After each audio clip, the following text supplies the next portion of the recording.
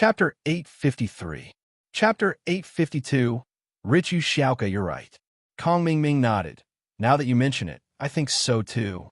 In those dramas, a lot of them use a sea of flowers to woo someone. However, Kong Mingming and Wang Shubing had neglected one important point, and that was the relationship between the male and female lead in dramas. It was completely different from his relationship with Guan Xin. The male lead used a sea of flowers to woo someone, but it was built on the premise that the female lead already had feelings for him. It was just that the two of them had misunderstandings or conflicts, or maybe it was just a layer of paper window that wasn't broken. That was why the sea of flowers had such a powerful effect. But the problem now was that Guan Xin didn't like Kong Mingming at all, and she didn't have any feelings for Kong Mingming. How could she fall in love with Kong Mingming just because of the sea of flowers? If it was Linny doing this, Guan Xin might have gladly accepted. Then should we go back and contact the florist? Wang Shubing saw that Kong Mingming had agreed, so he asked, "Go back for what? Can't we just buy the flowers here? It's better to do this as soon as possible." Kong Mingming was in a hurry, and he didn't want to wait any longer. "Okay, then we'll buy it now." Wang Shubing nodded and pushed Kong Mingming out of the hospital. He saw Yu Xiaoka selling flowers with the children from the orphanage. "Huh, isn't there someone selling flowers here?" Kong Mingming's eyes lit up when he saw Yu Xiaoka. What a pretty girl, but she looked familiar, as if he had seen her somewhere before. However, he had to pursue Guan Xin, and he couldn't afford to cause any trouble. Otherwise, he would have gone after the little girl selling flowers. Wang Shubing and Zhu Xiaozhong also felt that Yu Xiaoka looked familiar, but they didn't know where they had seen her before. However, he didn't pay much attention to it. He thought that she sold flowers at the entrance of the hospital every day, and he saw her every day when he went in and out. However, it was no wonder that Yu Xiaoka was wearing a nurse's white coat. It was a completely different image from the one she was selling flowers right now. That was why Kong Xiaoming, Zhu Xiaozhong, and Wang Shubing didn't recognize her as the nurse who tricked them and sent them to the morgue. However, Kong Mingming, Wang Shubin, and Zhu Xiaozhong didn't recognize Xiaoka, but she did. As a qualified cat burglar, Xiaoka's eyesight was quite good. She recognized the 3 fat sheep with one look, but when she saw them walking towards her, she felt a little guilty. Could it be that the 3 of them recognized him? Xiaoka was a little worried, but thinking that she was just messing with them, they wouldn't know that she was the one who stole their wallets.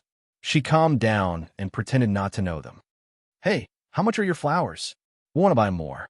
Do you have any left?" Zhu Xiaozhong's tone was arrogant, but the more he acted like this, the more people would treat him as a fat sheep. "Yes, I have as many as you want. But what flowers do you want to buy?" Xiaoka's eyes brightened. She knew that the 3 idiots were going to give her money. "We want roses. How many do you have? The ones you have aren't enough for anything." Zhu Xiaozhong said impatiently. "Roses are 3 yuan each. I have as many as you want. If you don't have enough, you can plant them now," Xiaoka said. Zhu Xiaozhong felt that Xiaoka wasn't reliable after hearing her bullsh**. He wanted to ask the flower shop nearby, but he heard Kong Mingming say something. "Huh, your words are quite interesting." Kong Mingming laughed. "Then I'll buy them from you. I want to buy 10,000 roses and put them in the hospital yard. It'll be a sea of flowers for an hour. Is that okay?" "Sure, but you have to give me a deposit first." Xiaoka was overjoyed. She didn't expect to meet an idiot like this on her first day of selling flowers. He didn't even ask for the price and ordered 10,000 roses. 3 kwai was only the retail price of a single rose. She could buy 10 of them at a cheaper price, and she could even get the packaging for free. "Deposit is not a problem, but I can't give you much. 10,000. I'll give you the rest after you get the flowers," Kong Xiaoming said. In his eyes, 10,000 kwai wasn't much, not to mention that he had just gotten some money from Sihua. He was quite generous. Xiaoka almost laughed out loud after hearing Kong Mingming's words. 10,000. 10,000 roses didn't even cost 10,000 RMB. Currently, the price of roses in Songshan City's flower wholesale market was 50 cents, but if the quantity was large, it could be lowered to 30 cents. So only 3,000 RMB was enough. This idiot gave her 10,000 at once. What a great deal. Xiaoka estimated that she could give them 80 cents if they bargained, but these three didn't seem to know the market at all. They didn't bargain and even gave her 10,000 as a deposit. Of course, Xiaoka couldn't show it. She said calmly, "Okay, give me the deposit and I'll send the flowers to you." Kong Ming Ming and the others didn't expect that they could bargain with the price of the flowers. After all, they saw that Xiaoka was a street flower seller, and she didn't earn much from one flower. Plus, it was only a few kuai. Even Kong Ming Ming felt that it was beneath him to bargain. He was the second young master of House Kong. How could he argue with a few street flower sellers? If word got out, wouldn't people laugh their heads off? Kong Ming Ming sent Zhu Xiaozhong to a nearby ATM to withdraw 10,000 and gave it to Xiaoka. "Here's the deposit. If you do well, there's a reward." To Kong Xiaoming, 30 or 20,000 wasn't much, so he promised Xiaoka that if she did a good job, there would be a reward. He wanted her to do a good job for him. Xiaoka's eyes lit up when she heard that there was a reward. She gave Kong Ming Ming some ideas. "Boss, who are you welcoming? Is it your girlfriend?" "Yes, it's my girlfriend. I want to confess to her." Kong Ming Ming was overjoyed when he heard that Guan Xin was his girlfriend. He was in a great mood. He nodded. "Why? Is there something? If you're welcoming your girlfriend, do you need me to prepare a sign or something?" Xiaoka thought that since she earned so much from him and got a reward, she might as well give him something as well. Chapter 854. The Big Battle. Xiaoka was speechless. She wanted to give him a sign for free, but this guy wanted to give her money too? There was no reason for Xiaoka to reject it. So he nodded and said, "Boss, you are really straightforward. Your girlfriend must be very happy to have a boyfriend like you." "Wahahaha, you know me too well." Of course, of course. Kong Ming Ming thought that with Xiaoka's lucky words, he would definitely be able to win today. He said to Xiaoka, "Didn't we agree on 30,000? If you do well today, I'll give you 50,000. But other than the sign, you have to buy me some other things." "All right, boss, just say it." Xiaoka thought that she'd met an idiot today. She'd be letting herself down if she didn't rip him off. "Go get me some fireworks, a broken guitar, and a megaphone. I want to confess my love." Kong Ming Ming thought that in movies, other than a sea of flowers, there were fireworks as well, and so he took the chance to bring it up. Kong Ming Ming was too lazy to buy them himself, and he didn't know where to buy fireworks. He wasn't familiar with Songshan either, so he might as well let Xiaoka do it for him. Xiaoka happily went to buy the things. As a female cat burglar, she'd been to many places in Songshan, and so she knew what was sold and what was available. She sent Ken to the flower market to buy flowers, and another to buy fireworks, and another to the second-hand market to buy a broken guitar and megaphone. Xiaoka herself went to prepare the sign for Kong Ming Ming. Because there were many people, the division of labor was clear, and so after Xiaoka got the sign from the photocopier, the others also brought the things back, arranging them according to Kong Ming Ming's requirements. Kong Ming Ming didn't expect Xiaoka to finish it so quickly. He couldn't contain his joy and gave the remaining 40,000 to Xiaoka without hesitation. Ken and the kids didn't think that Xiaoka would be this good. She just casually negotiated a 50,000 kuai deal. The flowers, the sign, the second-hand guitar, and the amplifier only cost 4,000 kuai in total. They couldn't believe that they had earned 45,000 kuai in just a blink of an eye. Xiaoka took the money and left. She had earned enough here, and if she earned more, people would be jealous of her. Xiaoka knew the rules here and knew that there were flower shops in this area. In fact, these shops would send people to sell flowers in front of the hospital, and Xiaoka had stolen such a big business from them. How could the flower shop be willing to accept that? If she were to continue doing this tomorrow, these people would definitely cause trouble for Xiaoka. She knew when to retreat and took the money and left. But even so, there were still people who were jealous. The owner of the flower shop nearby looked at Xiaoka with a greedy and hateful gaze. He wasn't happy at all. If it wasn't for Mad Bull Bro telling him that Xiaoka wasn't someone to be messed with, he would have gone up and asked for a share. Seeing Xiaoka leave, the flower shop owner walked over and found Kong Ming Ming. "Boss, I'm from Tiandao Flower Shop. Do you need any more flowers?" I have them here, and they're very complete. We're done. What else do you want? Kong Ming Ming was excitedly preparing to confess to Guan Xian, and this flower shop owner came over to talk to him. It pissed him off. Go away, don't get in the way. The flower shop owner could only back off. Then you can come to me next time. I can give you a discount. All right, I got it. Kong Ming Ming waved his hand and said impatiently, Get the fuck out. Guan Xian was only a nurse in the Songshan First Hospital, but there were many people who knew her. The prettiest girl in the Songshan First Hospital was definitely Guan Xian, so whether they talked to her or not, they'd all heard of her name. Now that Kong Ming Ming had put up the sign, Guan Xian, I love you, many people saw it and stopped to look, trying to guess who Kong Ming Ming was. Could this guy in the wheelchair be Guan Xian's boyfriend? Guan Xian, on the other hand, got the news very quickly. Those who knew Guan Xian told her about the situation at the hospital entrance. Xian, I have big news for you. There's a sea of roses outside our hospital, and they're preparing to confess. That's quite romantic. He's really rich, Li Xiaomei said enviously. Oh, Guan Xian only smiled faintly.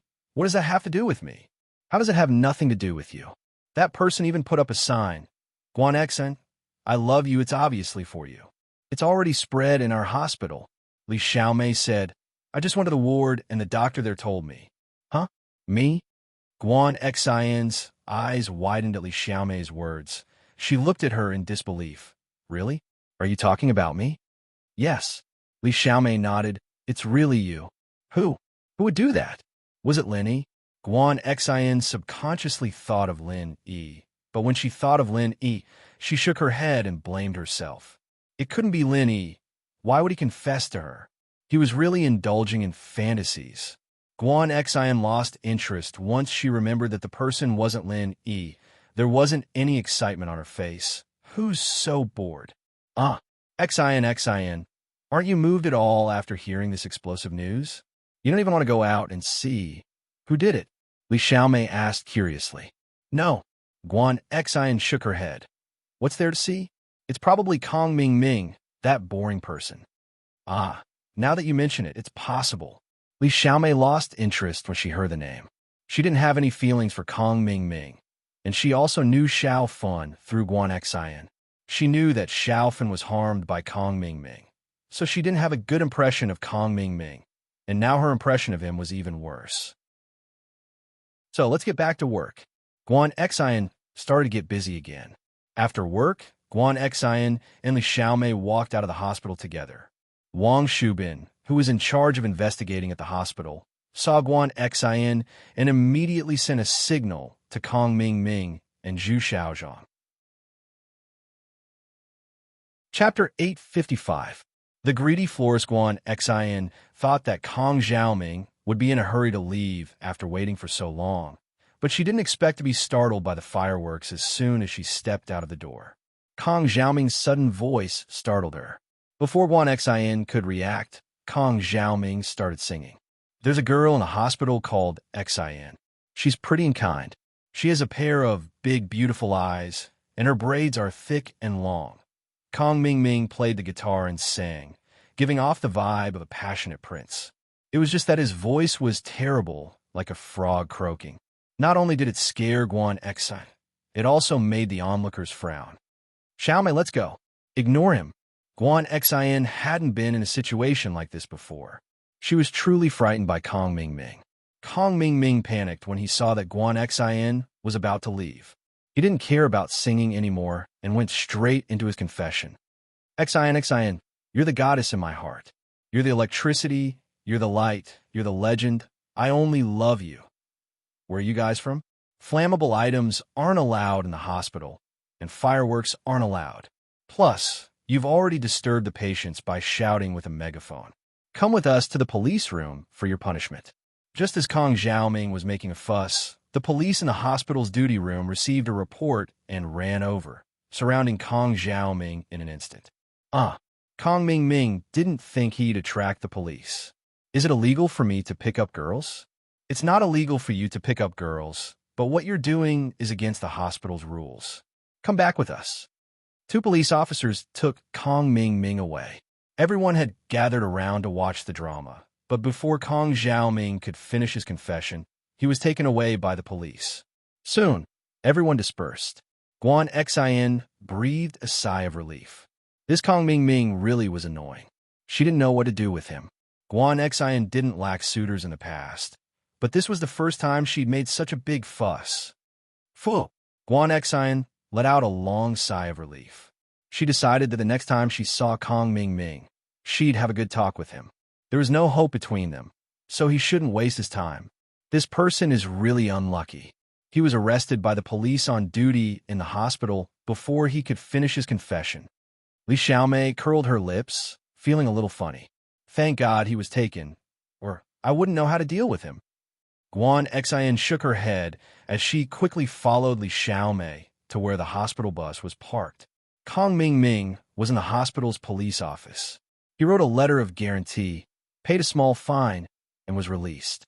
After all, he didn't do anything too serious. The police criticized and educated him before letting him go. Kong Ming didn't listen to a single word. He was secretly worried and quickly maneuvered his wheelchair out of the police office. He saw Zhu Xiaozhong and Wang Shubbing waiting at the entrance. Where's Guan Xin? How is she? Kong Ming asked anxiously. She left a long time ago, Wang Shubbing said helplessly. Master Ming, you weren't there, so we couldn't stop Guan Xin from leaving. When she left, what was her expression like? Was she happy? Kong Ming asked. No, she looked angry, Wang Shubbing said carefully. Motherfucker, we made such a big scene for nothing. Kong Ming said unhappily. How can this hospital be so lenient? The three of them left the hospital together. The sea of flowers in front of the hospital had already been removed, and the guitar and amplifier were nowhere to be seen. However, Kong Xiaoming didn't really care about these things. Right now, he was thinking about how to get Guan Xin. It seemed that his confession was a complete failure. He just didn't know if he was angry because Guan Xin didn't like him, or was he angry because his confession was ruined. The owner of the flower shop in front of the hospital was rich. Kong Ming was arrested. Wang Shubbing and Zhu Xiaozhong were also gone. The 10,000 roses in front of the door were now ownerless. The owner of the flower shop quickly called a few workers to collect all the roses and put them in her cellar. The owner picked up a big bargain, but not only was he not satisfied, he was still planning to sell the flowers to Kong Ming tomorrow. He waited at the hospital entrance and saw Kong Ming and the other two walk over. He quickly greeted them with a smile. Three bosses, do you still want to buy flowers? I have some cheap roses here, guaranteed to be cheap. Do you still want them tomorrow? What the fuck? Kong Ming glared at the flower shop owner. Still want to buy? Still want to make a fool of himself tomorrow? Boss, didn't you fail today? Don't you want to continue tomorrow? The owner paused and was a little unwilling. He saw that Yu Xiaoka was earning money, so he was extremely jealous. Now he picked up 10,000 roses and wanted to sell them to Kong Ming. It would have been better if the owner didn't mention it, but once he mentioned the failed confession, Kong Ming was furious. He really touched his sore spot. He was so angry that he pointed at the flower shop owner and ordered Zhu Xiaozhong and Wang Shubbing. Beat him up. Motherfucker, don't be so noisy in front of me. As the saying goes, a man who is never content is like a snake trying to swallow an elephant. This owner was such a person. He obviously picked up 10,000 roses, but he still wasn't satisfied. He wanted to sell the 10,000 roses to Kong Ming. In the end, he was beaten up by Wang Shubbing and Zhu Xiaozhong. They beat the owner until he lost his temper. Although the owner had some background and knew the boss of this area, Mad Bull Bro, he saw that Kong Xiaoming and the other two were driving a Porsche Cayenne. One look, and he could tell that they were rich people. He could only cry and beg for mercy. Kong Ming's war of courtship ended in a farce. Guan Xin wasn't moved at all, making Kong Ming waste 50,000 yuan. However, Kong Ming didn't give up.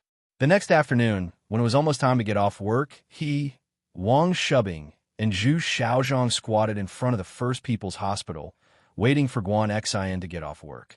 Based on the current situation, what should I do? Kong Xiaoming sighed helplessly. He had accepted the mission his family gave him with full confidence. He thought that he could complete it perfectly, but who would have thought that Guan Xin would be so hard to deal with? Guan Xin wasn't moved no matter what he did. Logically speaking, his family background was similar to Guan Xin's, so they were considered a match. Why wasn't Guan Xin moved? Chapter 856. Guan Xin's father. Yesterday was a good opportunity. If we continued, Guan Xin might really be moved and give you a chance. But yesterday's plan failed. We can't use the same plan a second time. Even if we use it, it won't have any effect. So I think we should change our strategy. Aren't you talking nonsense? I know that too. Kong Xiaoming wasn't in a good mood. What I want right now is a practical solution, not a theoretical analysis like yours. I don't have much time left. Do you know that? The situation right now is that my family is really pressuring me. If I really can't get the formula this time, my position in the Kong family will plummet. You two idiots won't be able to be as powerful without my support. This. Wang Shubing and Zhu Xiaozhong heard Kong Mingming's words and realized that things weren't as simple as they seemed. Indeed, if Kong Mingming wasn't popular in the Kong family, then the two of them wouldn't be able to call the shots like they were now. Thinking of this, Wang Shubing took a deep breath and began to think of a countermeasure. Kong Mingming saw that he was thinking and didn't disturb him. Among them, only Wang Shubing could be considered the brains, so everything depended on him. I got it. Wang Shubing suddenly had an idea. Master Ming, all the signs show that Guan Xin is a good girl. This type of girl listens to her family. So, if we directly propose to the Guan family, there should be some hope. Think about it. You are the grandson of Dr. Kong, and Guan Xin is the granddaughter of Miracle Dr. Guan. You two are a strong combination. I think Guan Xiumin wouldn't object, right? Your idea might work, but you have to understand that I'm not looking for Guan Xin to marry her. I'm just trying to get Guan Xin's recipe from her. If I can have some fun, then I'll do it. It's fine if I can't, but marriage is out of the question. Kong Xiaoming said, how can I get married if I get the recipe out of her? Plus, even if it's a fake marriage, my grandfather has to step in. I can't be stupid enough to ask for Guan Xiumin's hand. Do you think Guan Xiumin will believe him? This. Wang Shubing hesitated. Master Ming, why don't you pay her a visit and tell her that you just want to get to know her better? Although it's not a formal proposal, it's still a hint. I'm sure Xiumin won't reject it too much. Wouldn't it be perfectly justifiable for you to approach Guan Xin? That makes sense. Kong Xiaoming nodded. But I'm not familiar with him. I've never met him before. What if he objects to it? I think you're not asking for her hand in marriage, Master Ming. You're just asking to be friends with Guan Xin. I don't think Guan Xiumin would reject you out of respect, would he? As long as he doesn't refuse, we can do it. Wang Shubin continued. Of course, if Guan Xiumin strongly disagrees, even if you're with Guan Xin, he will still find a way to separate you two. He won't easily give the recipe to Guan Xin. That's true. The key was the attitude of the Guan family. Then should we pay a visit to Guan Xiumin? Kong Mingming nodded. I'll have to discuss this with my family. We can't go empty-handed. We have to bring some gifts. As the three of them were talking, it was time for the hospital to get off work. Guan Xin and Li Xiaomei walked out of the hospital. When they were about to reach the entrance, Guan Xin said to Li Xiaomei, Xiaomei, you can take the commuter car today.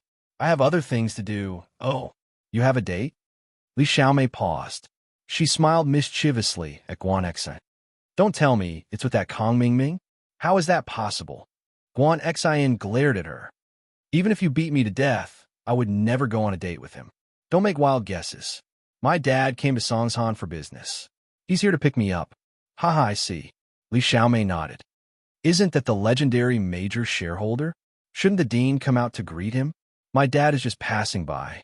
He didn't come to the hospital for an inspection. Why would he notify the dean? Guan Xin didn't know whether to laugh or cry. All right, I'll be going first. Guan Xin ran towards the Audi A6L parked in front of the hospital. The car was quietly parked not far from the entrance. It didn't enter the hospital, so no one noticed that it was Guan Xiaoxiang's car. Young Master Ming, Guan Xin is here. Wang Shubing saw Guan Xin and reminded Kong Mingming. Oh, she's not taking the commuter car? Kong Mingming paused. His original plan was to wait for Guan Xin to get on the commuter car. Then, the three of them would silently follow behind. Once Guan Xin was home, they would pay her a visit. He didn't expect Guan Xin to not get on the commuter car. Did she have something else to do today? No. Young Master Ming. She got on the Audi A6L. It's a Songjiang license plate. Zhu Xiaozhong pointed in the direction Guan Xin ran to. Songjiang license plate? Could it be that Guan Xin went to meet her lover? Kong Mingming's face immediately darkened. The driver of the black Audi A6L was most likely a man. Judging from the light in the car, when Guan Xin opened the door, the driver should be a man. I don't think so. That man seems to be quite old. Zhu Xiaozhong's eyes were sharp, and he quickly said, could it be that he's a prostitute? It would have been better if Zhu Xiaozhong didn't mention it. Kong Xiaoming's face darkened. Go and find out who this car belongs to. Oh, I'm so mad. Kong Mingming felt like he was being humiliated. He originally thought that Guan Xin didn't accept his confession because she was too pure. She was like a blank sheet of paper.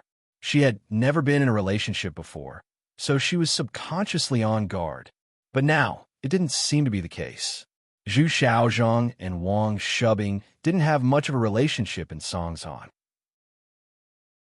However, in Donghai City, they relied on Kong Mingming to know a lot of people.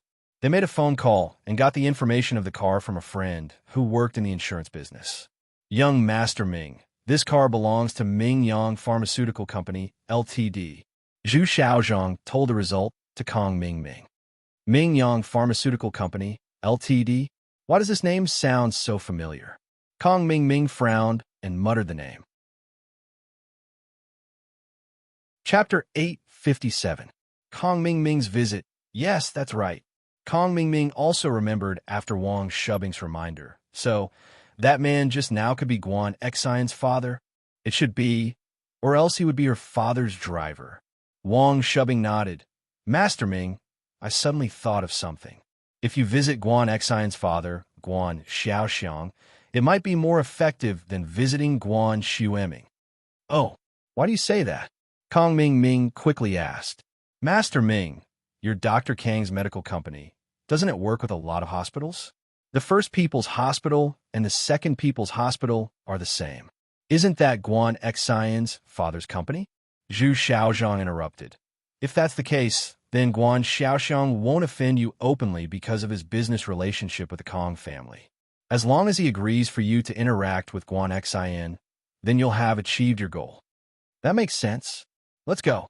Get in the car. We'll follow them and see where they're going. Kong Mingming nodded. Guan Xiaoxiang hadn't learned reconnaissance or anti-reconnaissance, so he didn't notice that a Porsche Cayenne was slowly following behind him. He was still chatting with Guan Xion. Xion, are you busy with work? Are you tired? It's all right. Sometimes it's a little tiring, but I like this job. Guan Xion nodded. If you're tired, then come to Dad's company.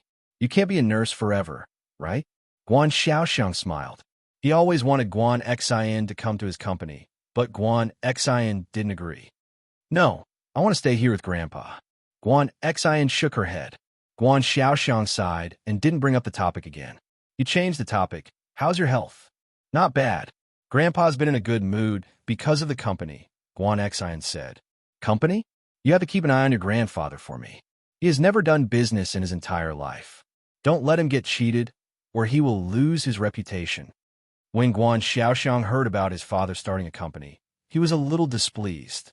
When he first started his business, he wanted to use his father's name as a springboard to achieve some results.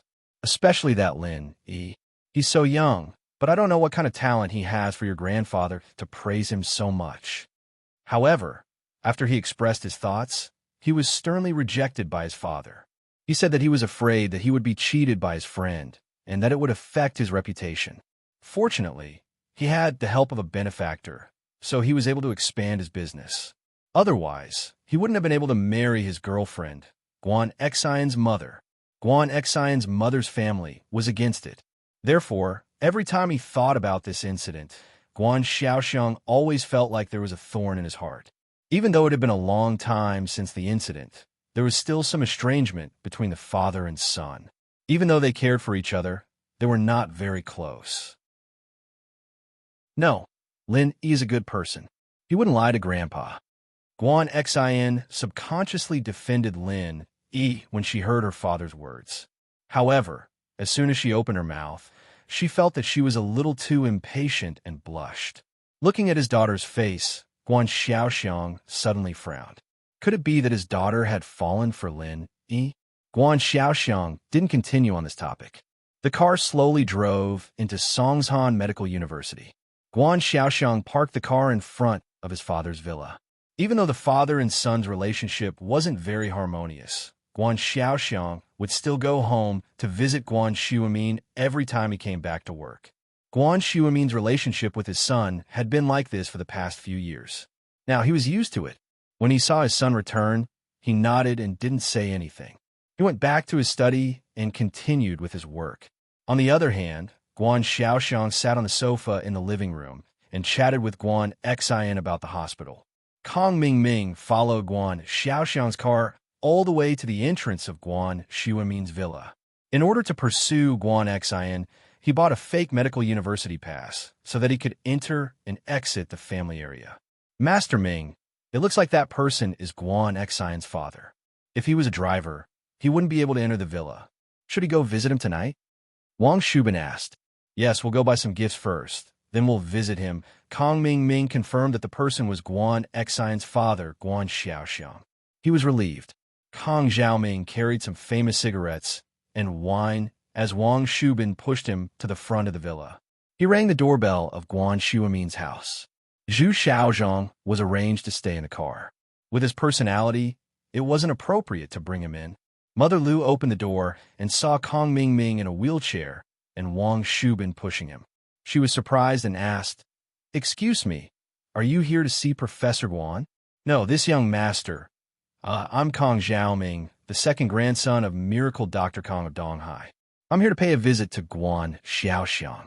Kong Xiaoming replied. "Oh, wait a moment, I'll ask for you." Mother Lu nodded. She didn't open the iron gate outside, but turned around and went back into the living room. "Mother Lu, who's here?" Guan Xiaoxiang saw that Mother Lu didn't bring anyone in and asked curiously. "Mr. Guan, there's someone who claims to be Donghai Dr. Kang's second grandson, Kong Mingming. He wants to visit you. What do you think?" Mother Lu said. "Oh, someone from the Kong family?" Guan Xiaoxiang was surprised and said, "I'll go take a look." Guan Xion's expression changed. She didn't think that Kong Mingming would have the guts to visit. What was he planning? She wanted to tell her father not to go, but her father had already stood up. She stopped herself and thought, let him come in and explain things to him.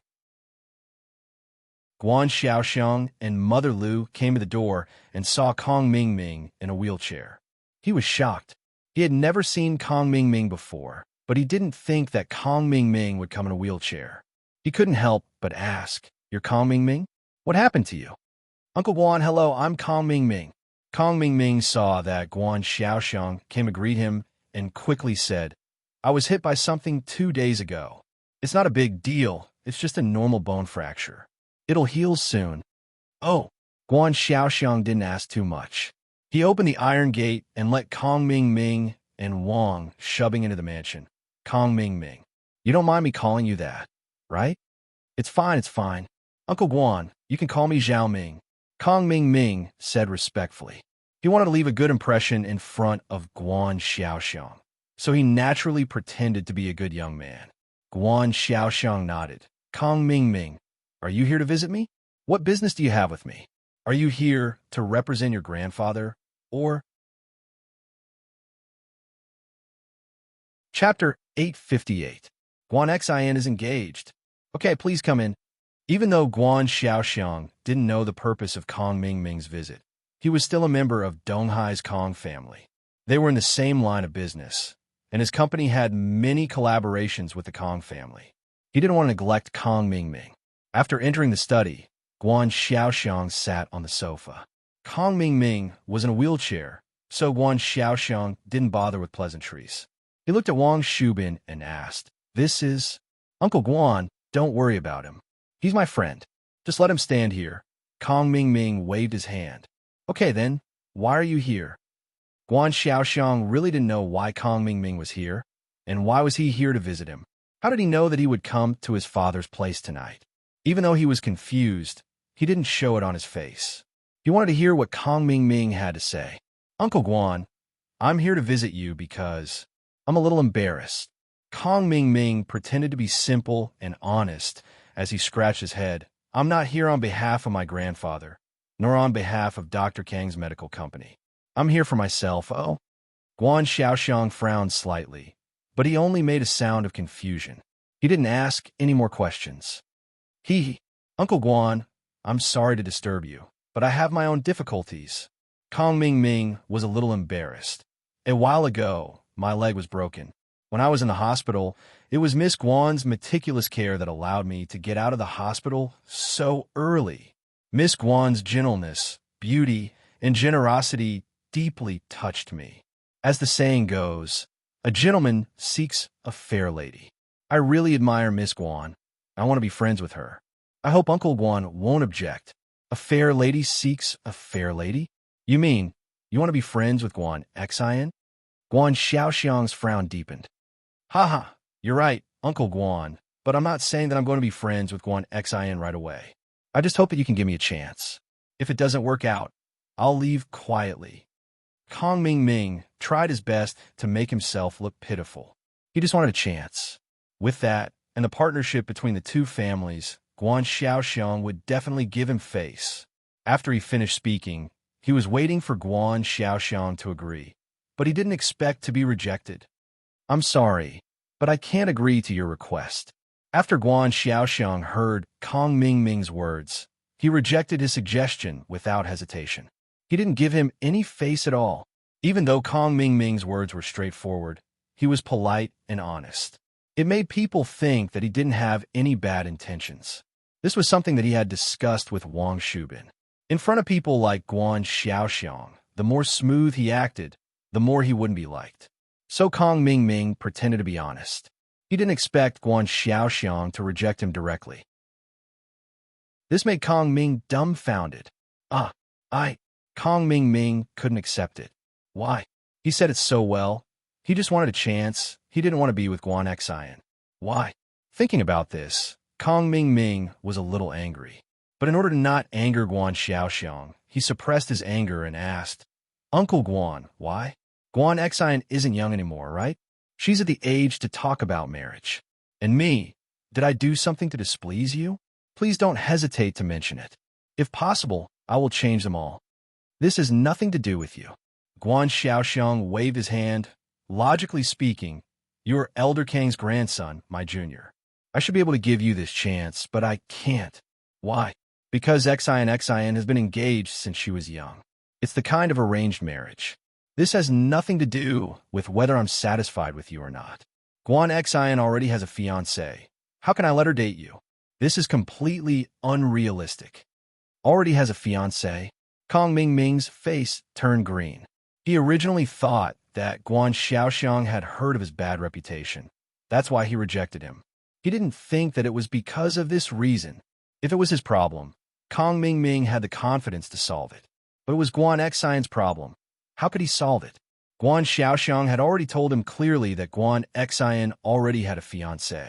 No matter how hard he tried, it would be useless.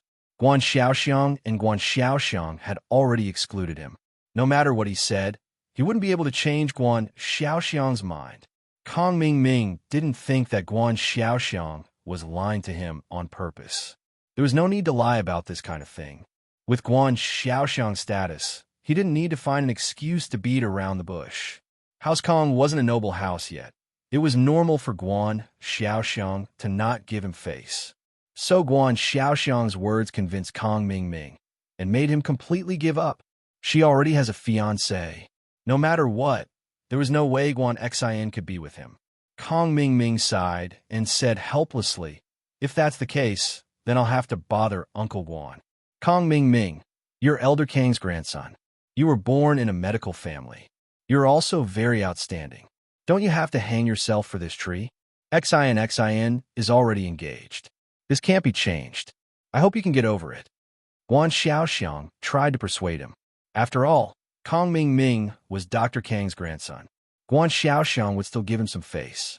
Kong Xiaoming listened to Guan Xiaoxiang's comforting words and believed them even more.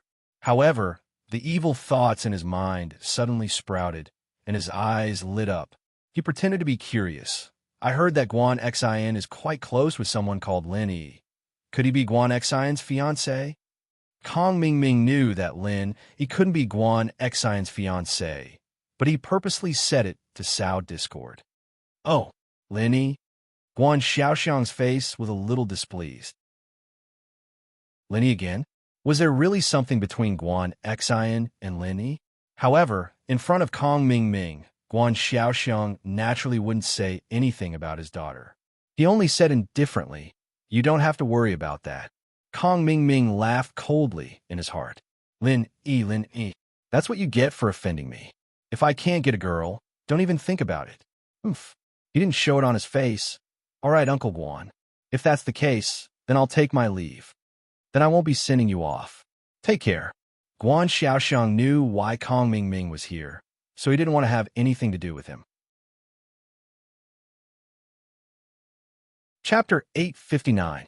She had to marry even if she didn't want to. The housekeeper, Nanny Lu, spent most of her time with Guan Xin and Guan Xiumin. Even though she was close to Guan Xiaoxiang when he was younger, they were still distant now. She turned a blind eye to Guan Xin's eavesdropping. When Guan Xin heard Kong Ming tell her father that he wanted to be friends with her, her heart skipped a beat. She was afraid that her father would mistake Kong Ming for a handsome young man and agree to date her.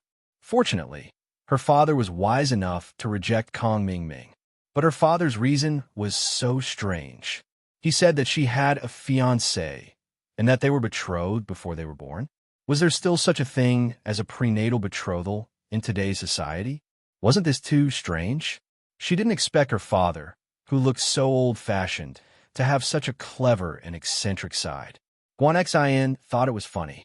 However, what made her happiest was that Kong Xiaoming actually believed her father's words and decided to give up on pursuing her. What an idiot. In fact, Guan Xin was wrong. In a big family like Kong Ming, it was natural for the parents to make the decision. Just like the marriage between her brother and the Shao family's Wang Xinyan, it was decided by the elders. Once it was decided, the younger generation couldn't change it. So Kong Ming thought that Guan Xin was the same. So no matter what he did, he couldn't change it. He could only give up. When she heard that Kong Xiaoming was coming out, Guan Xin quickly sat on the sofa and pretended to watch TV as if nothing had happened. Kong Xiaoming opened the study room door and was pushed out by Wang Shubin. He looked at Guan Xin, who was sitting on the sofa watching TV, and sighed helplessly. He knew that Guan Xin was a girl from a wealthy family. Since she was already engaged, how could she still be friends with him? So he didn't even bother to say anything. To him, if he couldn't get a girl, it didn't matter how pretty she was.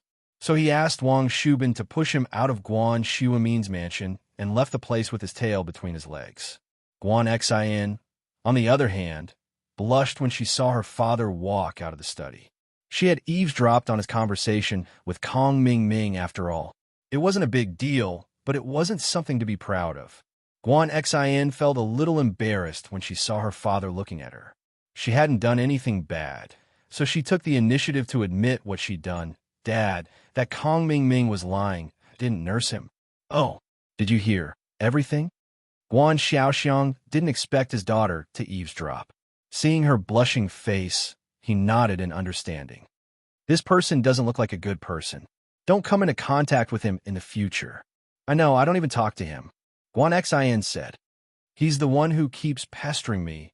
And that Lin Yi, you need to stay away from him in the future. Don't get too close to him. You are a girl. You need to take care of your reputation. Guan Xiaoxiang thought of Lin Yi and added. He had always been biased against Lin Yi. Ever since Lin Yi and Guan Xiumin formed the company, Guan Xiaoxiang hated Lin Yi a little. Lin Yi is a good person. He's not a bad person. He's different from Kong Ming. Guan Xin froze and shook her head. She didn't understand why her father wouldn't let go of Lin Yi. I told you, you're a girl. You need to watch your image, Guan Xiaoxiang said seriously. Plus, you have an engagement. If any rumors spread, it won't be good for your reputation. It was the first time Guan Xiaoxiang used such a strict and unquestionable tone to talk to Guan Xan. Guan Xan froze and looked at Guan Xiaoxiang suspiciously. Dad, what engagement are you talking about? Isn't that an excuse to trick Kong Ming into giving up? How did I get engaged? That's not an excuse. Guan Xiaoxiang waved his hand. Xin, you're not young anymore. It's time to tell you about this. Actually, before you were born, your mom and I had arranged a marriage for you. Now that you're all grown up, it's fine to tell you about this. How can I do that? Guan Xin didn't know what to do after listening to her father's words. The news was too shocking for her. She never thought that she was already engaged, and now she had a fiancé out of nowhere. Why not? It's always been like this since ancient times. Guan Xiaoxiang didn't think that his usually docile daughter would question him. His brows furrowed even deeper. Could there really be something going on between his daughter and that Lin Yi? Dad, what era is this? Why do we have to arrange a marriage? I've never even met the person you're talking about. How can I marry him? Plus, it's been so many years. How can it still count? Can you reject it for me? Guan Xin couldn't believe it. She couldn't accept it. Reject what? You can't reject it. Guan Xiaoxiang didn't give her any leeway. You have to marry him in the future. No one can change that. I'm not marrying him. This was the first time that Guan Xin, who had always been a good girl, vehemently refuted her father's suggestion. This was related to her lifelong happiness. How could she compromise? You have to marry him even if you don't want to. Guan Xiaoxiang snorted coldly. He was getting a little angry. I'm in charge of this. Whatever you say is useless. Why should I? I've never met him. I don't even know what he looks like or what he does. Why should I marry him? Guan Xion's eyes widened. I'm not marrying him. I don't even like him. If you don't like him, then who do you like? Guan Xiaoxiang retorted. I just don't like him. Guan Xian almost spilled the beans. She blushed and stopped herself. You like that Lin Yi, don't you? Guan Xiaoxiang, of course, knew what his daughter was thinking. You should cut all ties with him as soon as possible. Otherwise, I'll find someone to break his legs. Your mother and I agreed on your marriage. I own a lot. My career today was all given to me by his elders. I, Guan Xiaoxiang, am not someone who goes back on his word. It's good if you've thought it through. Even if you don't, you still have to marry him. With that, Guan Xiaoxiang ignored Guan Xian.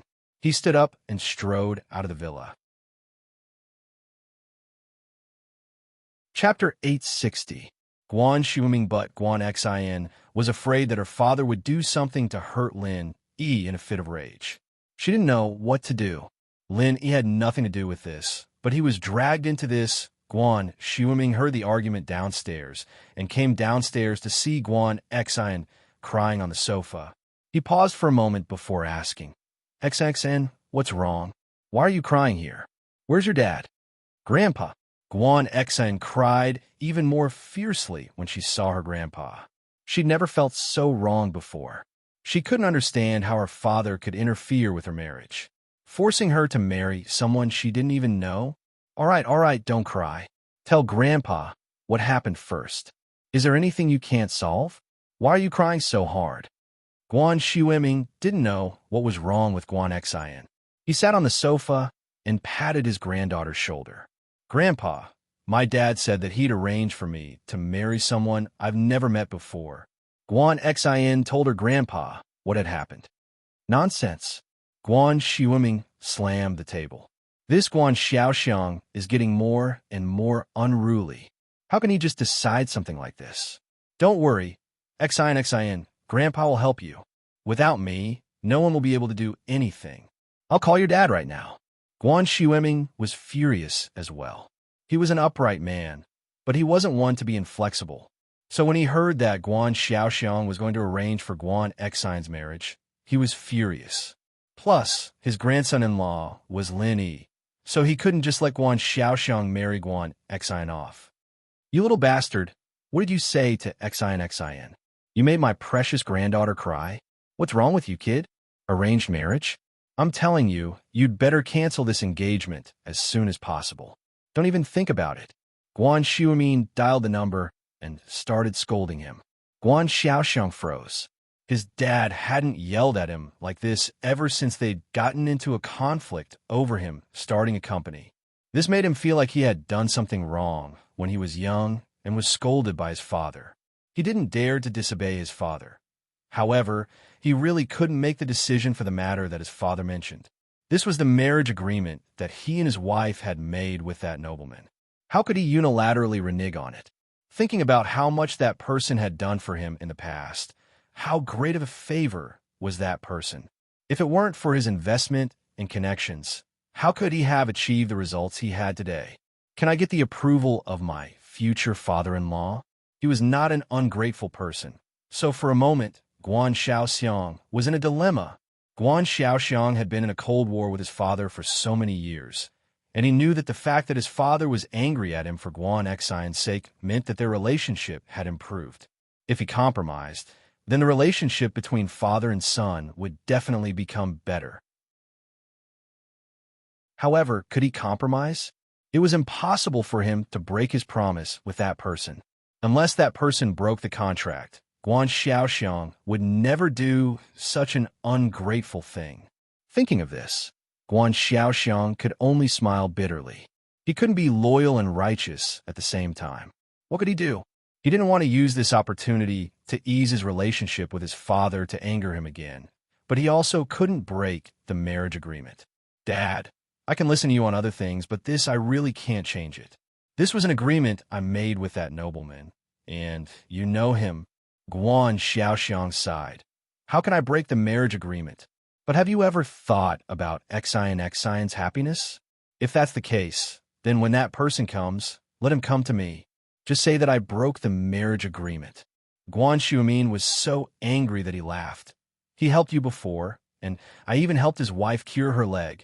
If he doesn't want to, then he can come to me. If you let Xian get married again, then I'll make sure that she and you're no longer father and son.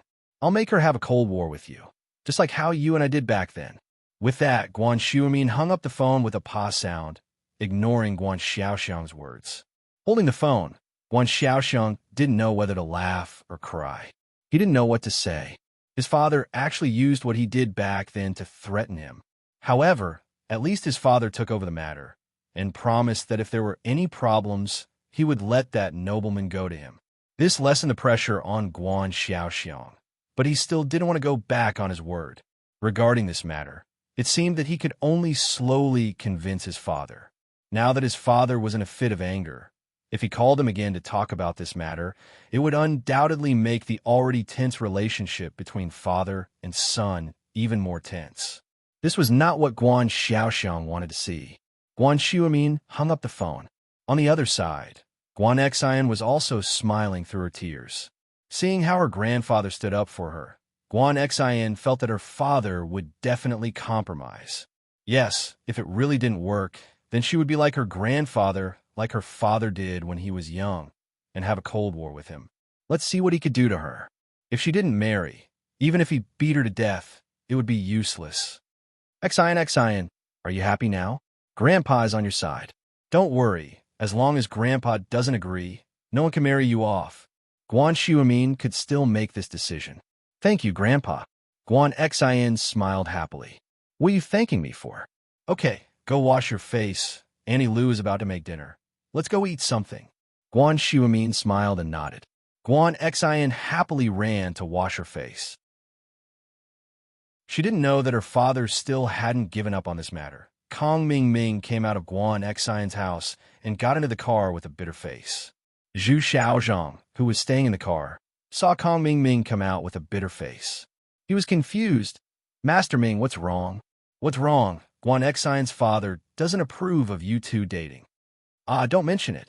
It's a long story. Kong Ming felt that his time and money were all wasted. The worst part was that he broke his leg and gave Xiaofan hundreds of thousands for nothing. What a big loss. Let me say it. Wang Shubin looked at Zhu Xiaozhang and explained, Guan Xian is already engaged to a husband, It was a marriage agreement made when she was young. This can't be changed, so Guan Xiaoxiang definitely won't let Master Ming and Guan Xian see each other. With the marriage agreement, Guan Xian can't be friends with Master Ming. For the sake of her future reputation, she can't do anything that will damage her reputation. So Guan Xiaoxiang has no chance with Guan Xian. Chapter 861. Meeting at the school gate. Of course, it's all wasted. Kong Mingming waved his hand in annoyance. It's fine if it's wasted, but the problem is I can't get Guan Xian and I can't get the formula. My family is really pressuring me, and my plan has failed. Kong Mingming was very worried that his position in the Kong family would be lost. Even if he told his family the truth, they might not blame him. After all, it wasn't that he didn't work hard. It was that he couldn't achieve it no matter how hard he tried. Guan Xian was already engaged to someone else. Even if Kong Mingming was the reincarnation of Pan, and she wouldn't be able to break the engagement and get together with him, right? But what Kong Mingming was afraid of was that even though he wasn't the one responsible for this, he was still responsible for the fact that he didn't investigate thoroughly. If he had found out that Guan Xian was engaged, then he wouldn't need to spend so much effort to pursue her. Wasn't this a waste of time? As Kong Mingming's underling, Wang Shubin was also very worried. They were bound together for good or for ill. He understood that without the skin, where would the hair attach? If Kong Mingming's position in the Kong family was gone, and his prestige was gone, how could his two underlings have a good life? So it was Wang Shubin's job to solve Kong Mingming's problems. When he heard Guan Xiaoxiang reject Kong Mingming, he started to think about the next step. Master Ming, since this path is not working, then we won't go. Won't go. How am I going to explain this to my family? I said that I could definitely get Guan Xian. Kong Mingming said angrily, but who knew she was engaged? I can't explain this to my family. Doesn't that make me look useless? Of course not. Wang Shubin waved his hand. Master Ming, if you look at it from another angle, then it'll be much easier. Actually, pursuing Guan Xian wasn't your main goal. Your main goal was to get the formula. If you hadn't pursued Guan Xian and gotten the formula, wouldn't you have completed your mission as well? I think Dr. Kong cares about the prescription, not Guan Xian. That's right. But if I don't get Guan Xian, where am I going to get the prescription? Kong Mingming thought that Wang Shubing's words made sense, but he couldn't figure it out. There are many ways to get the recipe. Steal, rob, threaten, etc. We don't have to start with Guan Xian. We can still get it from other people in Miracle Dr. Guan's company. Wang Shubing said, I heard that your brother, Kong Xiaobo, is also the vice president of Miracle Dr. Guan's medical company. Yeah, I get angry when I talk about this. Kong Xiaobo actually became a vice president. He's even more powerful than me. I'm so mad. He's just a relative of the Kong family, but he's doing better than me. Kong Mingming thought of Kong Xiaobo and felt angry. The news of Kong Xiaobo becoming the vice president of Miracle Dr. Guan's medical company wasn't a secret. Miracle Dr. Guan's medical company had already announced it to the media. Master Ming, as the saying goes, when there's a war, blood brothers go to war. Wang Shubin said, think about it. You and Kong Xiaobo are cousins. Although he's the vice president of Miracle Dr. Guan's medical company, I don't think he's earning much money, right? I think you could go find Kong Xiaobo. After all, he's a member of the Kong family. You can reason with him, move his emotions, and promise him a lot of money. It shouldn't be hard to get the prescription from him. Kong Xiaobo knows the prescription of the pill of life extension and toxin cleansing. That's impossible.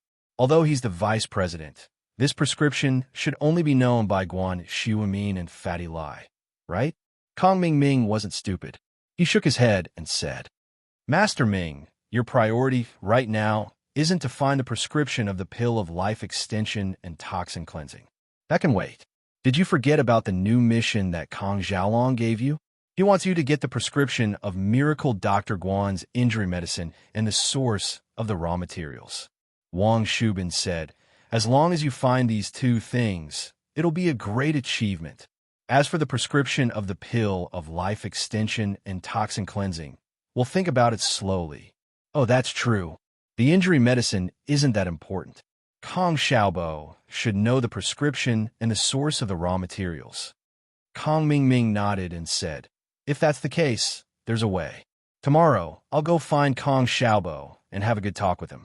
I'll get the prescription and the source of the raw materials from him. Master Ming, you have to remember two things. One is to play the family card. You have to let Kong Xiaobo know that the rise and fall of House Kong is the responsibility of every member of House Kong. You can give him some benefits. For example, after you take control of House Kong, give him some shares of Dr. Kang's medical company. Anyway, this is all nonsense. You don't know when you'll be able to take control of House Kong. Wang Shubin said, other than that, you have to give him some benefits that he can see right now. Didn't you give Xiaofan a sum of money before? You can say that you did it because of Kong Mingming. This time, you have to give Kong Mingming some more money. Otherwise, he won't cooperate if he can't see the benefits. Yes, what you said makes sense. Kong Mingming nodded. I got it. Shubin, you really are the brains. I thought there was no other way, and I was going to go home with my tail between my legs. I didn't expect you to have so many ideas. Hee, it's my responsibility to come up with ideas for Master Ming. Wang Shubin smiled proudly. The next afternoon, Kong Mingming carried a black leather suitcase with 300,000 yuan and went to visit Kong Xiaobo. Kong Xiaobo would go to Dr. Kang's medical company every afternoon. He had already told his homeroom teacher, Teacher Liu.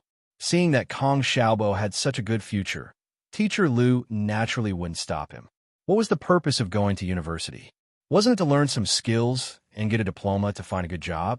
Now that Kong Xiaobo had passed this step and found a good job, the homeroom teacher, Teacher Liu, naturally wouldn't say anything.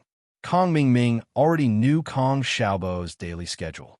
When Kong Xiaobo left school at noon, Kong Mingming stuck his head out of the Porsche Cayenne's rear window. Bro, here.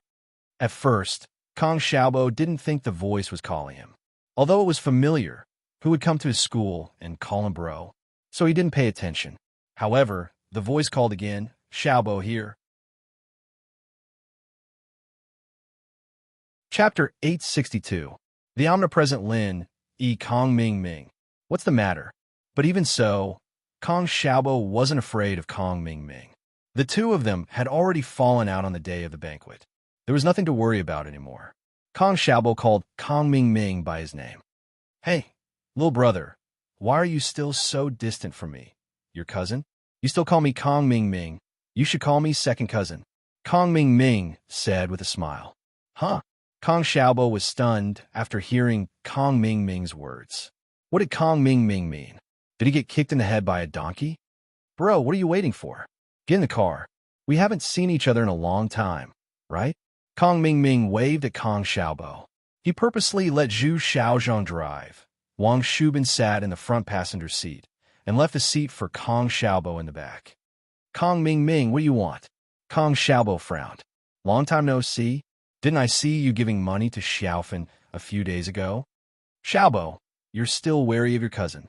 Haha, I came here today to apologize to you. I was young and didn't know any better. I did some things that angered even the gods. I hope you can forgive me. Kong Mingming said it in a nice way so that Kong Xiaobo could get close to him. At that moment, Lin Yi and Tang Yun walked out of the school holding hands. They saw Kong Xiaobo talking to Kong Mingming with a wary face. They felt it was strange and asked, Xiaobo, what are you doing? Boss. Kong Xiaobo was overjoyed when he saw Lin Yi.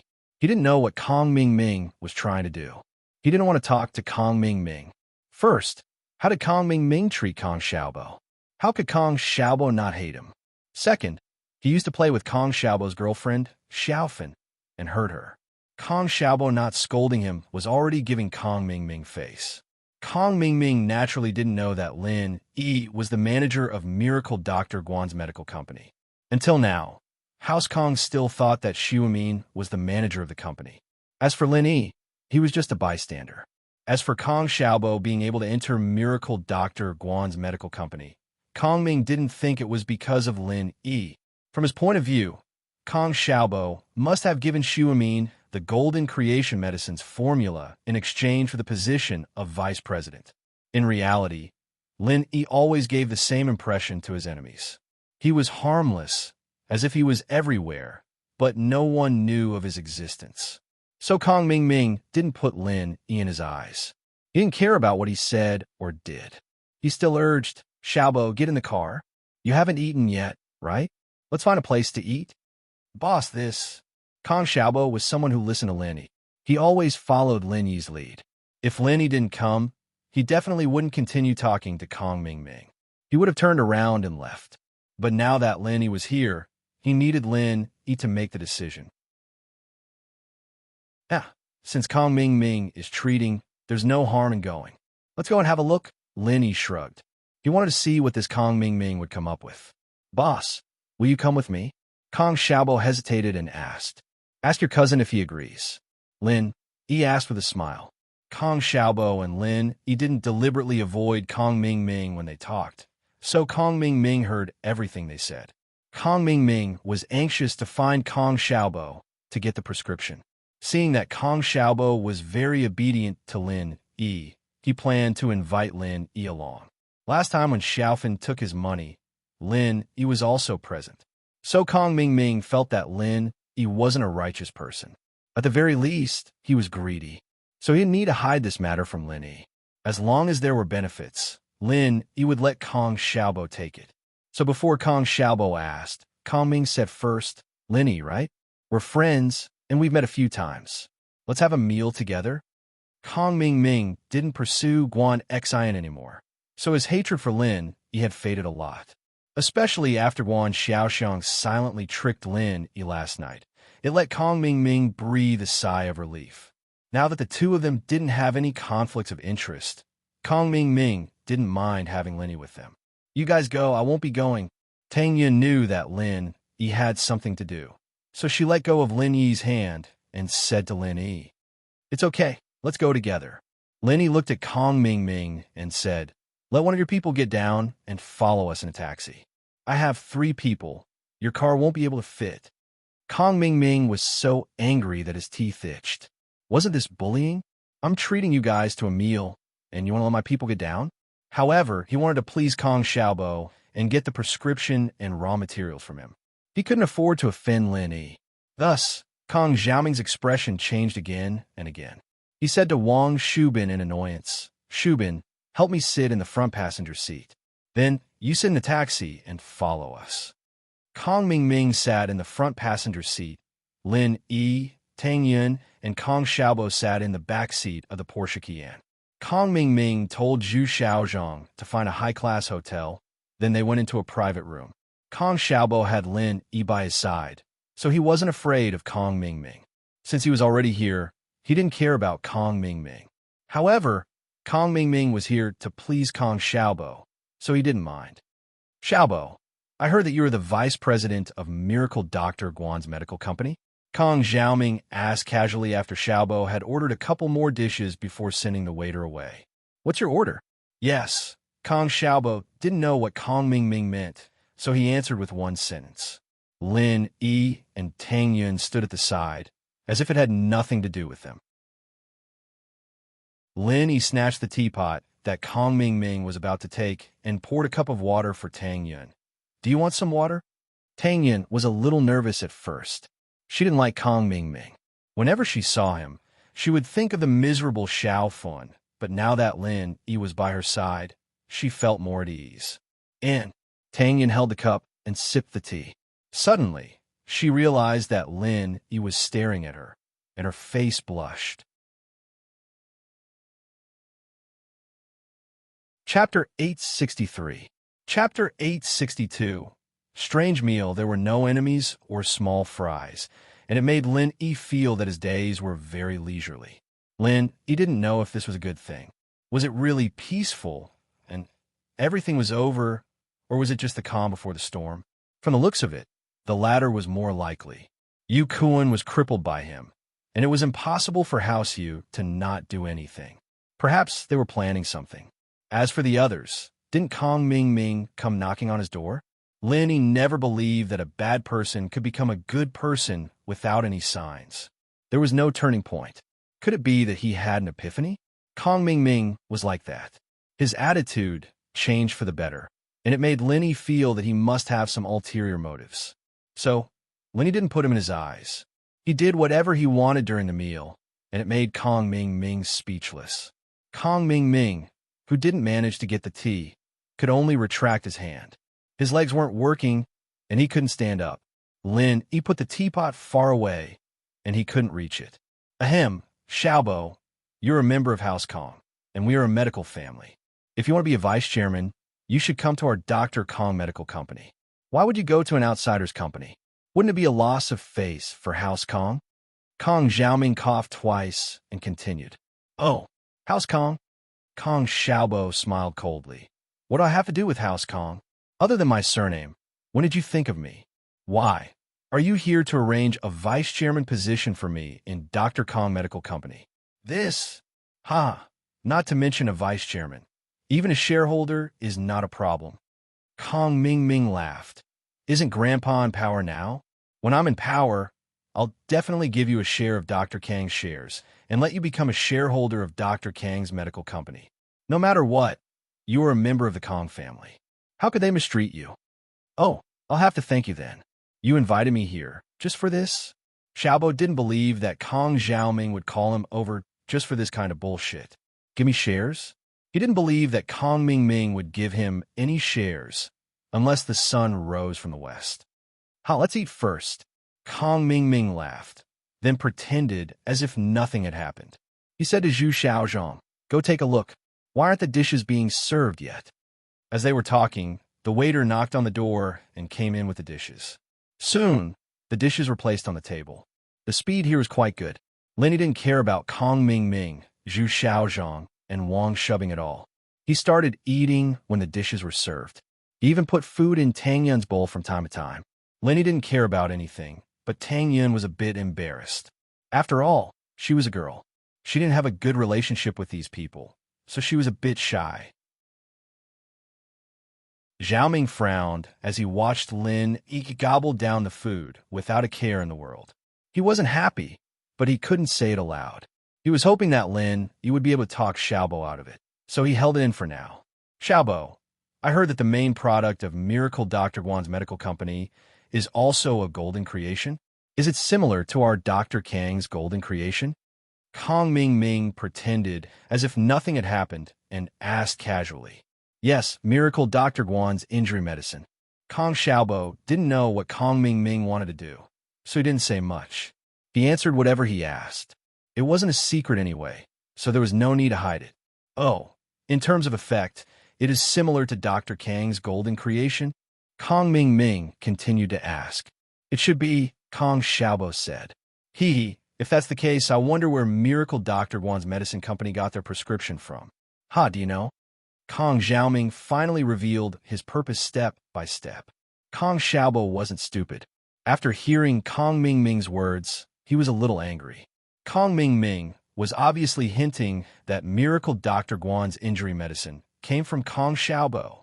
In an instant, Kong Xiaobo understood. Kong Ming's purpose of inviting him to dinner was probably to find out if he was the one who gave out Miracle Dr. Guan's injury medicine. But not only him, even his grandfather hadn't seen the injury medicine. How could he give it to someone else? So, Kong Xiaobo said coldly, how would I know? If you don't know, then you don't know. Don't be angry. Kong Ming Ming saw that Kong Xiaobo was angry and quickly tried to calm him down. Why should I be angry? Kong Xiaobo said indifferently. He looked at Lin to see what he had to say. But when he saw that Lin was still eating happily, Kong Xiaobo felt relieved. Forget it, Xiaobo. Since we are all from the Kong family, let's not beat around the bush. Brother, can you give me a Miracle Dr. Guan's injury medicine? Kong Ming Ming saw that Kong Xiaobo wasn't cooperating. His sweet words didn't have any effect on him. He was anxious and decided to say his purpose directly. Miracle Dr. Guan's injury medicine? What do you want it for? Kong Xiaobo was stunned. Don't you have Dr. Kang's golden creation medicine? Just for reference. The more the better. Kong Ming Ming smiled. How about it? As the vice president of Miracle Dr. Guan's medical company, you should be able to get this medicine, right? Of course, although we are all from the Kong family. As the saying goes, blood brothers should be fair. I won't let you do it for free. Shubin, At this time, Wang Shubing took out a black leather suitcase and placed it on the table. Then he opened it. It was a suitcase full of cash. It was dazzling. The reason why Kong Ming didn't use a card but cash was because the visual impact of cash was far greater than a bank card. He wanted Kong Xiaobo to accept this suitcase of cash under the impulse of desire. What do you mean? Kong Xiaobo frowned. It would be a lie to say that he wasn't tempted by a suitcase of cash in front of him. But Kong Xiaobo was a man of principle. He wouldn't betray the company for a suitcase of cash. Not to mention, Lin Yi was sitting next to him. Even if Lin Yi wasn't here, he wouldn't accept the money. So he thought that Kong Ming used the wrong method. Chapter 864. Another scam. Kong Xiaobo was about to refuse, but Lin Yi spoke first.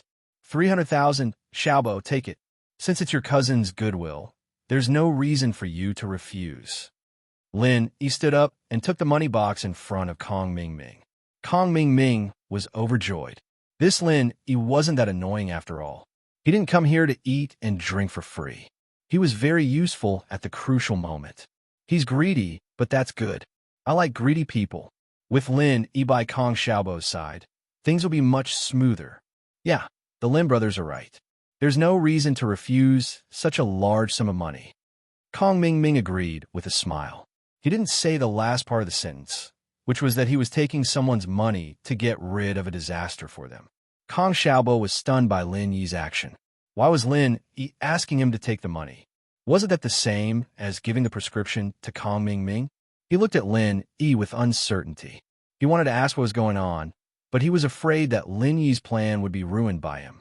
Xiaobo, isn't it just a prescription? As the vice president of the company, you should have access to these core secrets. Why don't you just give the prescription to your cousin? Lin Yi gave Kong Xiaobo a look and continued. As for the source of the raw materials, I'm afraid it's not that easy to find out. But try your best. Yeah. Let's get the prescription first. Kong Ming didn't insist. As long as he got something first, he would have the evidence of Kong Xiaobo accepting bribes. Then, he could get any information he wanted. The prescription, of course. Lin Yi patted his chest and promised, Right, Xiaobo. This, yes. Kong Xiaobo saw that Lin Yi had already agreed. How could he refuse? Although he didn't know what Lin Yi wanted, he could only cooperate with Lin Yi. Kong Ming didn't expect to achieve his goal so easily. He was elated. During dinner, he didn't talk much with Kong Xiaobo. He agreed that if Kong Xiaobo succeeded, he would call him directly. Kong Ming and the others left the restaurant. Kong Xiaobo, who was carrying a box of money, was still confused. Boss, what's the meaning of this? They want the prescription. Do we give it to them? Of course we have to. Otherwise, they would have wasted 300,000. Lin Yi smiled, but you don't have to steal it. I'll write one for you. As he spoke, Lin Yi took out the flyer he got from the restaurant and wrote a prescription for Kong Xiaobo in the blank space. I'll give it to you. Just call Kong Ming when the time comes. This is the real prescription? Kong Xiaobo was in disbelief. He knew a little about Miracle Dr. Guan's injury medicine. He heard that the prescription was different from Dr. Kang's. Not only did it lower the cost, but it was also more effective than Dr. Kang's. Lin Yi gave the prescription to Kong Ming. Didn't that mean he was giving away the benefits to others? Of course it's the real prescription. Lin Yi nodded, but he smiled. But this prescription is Dr. Kang's golden creation medicine. Didn't he suspect that you know the prescription? That's perfect. We'll just use this prescription to fool them. Dr. Kang's golden creation medicine prescription? Boss, how do you have it? Kong Xiaobo was shocked. I've seen Dr. Kang's golden creation medicine before. It should be this old prescription, but a lot of the ingredients are expensive. The cost is too high, so I changed some of them. Not only did I save on the cost, but the effect was also stronger. Lin Yi shrugged. Now we're just returning the old prescription to them. They already have a prescription for 300,000. Isn't that worth it? That a good deal. Kong Xiaobo finally understood Lin Yi's intention. Boss, you're the best.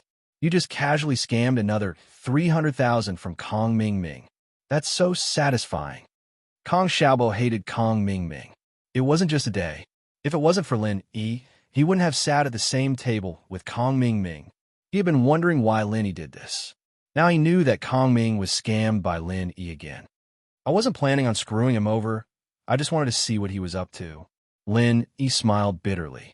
But since he's giving us 300,000, there's no reason for us to reject it. That's true. I was scared to death. I thought he sold the prescription for 300,000. My heart almost exploded. Kong Xiaobo let out a sigh of relief. Boss, I'll give you the money. I'm going to the slums to pick up Xiaofan and bring her to the company. Recently, Kong Xiaobo went to the company to learn from Fatty Lai and Fatty Lai's friends.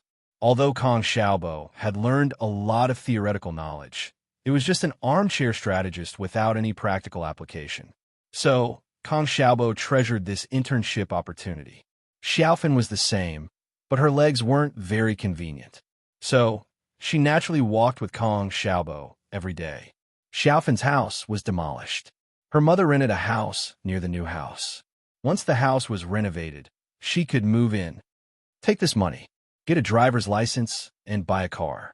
Otherwise, it'll be inconvenient for you to take care of Xiaofan every day. Use the rest of the money to buy some home appliances for Xiaofan. 300,000 was nothing to Lin Yi. Naturally, he wouldn't carry a suitcase of money back to school. How can I do that? Kong Xiaobo was shocked. He never thought that the money would be given to him. Although Lin Yi worked under him, Kong Xiaobo knew his own limits. He didn't think about the money. So, when he left, he proposed to return the money to Lin Yi. He just didn't expect Lin Yi to give the money to him. There's nothing wrong with it. Just take it.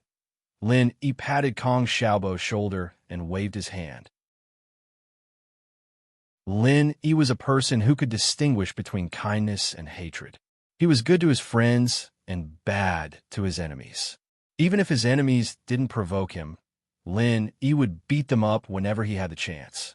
For example, just now, Kong Ming lost 300,000 for no reason. Although Kong Xiaobo didn't help Lin Yi much, Lin Yi didn't care. When Zhong Pingliang came to his door, Kong Xiaobo's sacrifice was enough to make Lin Yi look at him in a different light. Friendship wasn't about taking things from each other. So, Lin Yi wouldn't ignore Kong Xiaobo just because he couldn't help him.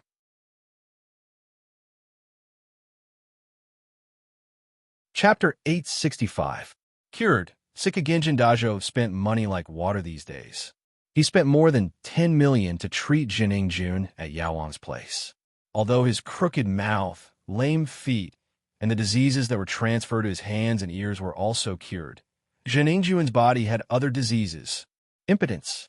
After Zhan Ingjuan's hands and ears were healed, Zhen Dajo brought him to a massage center to celebrate his recovery. He wanted to wash away his bad luck, but during the massage, he ordered a prostitute out of interest. Sadly, he became a living eunuch. After taking a few Viagra, it didn't work.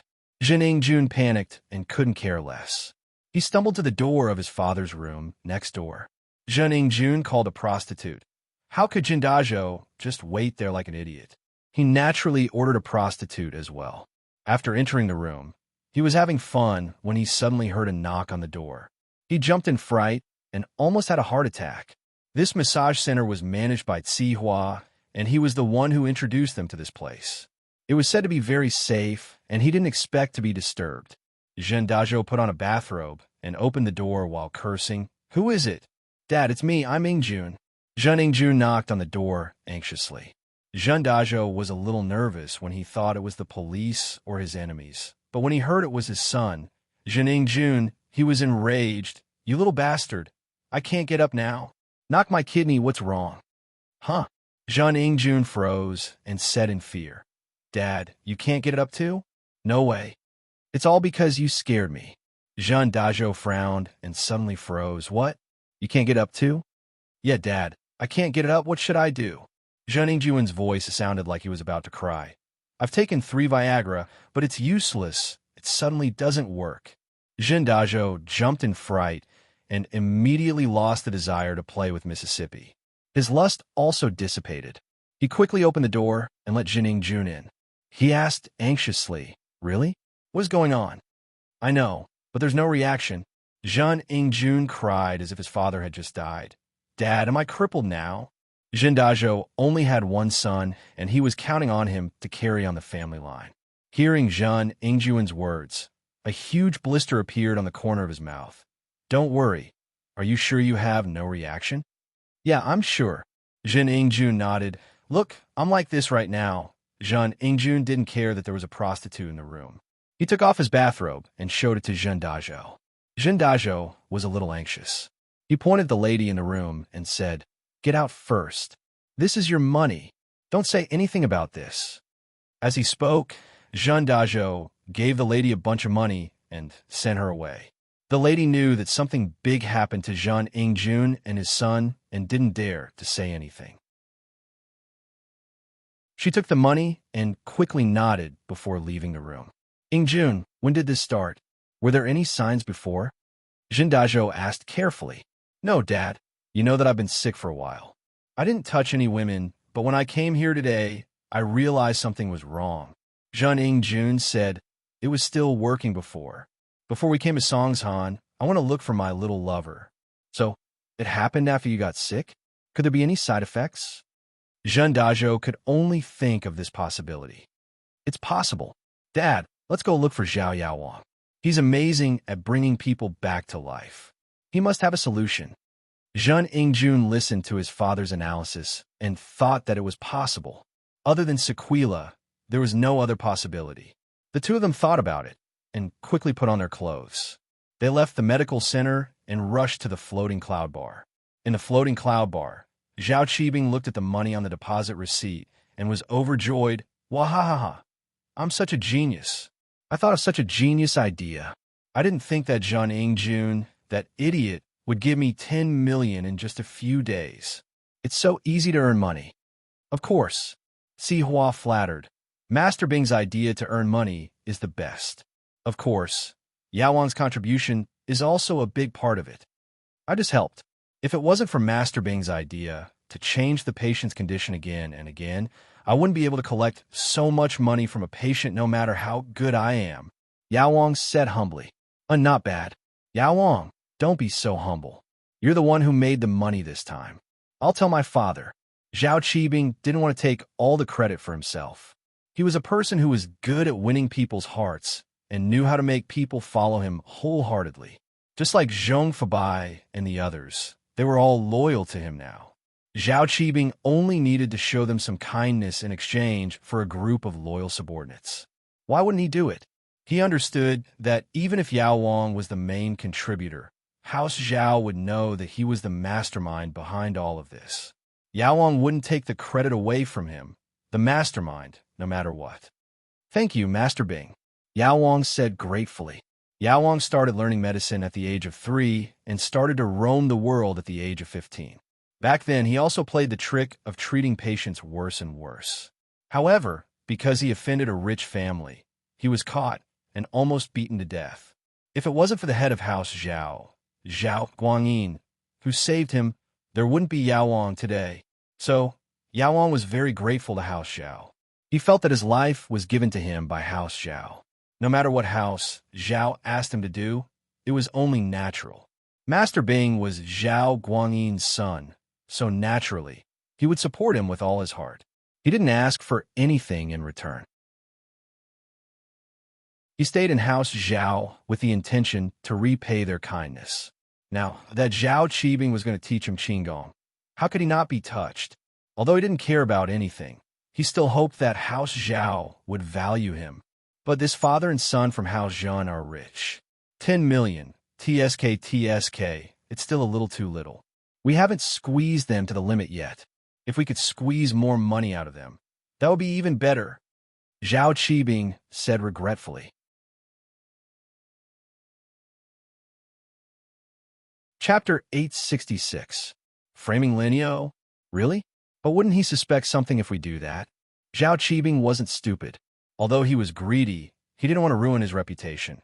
We want long-term benefits, not Zhen Ingjuan's money. It'll be bad if they suspect that we did it. They won't. I did it discreetly. They don't have the intelligence to find out. Yaowang waved his hand confidently.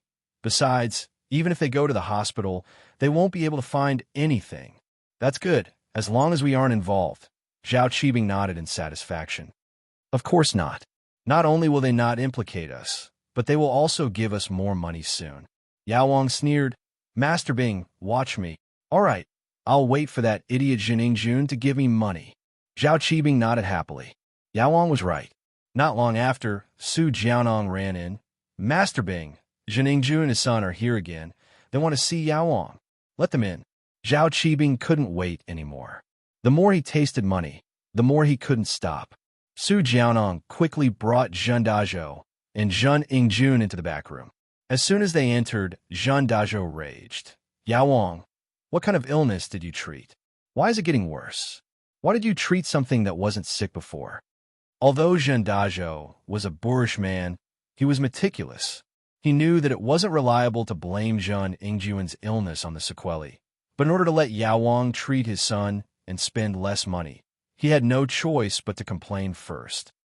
Zhen Dazhou, watch your words. Is this a place for you to be arrogant? Even if this is your territory, you better behave yourself in front of me. Zhao Qibing frowned unhappily, but his heart was beating like a drum. Did Zhen Dazhou and Zhen Yingjun find out something? Zhen Dazhou's face froze. Indeed, he was only thinking about Yao Wang and forgot that this was Zhao Qibing's territory. He didn't dare offend Zhao Qibing. It wouldn't be hard for the power behind Zhao Qibing to kill him. So, Dazhou's face turned into a smile. Master Bing, don't be angry. If you have something to say, then say it nicely. Don't think that just because you spent money to see the king pharmacist, you are a god. In my place, customers are not gods.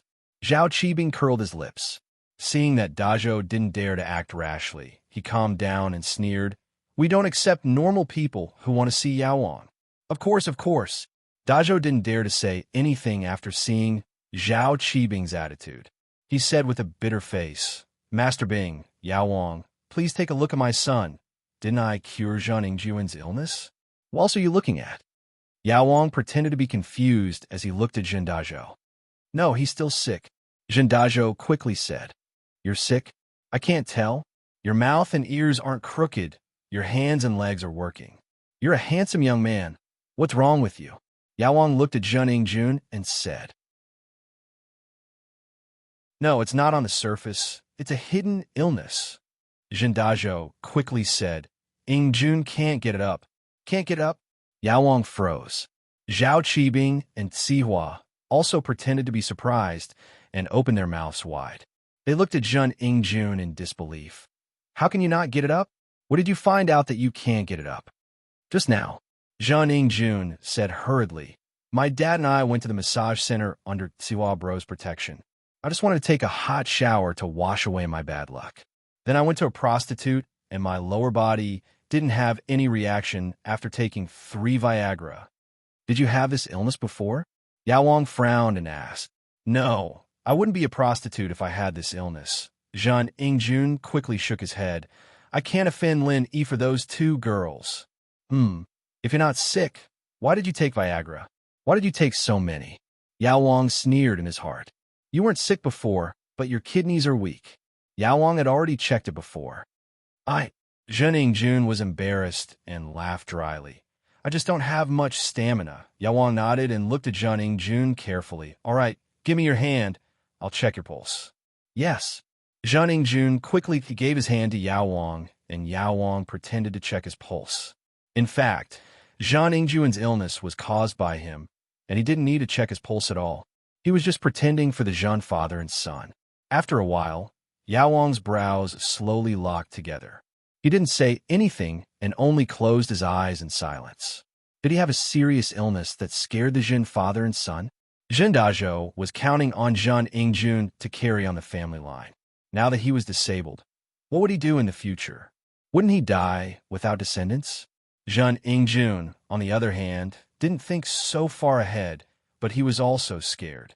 After all, he couldn't play with women anymore, and his life would lose a lot of fun. You are not sick. After a while, Yao Wang spat out these 3 words. Not sick. Zhen Dazhou and Zhen Yingjun widened their eyes and looked at Yao Wang in disbelief. Zhen Yingjun screamed. How can I not be sick? That's the truth. Yao Wang, if you don't believe me, I'll take off my pants for you to see. There's no need for that. Yao Wang waved his hand. I said you're not sick because you're not sick, but you said you're impotent. This is real. Oh, what do you mean? Zhen Yingjun was confused. You're impotent. This isn't an illness. Someone did something to you. Yao Wang sighed and looked at Zhen Yingjun sympathetically. I didn't expect Lin Yi to be so evil. Not only did he make you sick on the surface, but he also made you a cripple in the dark. He's so evil. Huh? Lin Yi again? Zhen Yingjun was furious when he heard that it was also Lin Yi's fault. Dad, this Lin Yi is too evil. I want to kill him. Dazhou was infuriated as well. He didn't think that Lin Yi would be this evil, leaving his son with such an illness. Yingjun, don't worry, I'll avenge you. Dazhou was furious as well. He didn't expect Lin Yi to be this evil.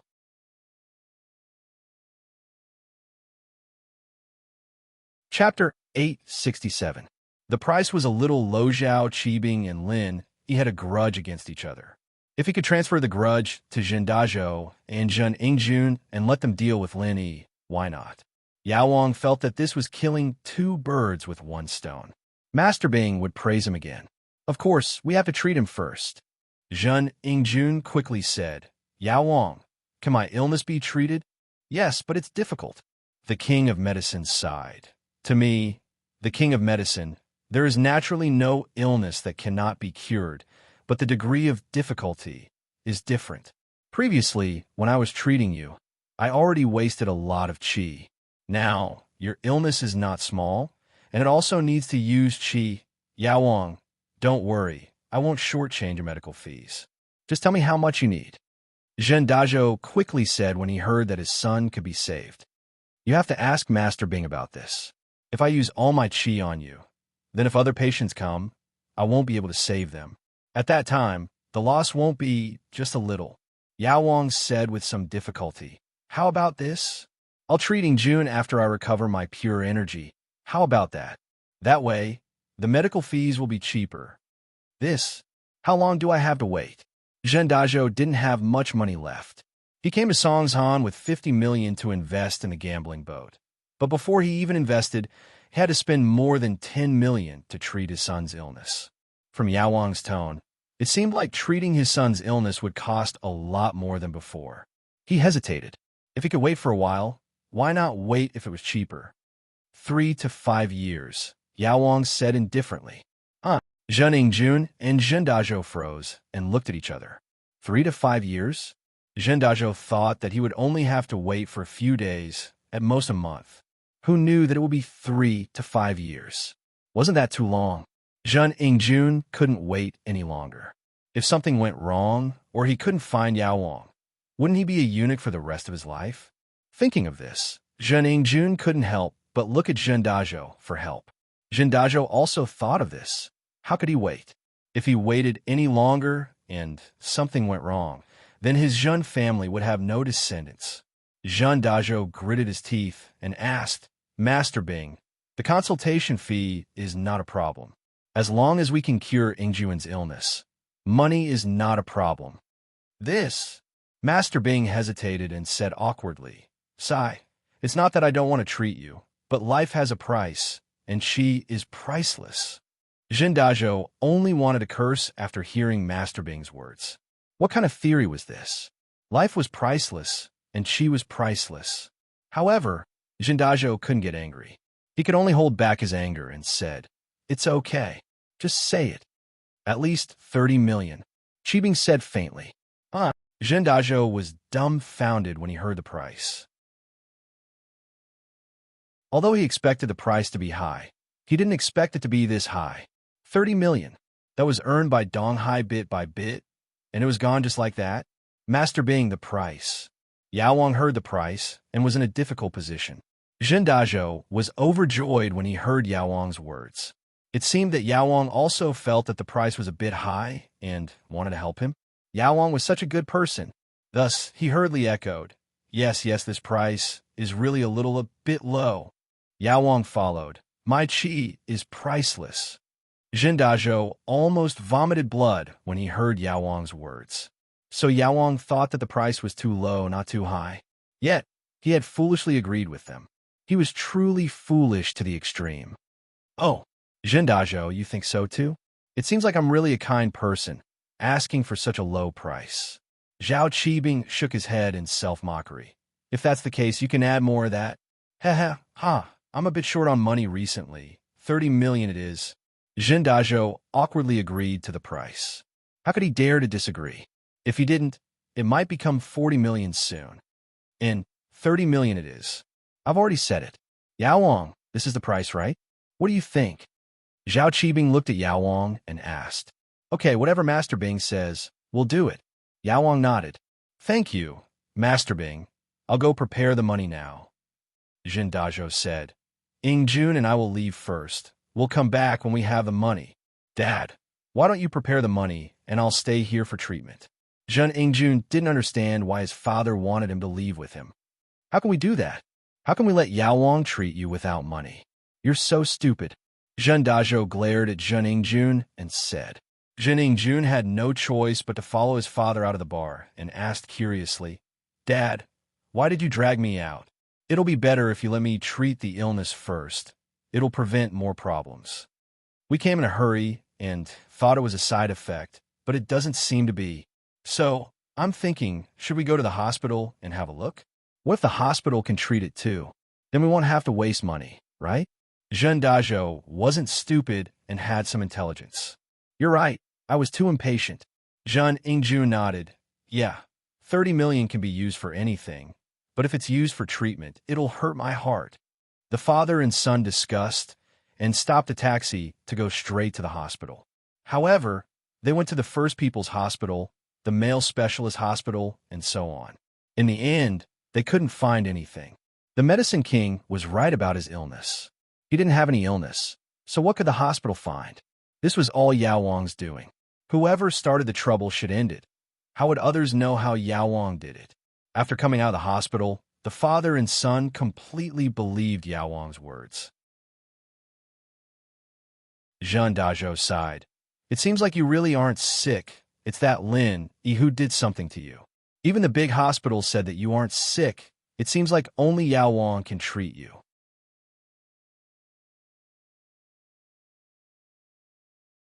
Chapter 868. Revenge. Jun, I can't let this Lin Yi go even if you don't say it. He made me lose 40 million. Do you think my money is so easily lost? This debt, I will definitely put on Lin Yi's head. Dajo laughed coldly and said fiercely. He was also exasperated. Who was he, Zhendajo? When had he ever suffered such humiliation? Right, Dad. I heard that Meng Yao's family's pretty rich and Lin Yi's her bodyguard. Why don't we make a move on Meng Yao and get her to pay us the money? Jun immediately turned his attention to Meng Yao. He more or less knew about Lin Yi from Zhao Qibing. Of course, Jun didn't know that Zhao Qibing purposely leaked this information to him so that he could be cannon fodder. I know, I've already asked someone to investigate. Pengzhan Industries is very famous in the province. Dajo, on the other hand, had his sights set on Pengzhan. He'd thought it through very well. If his son was in this state because of his daughter, then who else would pay for the medical fees? Not only did he have to pay for the medical fees, but he also had to give some compensation. Yes. Jun heard that his father also wanted to cause trouble for Meng Yao, and he felt relieved. But we must kill that Lin Yi. It won't be easy to kill Lin Yi. I heard that he is a master at the early phase of the mystic class, and that Li Fu beside Pengzhan is also a master at the peak of the late phase of the golden class. It won't be easy for us to touch them. Zhendajo got some of the information from his investigation, but most of it came from Zhao Qibing. What's the use of those masters? Don't we have guns? No matter how strong he is, can he be invulnerable? Jun said in disdain, Dad, where are your men who are doing business on the high seas? Tell them to come back and kill Lin Yi. Although the Jun family had some business in the East Sea, the most profitable business was the one that had no capital. The Jun family had a pirate group codenamed Firearm Team that specialized in robbing cargo ships on the high seas. Every year, it provided the Jun family with a large amount of wealth. Of course, this business didn't belong to the Jun family. With the Jun family's strength, They couldn't afford such a large business. This business was managed by Jean Dajou on behalf of a distant relative. That distant relative took the majority, while Jean Dajou only took 20%. Childish. You're going to call in a firearm team from the city and give Lin a round of bullets? Wouldn't it be waiting for the police to destroy our Jean family? Jean Dajou glared at Jean Ingjun and said angrily, although these cultivators are afraid of guns, a sneak attack with 1 or 2 guns won't be able to hit them because they are too fast. The only way to kill them is if a group of people fire at the same time and shoot randomly. But unless there's no one around, if there's such a large-scale gunfight in the city, I'll be arrested as the leader of a terrorist organization tomorrow. I'm sorry, Dad. I didn't think it through. Jean Ingjun thought that having a firearm team was a great thing, and he wasn't afraid of anything in this world. However, after hearing his father's words, he realized that he was taking it for granted. But your suggestion is good. I have a plan to deal with them. Jean Dajou's eyes flashed with a hint of viciousness. Let's go. We'll go find Yao Wang first. Dad, how are you going to deal with them? Jean Ingjun was impatient. I'm going to ask for help from your 4th uncle and ask him to send his master to help. Jean Dajou said. This 4th uncle was Jean Dajou's business partner. 80% of the business on the sea belonged to him, and Jean Dajou was working for him. Oh, Ma Zhu who works for 4th uncle? Jean Ingjun quickly asked. I heard that he's also a Mystic Division master? Yes, when we were fighting for business on the sea, your 4th uncle sent him to help me. You didn't see how good he was. Jean Dajou seemed to be recalling the events of the past. 1 kick, and one of them was kicked to death. Even his head was sent flying. Can he deal with Lenny? Jean Ingjun didn't care much about cultivators and warriors. He always felt that they weren't as good as guns, but according to his father, they couldn't use guns on a large scale in the city. Of course he can. Jean Dajou said he's a physical master in the middle phase of the Mystic Division. I heard from Zhao Qibing that Lin Yi is only in the early phase of the Mystic Division. Of course he can deal with him. Jean Dajou didn't know the difference between physical and spiritual, but he felt that the middle phase of the Mystic Division was definitely stronger than the early phase of the Mystic Division. Then let him kill Lin Yi directly? But that won't be enough. Jean Ingjun felt that killing Lin Yi directly was too easy on him. Of course we can't kill him directly. Dajou shook his head. What we need to do is to let Ma Zhu kidnap Meng Yao and Yu Shu. His opponent is only that Li Fu. As long as he defeats Li Fu, we'll be able to capture Meng Yao and Yu Shu. With the hostages, we can threaten Pengzhan to ransom them. Of course, we can ask Lin Yi to deliver the ransom to a deserted place and let the firearms team shoot him to death. Great! Not only can we get a large sum of money, but we can also take revenge. Jean Ingjun's eyes lit up after hearing his father's words. All right, it's settled then, but I have to be cured first. Meng Yao and Yu Shu, I will definitely kill these 2 girls. Ha ha! Ha ha ha! Jean Dajou laughed along with his son. A revenge plan was formed just like that. In the floating cloud bar, Zhao Qibing said unhappily, what is Jean Dajou doing with Jean Ingjun? He doesn't want to be cured. Why aren't they back yet? No. I think Jean Dajou wants to take Jean Ingjun to the hospital to confirm if he's sick or not. Yao Wang saw through Jean Dajou's intention. Oh, would the hospital be able to tell? Qibing paused and asked, Master Bing, don't you trust me, Yao Wang? Don't worry, they'll be back soon. Yao Wang said, Master Bing, you'll definitely earn this money. Ah, then I'm relieved. Zhao Qibing nodded. That's fast, but there aren't many fat sheep like them. Otherwise, I wouldn't be able to make money from real estate.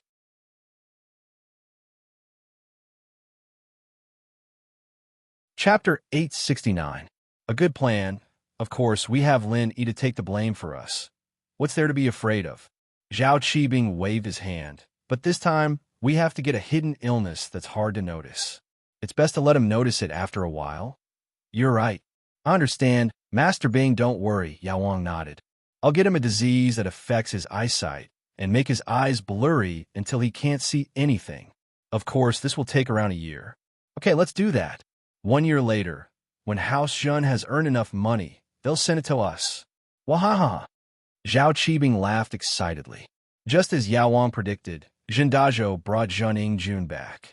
They couldn't find anything wrong with their son in the hospital, so they could only come back to Zhao Qibing to be cheated. Master Bing, I've finally collected the money. When can we start the treatment? Zhen Dazhou said with a smile. He was now sure that only the king pharmacist could cure his son's illness. Actually, we could have started just now. You're our old customer. You don't have to pay first. Zhao Qibing said sarcastically. Huh, I was just thinking about it. Let's get the money together first. Zhen Dazhou didn't know if Zhao Qibing guessed the reason why he left and felt a little awkward. Shall we start now? Yao Wang nodded. Okay, let's start then. Follow Li Sihua to complete the transfer. I'll start treating your son now. Zhen Dazhou followed Sihua to complete the transfer while Yao Wang pretended to treat Zhen Yingjun. He held the silver needles in his left hand and pressed on Zhen Yingjun's pulse with his right hand. He transferred traces of pure energy into Zhen Yingjun's body, making Zhen Yingjun feel as if his entire body was heating up. The silver needles instantly covered Zhen Yingjun's body, turning him into a porcupine. However, Zhen Yingjun believed in Yao Wang's medical skills and wasn't afraid. In fact, Yao Wang only inserted one needle in the right spot. The other needles were just for show and didn't pierce into the acupoints at all. The last one was to destroy his vision. But Zhen Yingjun didn't know about it and thought that it was some kind of magic. The medicine king used his true qi to heat up his body, so he was sweating profusely. In the eyes of others, it looked like he had overexerted himself and was exhausted. Looking at the medicine king, who was sweating profusely, Zhen Dazhou sighed. It seemed that this 30 million was not easy to earn. How much Zhen qi would be consumed? It's so hot, I'm dying. Zhen Yingjun was scalded by Yao Wang, and his body turned red as if he was cooked. Yingjun, you have to persevere. Zhen Dazhou quickly encouraged his son. The process of treatment is naturally painful. I know, I will endure it. The teenage mutant ninja turtle is extremely brave. Zhen Yingjun started to mutter some words of encouragement. Zhen Yingjun was tormented for more than an hour, and Yao Wang didn't have it easy either. He was suffocating from the heat, but for the sake of the 30 million, he had to put on an act. He had to make Zhen Dazhou feel that the 30 million was worth it. Only then could he go out and advertise for him and show how amazing Yao Wang was. There's a reaction. There's a reaction. After a while, Zhen Yingjun suddenly realized that his lower body had a reaction. He shouted happily, Dad, I'm having a reaction. Oh, that's great. Zhen Dazhou walked over and was excited. Yao Wang is really a miracle worker. Even the doctors in the hospital said that there's no disease that can't be cured. Yao Wang's hands can cure the disease. That's right. Don't you know who Yao Wang is? Zhao Qibing said proudly, but in his heart, he was cursing Zhen Dazhou for being an idiot. This was Yao Wang's doing. If he couldn't cure it, who could? Phew! The medicine king finally began to stop. He wiped the sweat from his forehead and said, All right, it has been cured.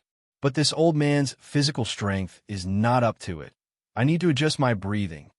Yao Wang, you've worked hard. Zhen Dazhou saw how tired Yao Wang was and felt that the 30 million was worth it.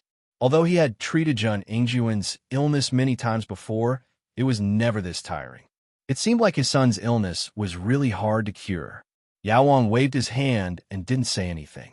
He just sat there with his eyes closed, and Zhen Yingjun jumped up in excitement. Dad, it's really working, it's really cured. That's good, that's good. Zhen Dazhou sighed in relief. Thank you, Master Bing and Yao Wang. You're welcome. I have to congratulate your son for regaining his manhood. Zhao Qibing laughed. But you spent the 30 million in vain. Why do you say that? Zhen Dazhou froze as he didn't expect Zhao Qibing to say that. If it wasn't for Meng Yao and Yu Shu, if it wasn't for Lin Yi helping them, would Zhen Yingjun have so many problems? Would you have suffered such a huge loss? Zhao Qibing started to convince Zhen Dazhou to go against Lin. Yeah, this time I won't let him go so easily. But I still need your help, Master Bing. Help me investigate Pengzhan Industries. Zhen Dazhou felt that he was unfamiliar with this place, and he needed to rely on the locals to do anything in Songshan. Zhou Tiandi had obviously distanced himself from him these days, and Zhen Dazhou had heard about the grudge between Zhou Tiandi and Lin Yi. He laughed at Zhou Tiandi's cowardice and decided not to bother him anymore. That's not a problem. Zhao Qibing nodded generously. After all, we're old friends. I can help you with this, but how are you going to deal with Lin Yi? If it's convenient, can I give you some advice? Lin Yi and I are old enemies. Zhen Dazhou had heard about the grudge between Zhao Qibing and Lin Yi, so he dared to tell Zhao Qibing about his plan to deal with Lin Yi. The enemy of my enemy is my friend. He believed that Zhao Qibing wouldn't betray him. It's like this, I'm preparing to... Zhen Dazhou told Zhao Qibing his plan to deal with Lin. Oh, that's a good plan. Why didn't I think of it before? Zhao Qibing slapped the table and praised Zhen Dazhou's plan.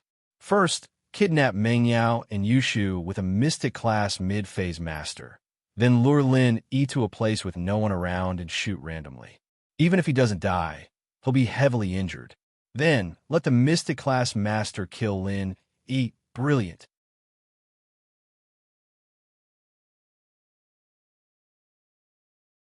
Chapter 870. The exact same prescription. What's wrong, Master Bing? You think this plan is feasible too? Dazhou was overjoyed. He didn't expect his plan to be approved by Master Bing. It's doable, very doable. Qibing nodded and looked at Sihua. Sihua, what do you think? It's doable. Sihua nodded in agreement. Whatever information you need, I'll provide it to you. Thank you so much, Sihua bro. Dazhou quickly thanked him. I'll go contact that master first. Wait. Yao Wang spoke again. Yao Wang, is there anything else? Dazhou paused, but since it was Yao Wang who spoke, he didn't dare to be slow. He quickly stopped and turned back. Your illness today reminded me that although your son seems to be fine now, it's hard to say if Lin Yi has done anything else.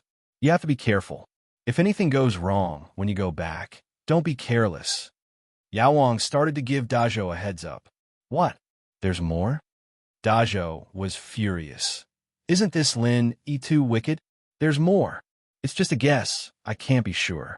After all, I only thought of it after what happened today, Yao Wang sighed. Then, Yao Wang, can you check Jun again? Dazhou asked carefully. I can't find anything right now. How can I check when there's no illness? I can't check every part of your son's body, can I? If I do that, my pure energy will run out and I'll die. Yao Wang waved his hand and rejected Dazhou's suggestion. I see. Dazhou couldn't force it after hearing Yao Wang's words, but his heart felt like it was blocked. He was very unhappy, and his hatred for Lin Yi increased by another level. But don't worry, there's no illness that Yao Wang, can't cure. If there's any problem, come find me. Yao Wang comforted. That's the only way. Zhen Dazhou had no choice but to leave with his son. After Zhen Dazhou and his son left, Zhao Qibing sighed, what two idiots, I really hope they get lucky and kill Lin Yi again. Let them do whatever they want. We just need to focus on earning our own money. Sihua said, Master Bing, now that we have 40 million in our account, shouldn't we start building the orphanage? Okay, get ready. Take the king pharmacist to the orphanage and warn them. Tell them to move away, or I'll kill them, Qibing said arrogantly. Now that he had a guaranteed way to earn money, he was much more domineering. Master Bing, but I'm not good at fighting, right? Yao Wang's listless expression changed to one of high spirits. Don't worry, you just need to show the strength of a mystic class master. I don't think that the Dean, a golden class master, would dare to fight a mystic class master like you directly, Qibing said nonchalantly. You're not going to fight her, you're going to scare her. Don't worry, as long as she's not an idiot. She won't fight you. Okay, Yao Wang relaxed. Master Bing, I'll go take a shower first. I almost died from the heat. I'm sweating all over. 30 million isn't easy to earn. Huh? Zhao Qibing heard Yao Wang's words and smiled happily. Yao Wang, don't worry. No matter what, you're the main contributor. I'll remember it. Thank you, Master Bing. Yao Wang quickly cupped his hands in thanks. There was a Zhao Yao Wang in Songshan, and his miraculous hands were comparable to Hua Tuo's. The news spread from the Zhen father and son, and with Siwa's purposely spreading rumors, Zhao Yaowang's name quickly spread through the upper class of Songshan, and even many outsiders knew about him. However, because of Zhao Yaowang's high fees, other than Zhang Ingjun, who couldn't be cured by others, no one else was willing to spend so much money. So even though Zhao Yaowang was famous, there weren't any patients. Kong Mingming got the Yaowang formula for Miracle Dr. Guan's injury medicine from Kong Xiaobo, and he was overjoyed. He didn't think that he'd get the formula so easily. If he'd known, he wouldn't have gone after Guan Xin. However, Kong Xiaobo's power was limited. It was easy to get the formula for the injury medicine, but it wouldn't be so easy to get the formula for the pill of life extension and toxin cleansing. Kong Xiaobo's access was limited. After all, it seemed like he had to start from Guan Xiumin's side. Of course, this was a matter for the future. At least he had something to report now. Kong Mingming happily returned to House Kong with a formula for Miracle Dr. Guan's injury medicine. Dr. Kong was quite satisfied with Kong Mingming's achievements. After all, the formula for the pill of life extension and toxin cleansing couldn't be rushed, and Kong Mingming getting the formula for Miracle Dr. Guan's injury medicine back was a great achievement. As expected, this formula is exactly the same as our House Kang's formula. Dr. Kong held the formula from Kong Mingming and was furious. It must be that bastard Kong Xiaobo who offered this formula to Guan Xiumin in exchange for the position of vice president. Greedy bastard, ruining House Kang's plans. Of course, Dr. Kong didn't doubt the authenticity of the formula. After all, the formula was in Dr. Kang's hands. Even Kong Guifeng and Kong Tsuipu didn't know about it, let alone Kong Mingming. The only one who knew the formula was Kong Xiaolong, and Xiaolong wouldn't leak it out. He'd already decided that Xiaolong would be the future head of House Kong. Why would he betray his own interests? So this recipe had to be Xiaobo's handiwork. Yeah, he sold it to me for 300,000, so naturally he'd give it to Guan Xiumin for the position of vice president. Kong Mingming nodded in agreement. If that's the case, then don't blame me for being rude. Dr. Kong smiled coldly. Yes, Grandpa, we can't let them have it easy, Kong Mingming said.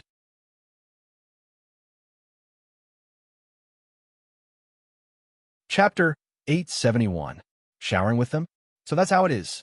I was thinking that after their products hit the market, we could just buy a few boxes and slowly test them.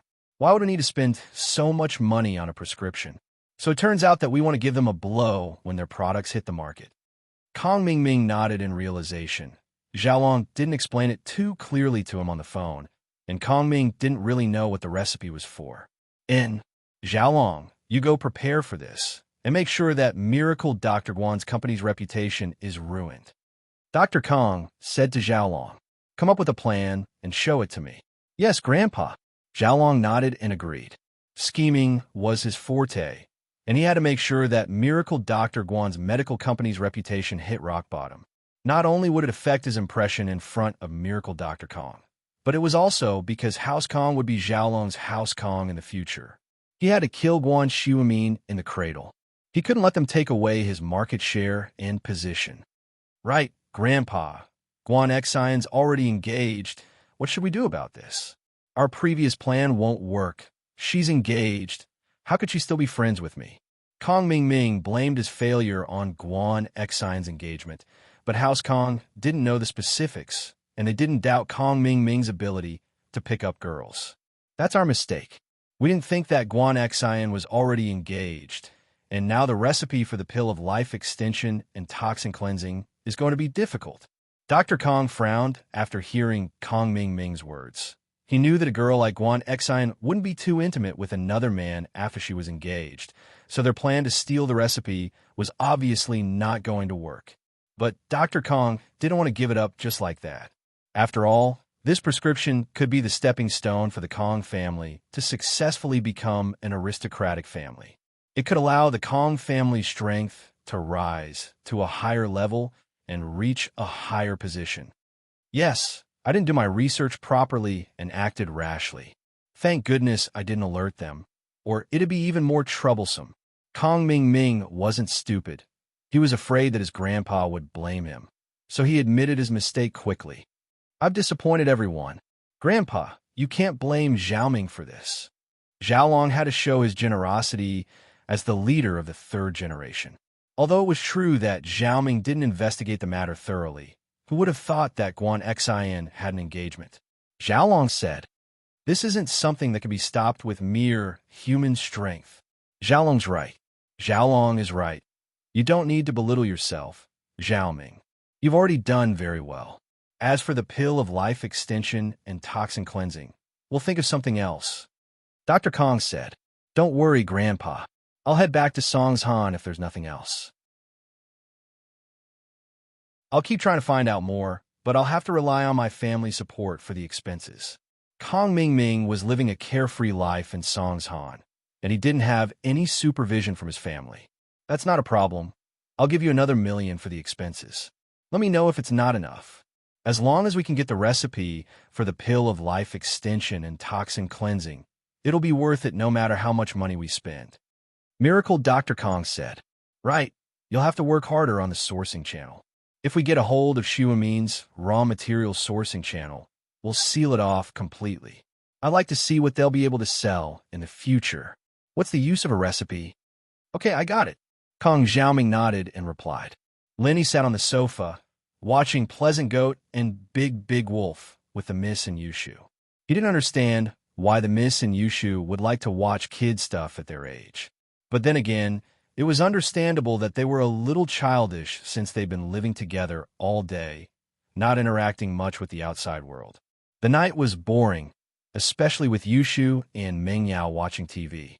He didn't have anything to do, so he picked up the phone on the table and started playing games. He'd volunteered to watch TV with them just now, and it'd be a little embarrassing if he were to leave halfway through. Wouldn't that be a little too much of a disgrace? The Miss seemed to be someone who cared a lot about face. "I'm going to shower." He wasn't interested in it at all, and when the show was finally over, he tossed his phone on the coffee table and stood up, preparing to take a shower in his room. "I'm going to shower too." Mingyao stretched her body. "What about you?" "Oh, I haven't finished my apple yet. I'll watch TV for a while." "Yao sis, you go shower first." Yushu used the remote control to change the channel, her mouth stuffed with half an apple as she mumbled. Mingyao turned around and went upstairs. General Weiwu saw that the people in the living room had left, so it wagged its tail and went back to its place under the stairs. Not long after Lin Yi and Mingyao left, Lin Yi's phone rang, scaring Yushu. She picked it up and saw the name Tang Yun. She hesitated before picking it up. "Hello." "Hello." Tang Yun froze. Why was a girl's voice? She subconsciously thought that she'd called the wrong number, but when she saw that it was indeed Lin Yi's name, she couldn't help but feel strange. "You are? Isn't this Lin Yi's number?" "Yes, I'm Shu, the automated voice answering machine. What can I do for you?" "You can leave me a message, or I'll pass it on to Shield Bro." Yushu said. Hashtag Tang Yun heard Yushu's voice and was speechless. "Shu? Where's Lin Yi?" "Oh, Shield Bro and Yao sis are showering right now. Why are you looking for him?" Yushu smiled mischievously. "Shower?" Lin Yi and Ming Yao. Tang Yun heard Yushu's words and was taken aback. Why did Lin Yi and Ming Yao go to shower? "Yeah," Yushu said.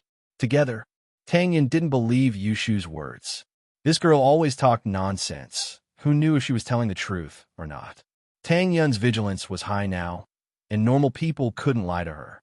"Yeah," Yushu replied. "Then why don't you go with him? Aren't you Lin Yi's mistress?" Tang Yun asked.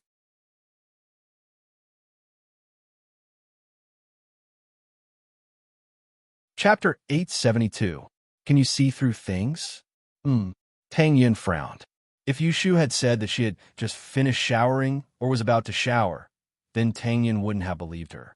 But Yushu's explanation made Tang Yun a little uneasy. "All right, I won't talk to you anymore. I've said too much.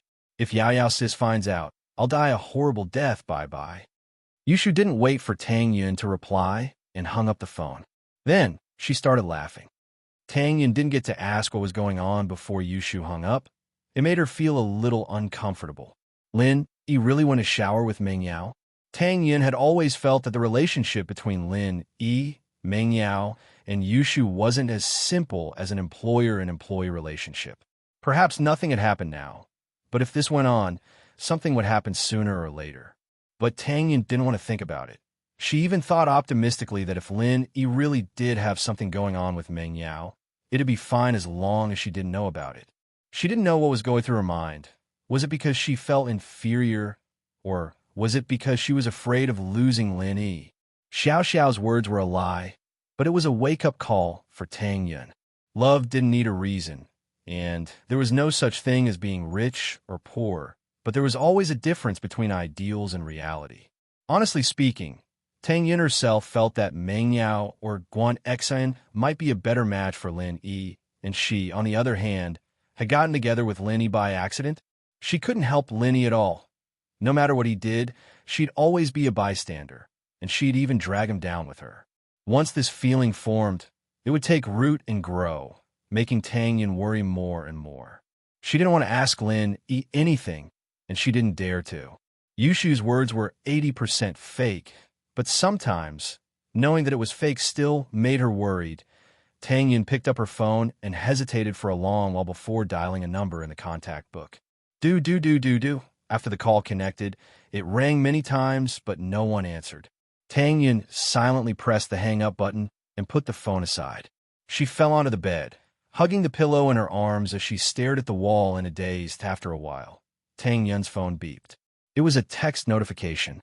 Tang Yun was spacing out when she received a text. She looked at her phone and saw that it was a text from Meng Yao. I was taking a shower just now. What's the matter? Tang Yun was shocked. Was Meng Yao really taking a shower? Tang Yun felt as if her heart had been broken into pieces at this moment. It hurt a little, but then she thought about it. If Meng Yao really was showering with Lin Yi, then why would she tell her? How good would it be to hide it from him? But Tang Yun couldn't see Meng Yao's expression, so she didn't know if this message was a show of force. The tone of the message was calm, and she couldn't see any emotions in it. This was the Miss style. Tang Yin wanted to make a call to confirm, but she didn't dare. She was afraid that her guess would become reality if she called. But she couldn't be at ease if she didn't call. After a long time of hesitation, Tang Yin sighed and put the phone aside. She buried her head in the blanket, tears falling down her cheeks. Meng Yao sent a text to Tang Yun, but Tang Yun didn't reply for a long time. She found it strange, so she called Tang Yun back. After all, the three of them had a good relationship. Meng Yao shook her head when she heard the sound of the phone being turned off. Maybe Tang Yun's phone was out of battery, or maybe she called the wrong number. She didn't think too much about it, so she put the phone aside and dried her hair with a towel. It was a quiet night, and Lin Yi realized that he left his phone in the living room the next morning. He looked at his phone and saw no missed calls, so he didn't think too much about it, and went to prepare breakfast for the Miss and Yushu. Fauber came to pick up the Miss and Yushu, and Lin Yi drove Yushu's beetle to the hospital to pick up Tang Yun. Tang Yun stood at the entrance of the hospital, feeling nervous. She didn't know if Lin Yi would come to pick her up like usual, and she didn't know if she would ask Lin Yi about what happened yesterday. So she didn't even eat breakfast and spent the whole morning in anxiety. But the moment Tang Yun saw Lin Yi, all the unhappiness disappeared. Seeing the smile on Lin Yi's face, Tang Yun smiled as well. He still loved her, so why didn't she believe him? Why did she have to worry about something that could happen, but was bound to happen? Tang Yun shook her head and quickly ran to Lin Yi with her bag. Why are your eyes red? Didn't you sleep well last night? Lin Yi opened the car door for Tang Yun and looked at her strangely. Lin Yi was a part-time doctor, and he was good at observing people. I hit a mosquito in the middle of the night.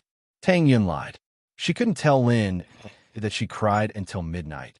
Could she? That would be too embarrassing. Although Lin Yi thought that Tang Yun was lying to him, Lin Yi didn't want to get to the bottom of it if Tang Yun didn't want to tell him, what do you want to eat? Tang Yun heard Lin Yi's question, and she couldn't help but be surprised. What do you want to eat? Breakfast? You don't want to eat? Lin Yi smiled. I already ate. Tang Yun wanted to say that she already ate, but looked at Lin Yi's half-smiling eyes and looked down. How do you know that I didn't eat breakfast? Since Lin Yi said that, naturally, he had his reasons, so Tang Yun didn't deny it. Usually, Lin Yi wouldn't ask her this question, and after picking her up, he would go straight to school. I'm a doctor. I can see through your body. Lin Yi said. Ah, you can see through things. Tang Yin looked at Lin Yi's eyes and blushed. That's not true. Lin Yi shook his head. I'm just giving an example. You didn't eat anything, and I can see it from your complexion. This is the look, listen, question, and feel of traditional Chinese medicine. It's the look, listen, ask, and feel, oh. Tang Yin thought that Lin Yi could see through things, and she was shocked. Although she would show it to him sooner or later, it would feel weird if someone could see through things. Let's go eat something first. Lin Yi started the car and started looking for a breakfast stall on the street. I don't think so. We'll be late for school. Tang Yin was worried.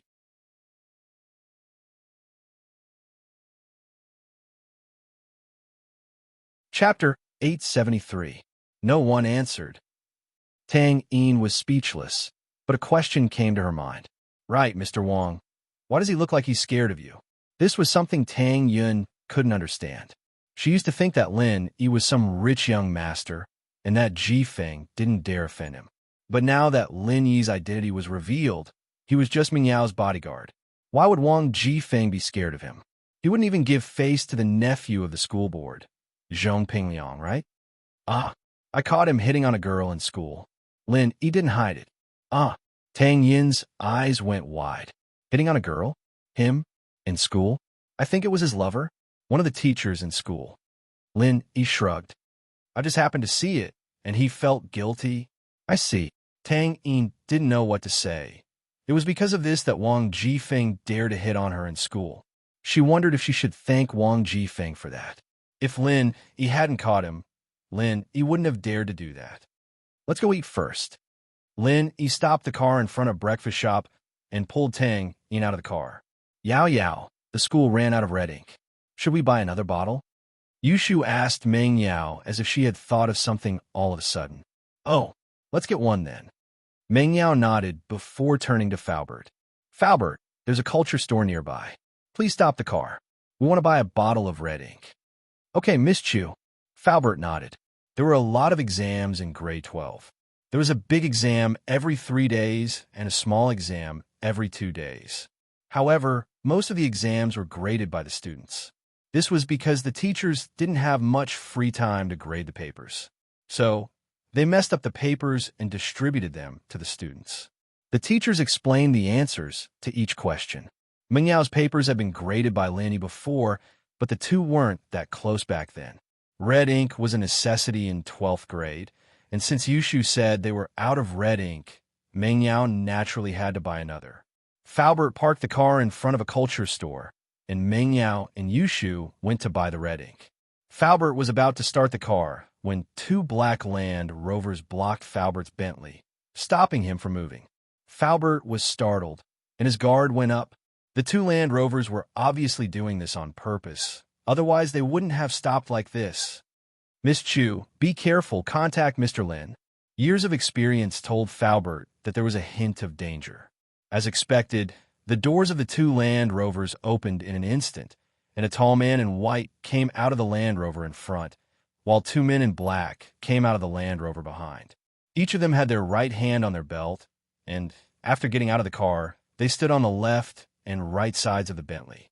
Uncle Fu locked the carriage door and took a deep breath.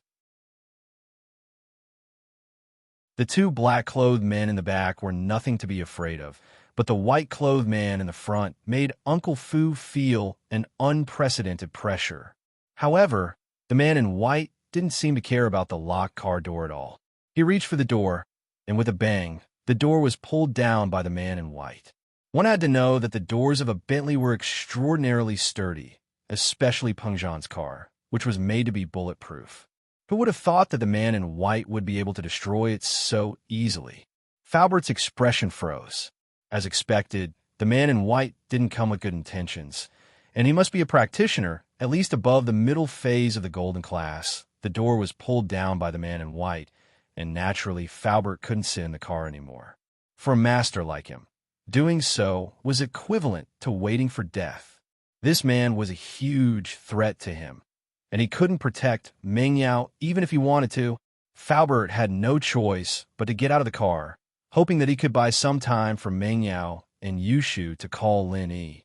However, since the front door was opened by the man in white, the two men in black easily unlocked the door from the front and opened the back door directly.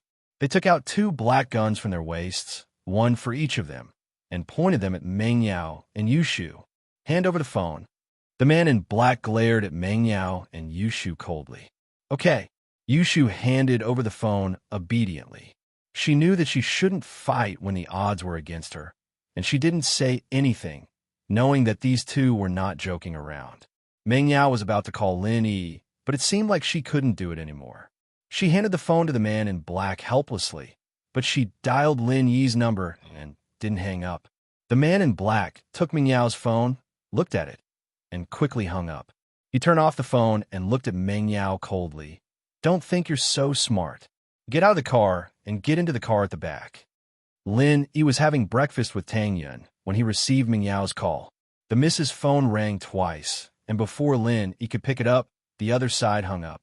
This surprised Lin Yi, and he called back, only to hear that the phone was turned off. Was there no electricity? Lin Yi didn't think much about it. After all, Meng Yao was sent to school by Faubert every day. Lin Yi didn't have to worry about it. What's wrong? Tang Yun asked when she saw that Lin Yi didn't get through. It's nothing. The miss just called and hung up after a couple of rings. I called back, but her phone was turned off. Lin Yi shrugged. Maybe it's out of battery. Oh, Tang Yun pouted when she heard that it was the miss, and she didn't say anything else. She was a little disappointed. What's wrong? Lin Yi saw that Tang Yun seemed to be depressed, so he asked. It's nothing. Tang Yun shook her head. Did something happen to the miss? Why don't you call Yushu? Lin Yi thought about it, and it made sense. If he couldn't get through to Meng Yao's phone, then he would call Yushu. He dialed Yushu's number, but Yushu's phone was turned off as well. Lin Yi frowned, and he felt that something was wrong. It was possible that Meng Yao's phone ran out of battery, but how could both Meng Yao and Yushu's phones run out of battery? There was no signal on the road from the villa to school, so it couldn't be caused by a lack of signal.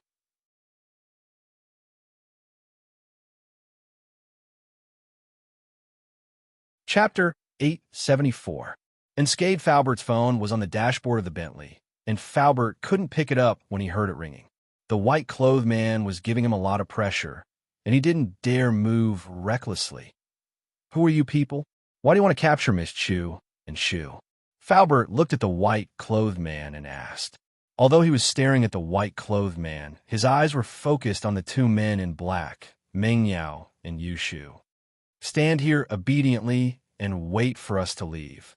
I won't hurt you. The white-clothed man didn't answer Faubert's question. Instead, he spoke arrogantly. Faubert frowned. There was no point in asking since the man didn't want to say anything. The only thing Faubert needed to do now was to stop these people from taking Meng Yao and Yushu away. So he had to deal with the white-clothed man first. The two men in black didn't pose much of a threat to Faubert. They were just two normal people with slightly stronger bodies. It would be a piece of cake to deal with them. And so, Faubert moved. He raised his right hand and sent a palm towards the white-clothed man. It was a feint, however. He wanted to force the white-clothed man back and turn around to save Meng Yao and Yushu. Faubert didn't know the strength of the white-clothed man at the moment, and he didn't want to fight him head-on. As long as he could force the white-clothed man back, it would save him some time. He watched as the two men in black forced Meng Yao and Yushu into the rover behind him, and Li Fu calculated the time. He'd be able to take care of the two men in black as soon as he could after the white man backed off, steal the rover, and drive away. But, as the saying goes, a person's plan can never be overpowered. Faubert thought that he would be able to force the white-clothed man back with one palm, but he didn't think that the white-clothed man wouldn't dodge at all. Instead, a cold, mocking smile flashed across his face. This smile made Faubert's heart tighten. He had already realized that something was wrong. If this white-robed man's strength didn't far surpass his and had already reached the point of ignoring his palm, then he was a fool who didn't know what the consequences of this palm would be. Of course, Faubert did not think that this man in white was a fool. He did not believe that this man in white would not investigate his strength before doing this. Bang! Faubert's palm landed solidly on the white-robed man's body. Faubert practiced external martial arts, so how domineering was this palm? Even the recoil made Faubert's palms numb. But the man in white seemed to be completely fine as he looked at Faubert indifferently. Finished? Does it feel good? The white-clothed man looked at Uncle Fu in ridicule. Bang! So loud. Faubert was not in the mood to joke around with the white-clothed man. His heart was filled with shock. With his palm, even if the opponent was a mystic class master, there was no way he would be unscathed, right? Even if he wasn't heavily injured, he would definitely be sent flying.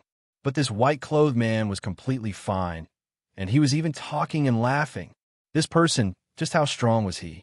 Could it be that he had surpassed the mystic class? But it was impossible, right? Earth-class masters in this common world were almost extinct. You are from House U? This was the only possibility that Faubert could think of. The only people he had offended recently were House U.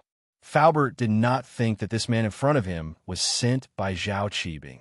If House Zhao was willing to send out masters, they wouldn't have waited until now. If they wanted to send, they would have done it long ago, and Lin, he wouldn't have destroyed their building twice. House U? You have enmity with House U? The white-clothed man smiled faintly. It seems that you have quite a lot of enemies. But unfortunately, I am not one. Then you are. Faubert knew that he was definitely going to die today. Li Fu, right? A physical master with the strength of the peak of the late phase of the golden class. The white-clothed man looked at Faubert and said faintly, "You are still not my opponent, but it is impolite not to reciprocate. I gave you a chance. I told you to wait for us to leave, but you didn't listen, so you can die now."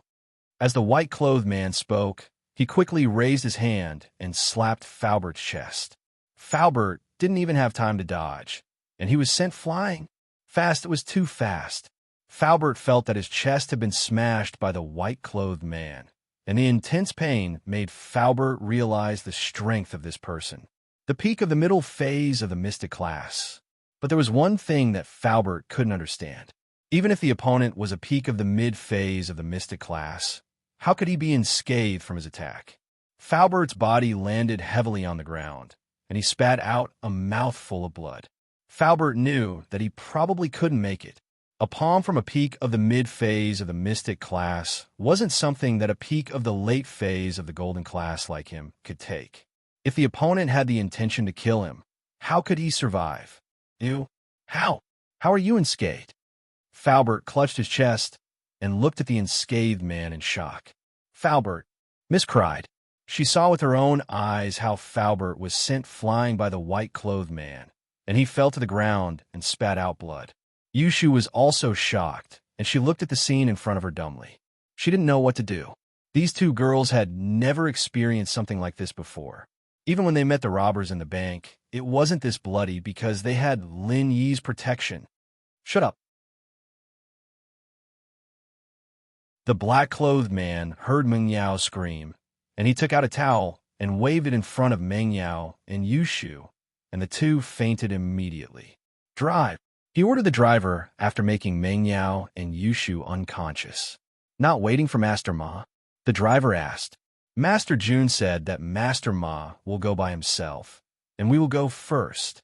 The black-clothed man said, "Okay."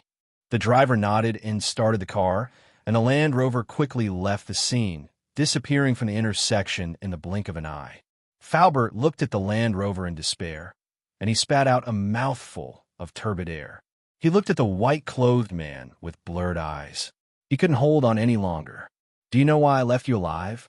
The white-clothed man lowered his head and looked at Faubert with a condescending gaze and said coldly, "I will let you die knowing that I'm here to answer your questions." Faubert didn't say anything, and he didn't want to waste his breath. He just hoped that Lin Yi would find out as soon as possible and save Meng Yao and Yushu. "My name is Ma Zhu, and I've cultivated the Golden Bell Shield. I've already broken through the 8th level, and I'm invulnerable." The man in white said proudly, "Killing you is like killing an ant." Ha ha ha.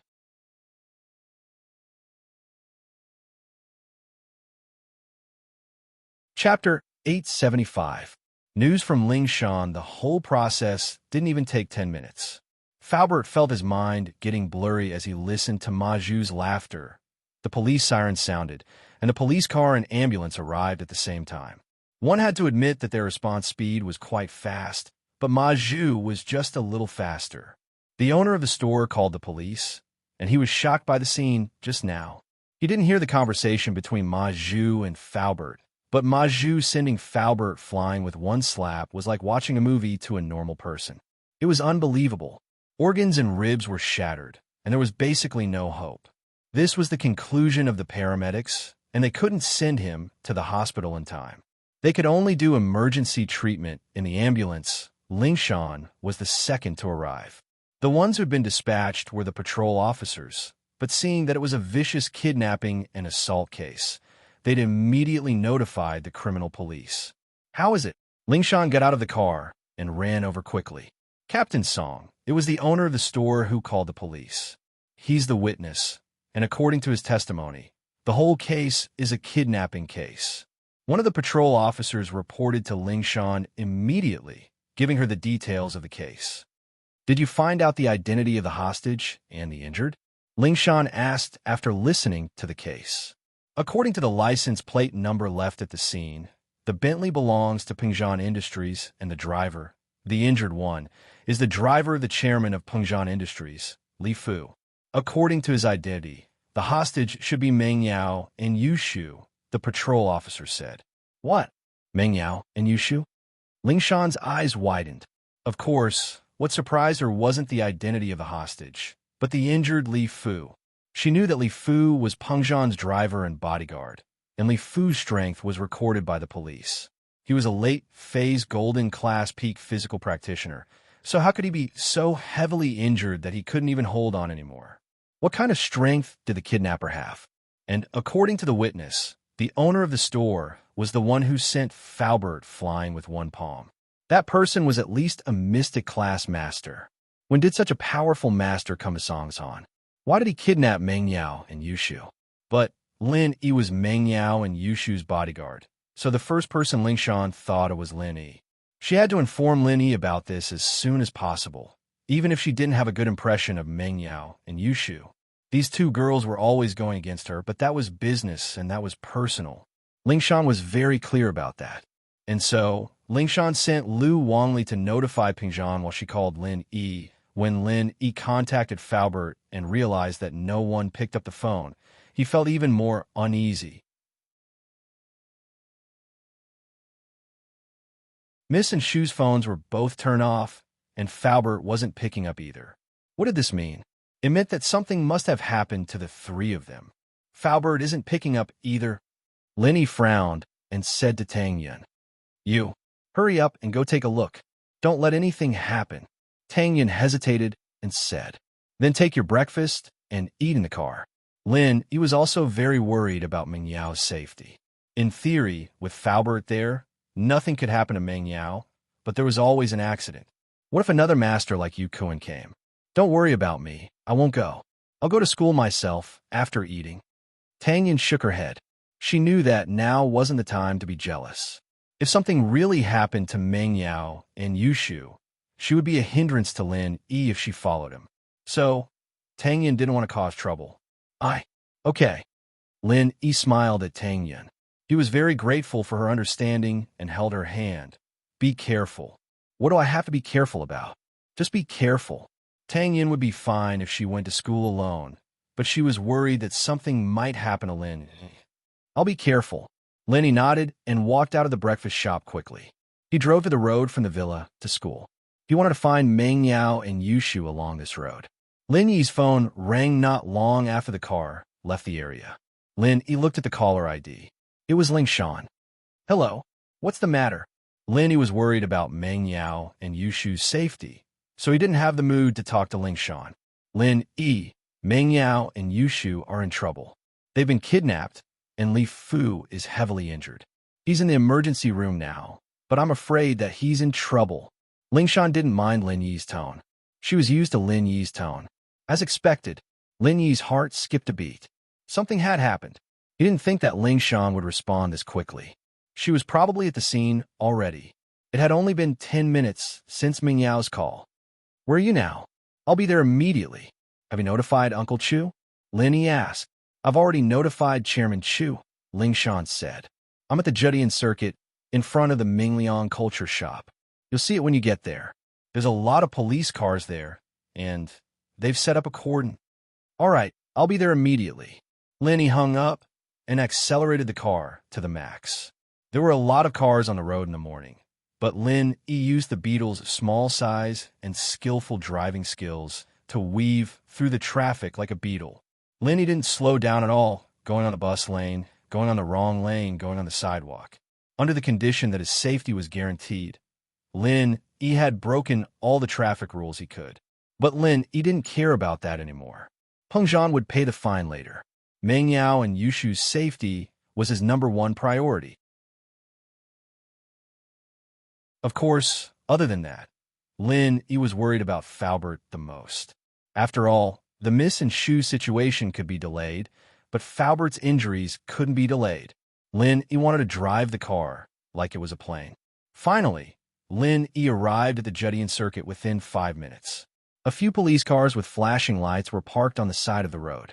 A group of police officers had set up a cordon to prevent pedestrians from getting close. Lin Yi quickly drove the car over, parked it next to the police line, and got out of the car.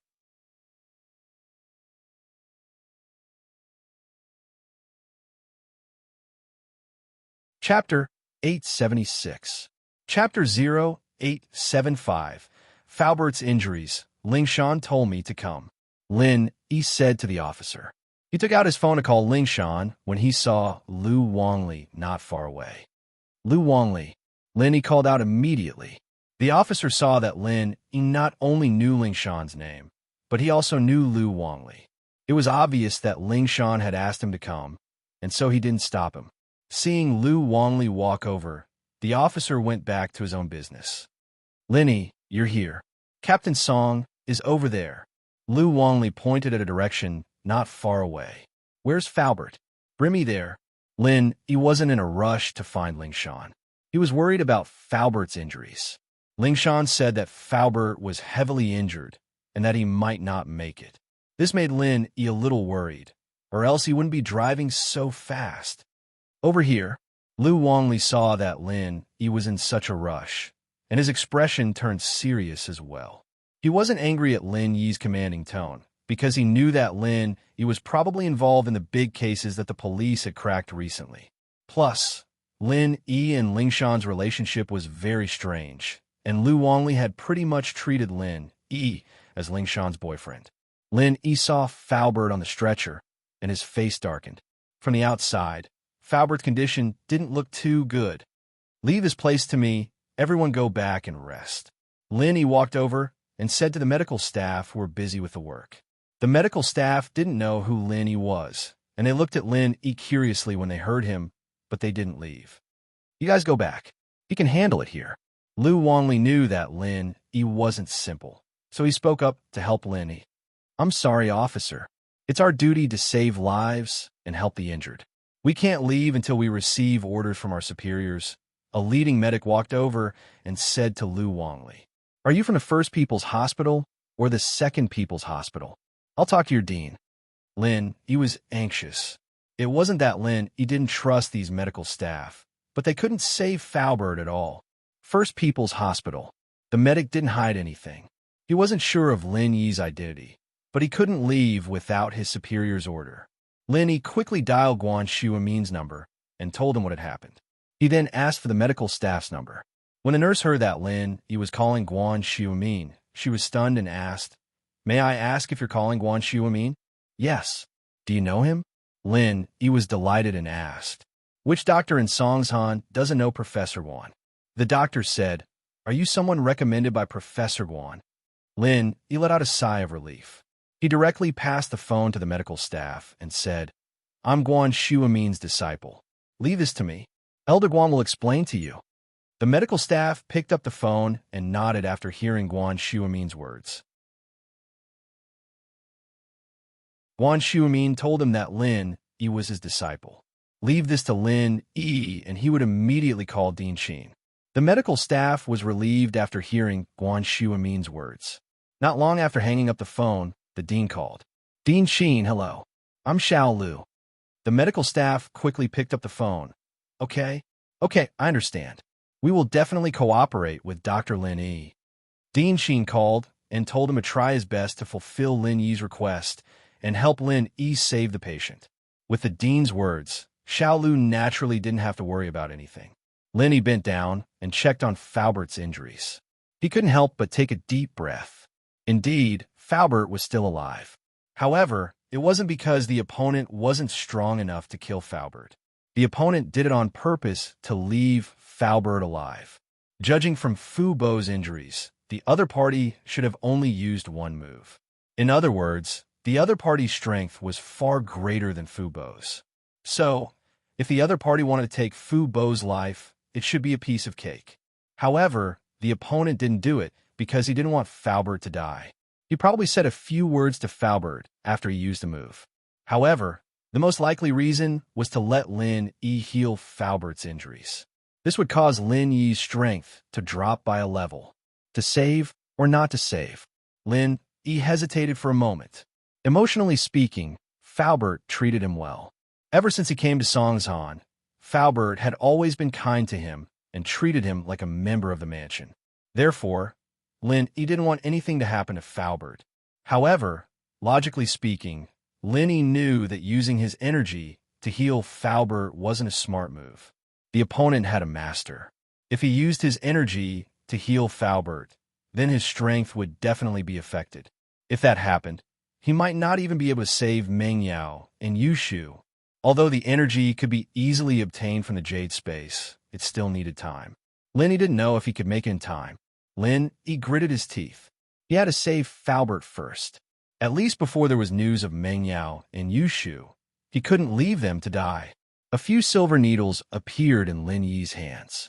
He quickly inserted them into a few acupoints on Falbert's body. He then started the art of Dragon Mastery. This time, it was similar to when he healed Lu Buojia. Lin Yi used the silver needles to seal a few of Falbert's meridians.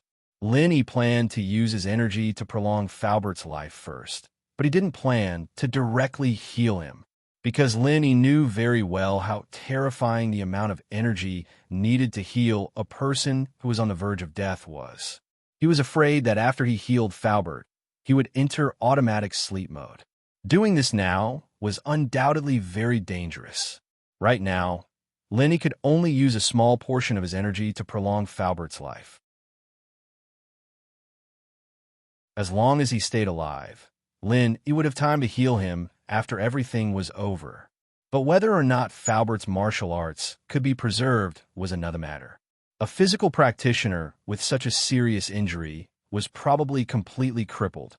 Although Lin Yi could use his energy to create a golden class dog, he couldn't use it to create a golden class master. The amount of energy required for a human and a dog was worlds apart. Creating a golden class dog would force Lin Yi into hibernation mode, let alone a golden class master. If it were possible, Xiao Xiao would have been a golden class master a long time ago.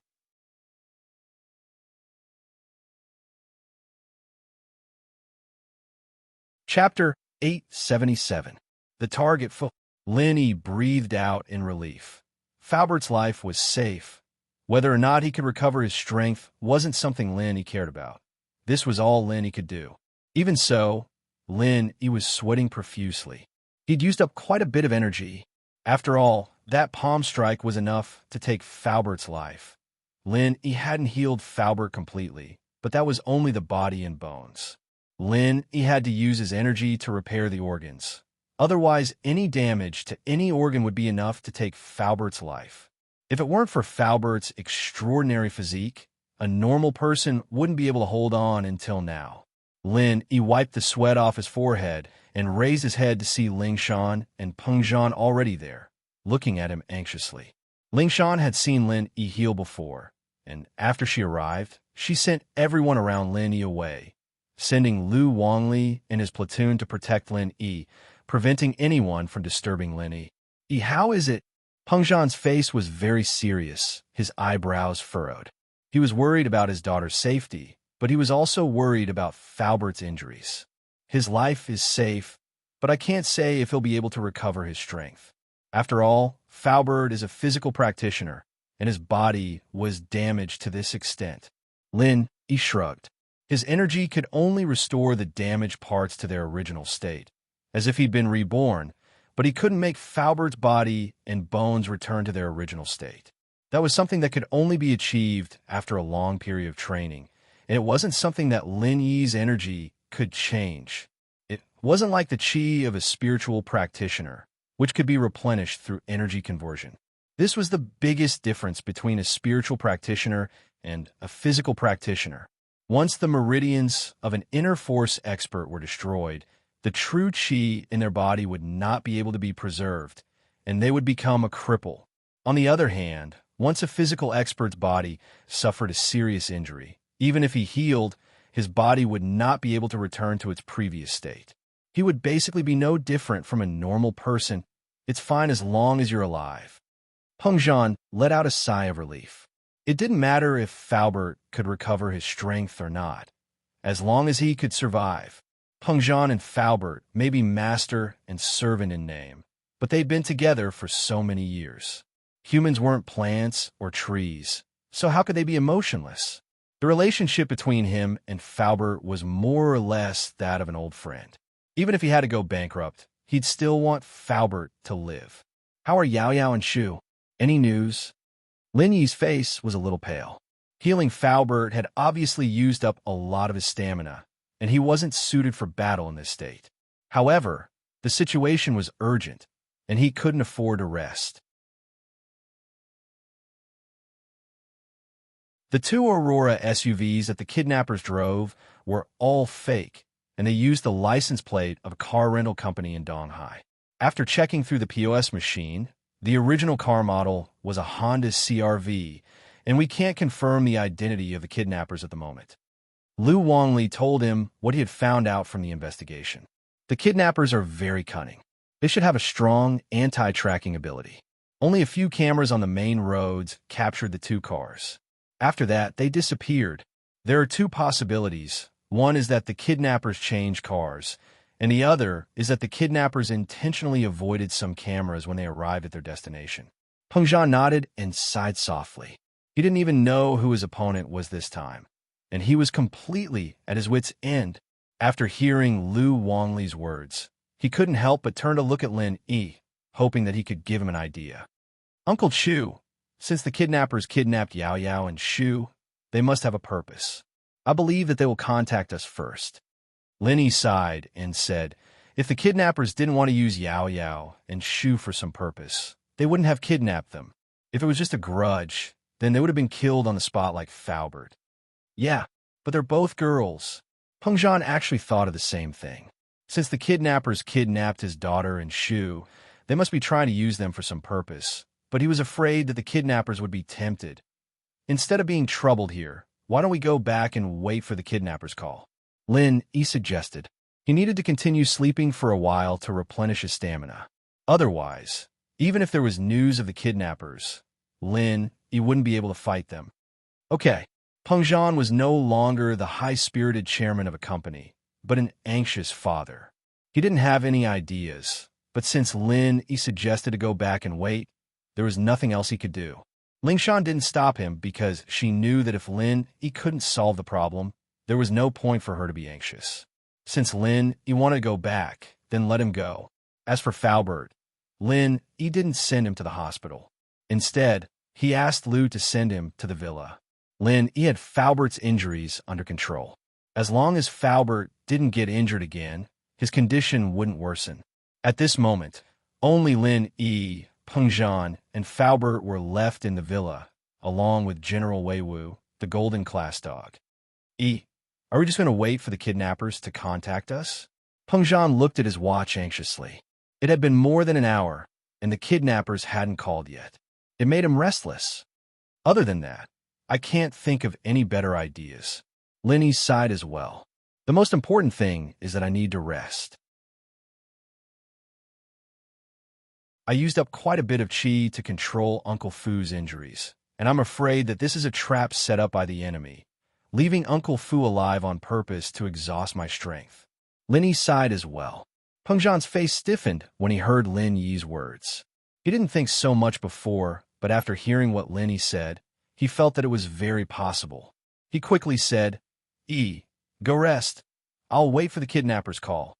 "No need, it's fine on the sofa," Lin Yi said and closed his eyes, entering into a state of fake sleep. Lin Yi didn't sleep soundly. After entering the Jade Space, he still knew what was happening outside. Although Lin Yi entered the Jade Space and tried his best to absorb the energy in the space, his brain didn't rest at all. He kept guessing who the kidnappers were.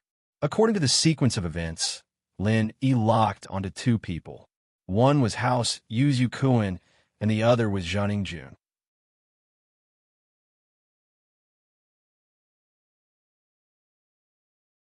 Chapter 878.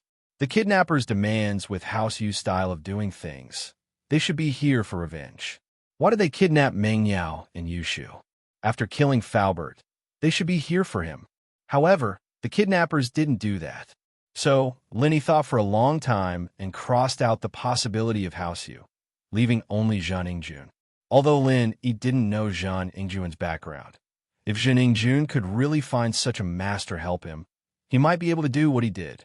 Firstly, although Zhang Ingjun had a grudge against him, the grudge wasn't with him, but with Meng Yao and Yushu. Meng Yao and Yushu were the ones who made him lose face in the billiard room. Although he helped them secretly, Zhang Ingjun didn't know that.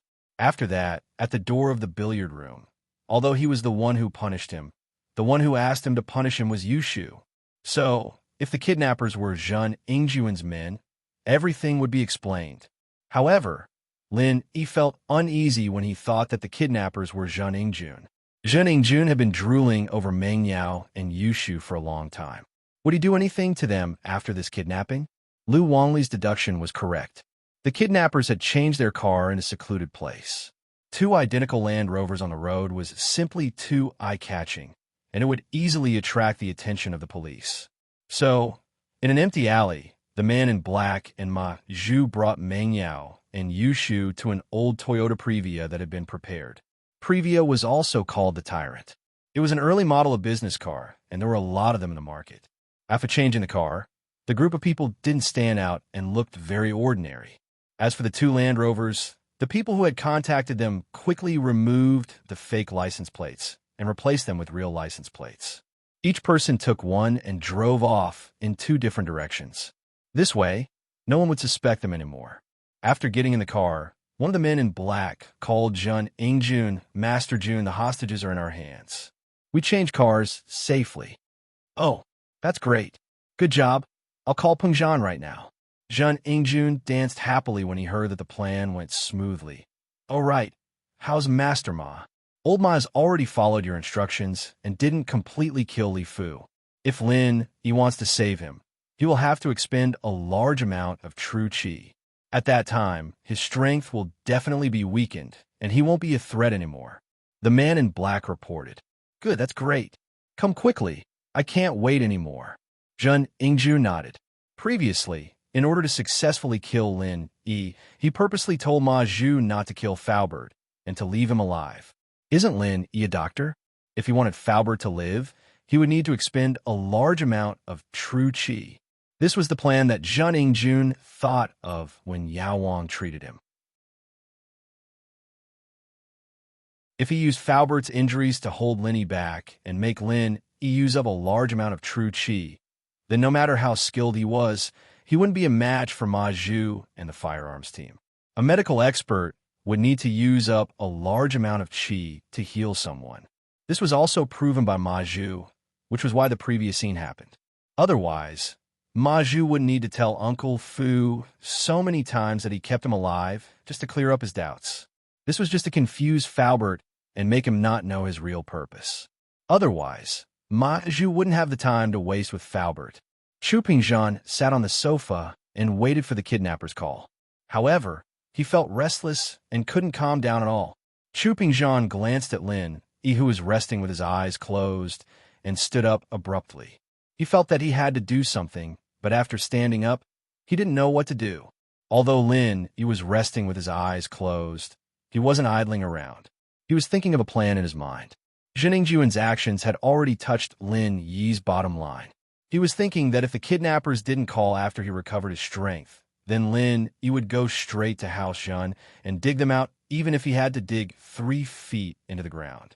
Just when Chu Pingzhan stood up, the phone in his pocket suddenly rang. Chu Pingzhan quickly took it out and looked at the caller ID. It was a hidden number with all the numbers 0. "Hello, I'm Chu Pingzhan." Chu Pingzhan was very sure that the caller was the kidnappers. After all, normal people didn't need to hide their numbers when they called. "Hello, Mr. Chu. It's my pleasure to meet you." There was a piercing voice on the other side of the phone. It was obvious that the voice had been changed by a voice changer. The fake politeness made Chu Pingzhan even more uncomfortable. "Who are you? What's the matter?" Chu Pingzhan frowned and asked. "Who I am isn't important. What's important is that you want to know the whereabouts of your daughter and her best friend. I'm an insider." Wahahaha. The person on the phone was unscrupulous and fearless. "My daughter and Shu were kidnapped by you? What do you want?" Chu Pingzhan was completely sure of the identity of the caller. It must be the kidnappers. However, this made Chu Pingzhan feel a little more at ease. As long as the kidnappers were willing to contact him, it was a good thing. Chu Pingzhan wasn't afraid that the kidnappers would give him some conditions. He was afraid that the kidnappers wouldn't accept the conditions and would take his daughter away silently. "Mr. Chu, you're wrong. What do you mean I kidnapped them? I'm just an insider," the person said shamelessly. "I only heard that Mr. Chu offered a reward of 200 million to anyone who can provide information. Is that true?" Pengzhan was infuriated by the caller. What the hell was this guy trying to do? He wanted a ransom, but he said it was a bounty. Yes. But Chu Pingzhan knew that he shouldn't anger the kidnappers. He could only nod and say, "That's right. You want 200 million? I can give it to you, but you must guarantee the safety of my daughter and Shu. If they are harmed, I won't give you the money."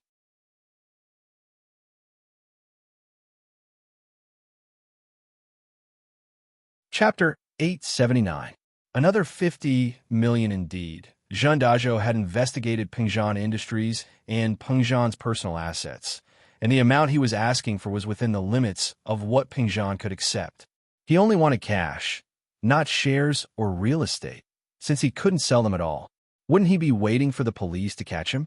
He wasn't an idiot. "Mr. Chu, I'm just a good Samaritan, and I can only guarantee that your daughter and her best friend come back alive. As for whether or not they get hurt, that's not my concern. That's what the kidnappers do." The caller said shamelessly, not afraid of Pengzhan's threat at all. Pengzhan's heart froze. He was afraid that his daughter and Shu would be harmed by the kidnappers, and it was highly likely that they would do that. Pengzhan gripped the phone tightly, his body trembling. "How can I not hurt Yao Yao and Shu? I can give you however much you want." "Oh, it seems like you don't want to work with me anymore, Mr. Chu." The caller changed the topic with a cold smile. "All right then. Just wait to collect your daughter's and her best friend's bodies. Wait." Pengzhan sighed. It seemed like his daughter and Shu coming back alive was already a blessing, and he couldn't care less about the humiliation. It wasn't something his daughter and Shu wanted, and it was fine as long as they didn't make it public. It was better than dying. "Oh, did you change your mind again, Mr. Chu?" The caller seemed to know that Pengzhan would change his mind and continue the conversation. "All right, I promise you. But please don't hurt them. If possible, I'll think of a way to give you another 50 million as compensation." Pengzhan said, Pengzhan, am a man of my word. You can ask around in the business world about my trustworthiness. I'm a man of my word. I hope you can trust me.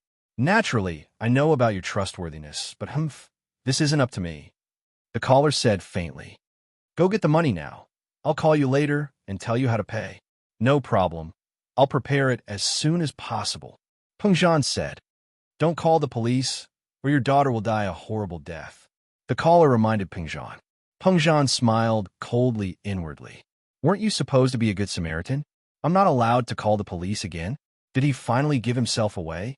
But Pengzhan, naturally, wouldn't say what he was thinking. He didn't want to provoke the criminal. "Don't worry, it won't happen." In actuality, Pengzhan didn't plan on calling the police. There was obviously a master on the other side, and the police's involvement would only anger them. Even if they managed to save his daughter in the end, they might not be able to stop the master. What would they do in the future? This would definitely provoke these people to retaliate even more crazily. The next time, it wouldn't be as simple as kidnapping. Perhaps he would be directly killed like Faubert. Lin Yi's phone rang not long after Pingzhan hung up. Lin Yi had been training in the Jade Space, but he could still hear the conversation between Pingzhan and the kidnappers. He didn't say anything, however, because he wanted to make the most of every second he had to recover his strength. Now that his phone was ringing, Lin Yi could only return to reality from the training space. He picked up the phone, thinking that it was also the kidnappers, but it was Ling Shan's number. "Hello, any news?" Lin Yi asked. "We've already monitored Mr. Pingzhan's phone, and we've heard the call from the kidnappers, but we didn't manage to locate them. The call came from a foreign IP phone server." Ling Shan said, a little regretful. "Do you need us to do anything?" "Not at the moment. I can handle it myself. They obviously have a master, and you're not their match." Lin Yi rejected Ling Shan's help. Ling Shan wasn't too happy with the words, "You're not his opponent," but she understood that she really wasn't his opponent. She and Faubert were evenly matched. One was a late-phase golden-class spiritual practitioner, and the other was a late-phase golden-class peak physical practitioner. If they really fought, they should be evenly matched. But the kidnappers could injure Faubert with one palm. Ling Shan would probably end up the same if she went. Then, "Be careful. Miss Dummy is cheering for you." Ling Shan didn't know why, but she was a little worried. He pressured her so much, and she was actually worried for him. Ling Shan didn't understand her own thoughts either. Okay. Lin Yi hung up. The reason why Songshan was called Songshan was because there were many mountains nearby. Other than Shuangyan Mountain that was developed into a tourist attraction, some of the steeper mountains weren't developed.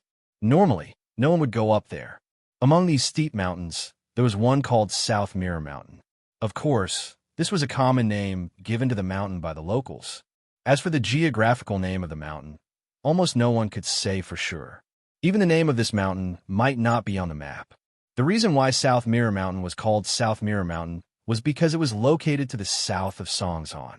The name Mirror meant that the mountain was very steep and full of rocks. After the rain, it was as smooth as a mirror. In short, there was nothing on a mountain, and normal people wouldn't go up there. Today, there were 2 cars parked at the foot of the mountain. One was a Benz with a Donghai license plate, and the other was a Toyota Previa. On the mountain, Zhang Ingjun just called Pingzhan with a voice changer. He hesitated for a moment. Originally, he wanted to ask Pingzhan for 200 million, play with his daughter in Yushu, and then kill Lin Yi. That would be the end of the debt. However, when he said that Pingzhan would give him another 50 million, he was tempted. That was 50 million. He only spent 40 million on the doctor, and Pingzhan added another 50 million. The condition was that he couldn't hurt Meng Yao and Yushu. Zhang Ingjun would be lying if he said that he wasn't tempted. He was really tempted.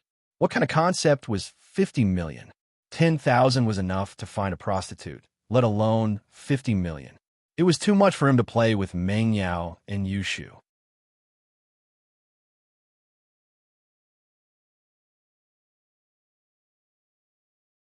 Chapter 880. Drool over it, Long Mingyao and Yushu were the best of the best.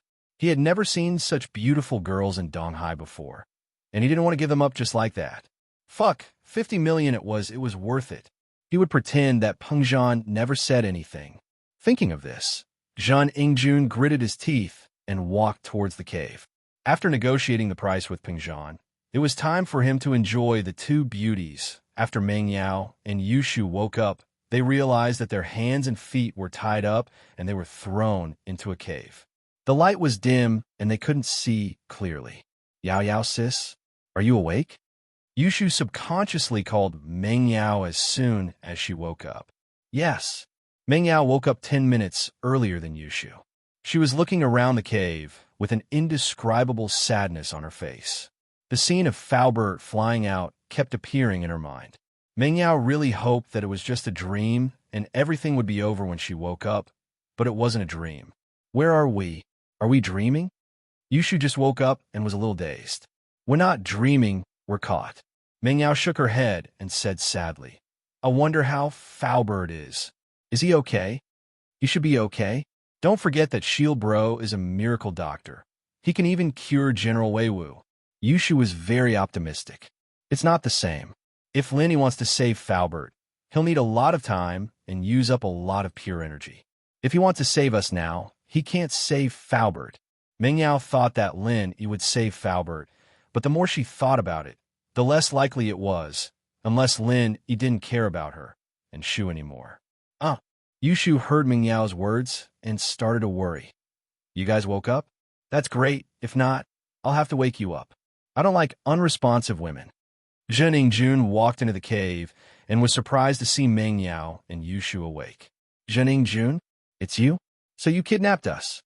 Ming Yao was trying to guess who captured them and who had such a deep grudge against them that they wanted to kill Foulbird. But she didn't expect it to be Zhen Yingjun. That's right, it's me.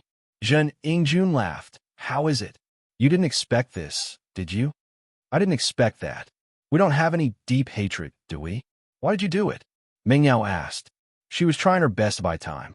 She knew that the longer she delayed, the more time Lin would have to save them. No, you made me have a crooked mouth and crippled legs. And you say I don't have a deep hatred for you? The most infuriating thing is that he even did something to my body, causing me to be impotent. Zhen Yingjun was enraged when Ming Yao mentioned the hatred between them. His eyes were filled with anger. Thank God Yao Wang saved me, or I would have become a living eunuch. This was all because I kicked an old lady who was picking up scraps, and what I kicked was the sack in her hands. And you guys let that bastard do this to me?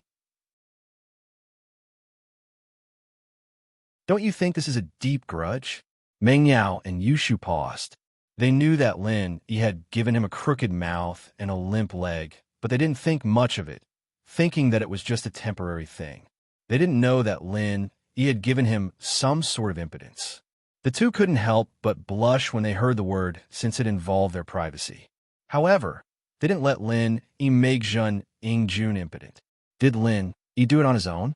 Even if Lin did it on his own, they didn't blame Lin. After all, Lin did it for them.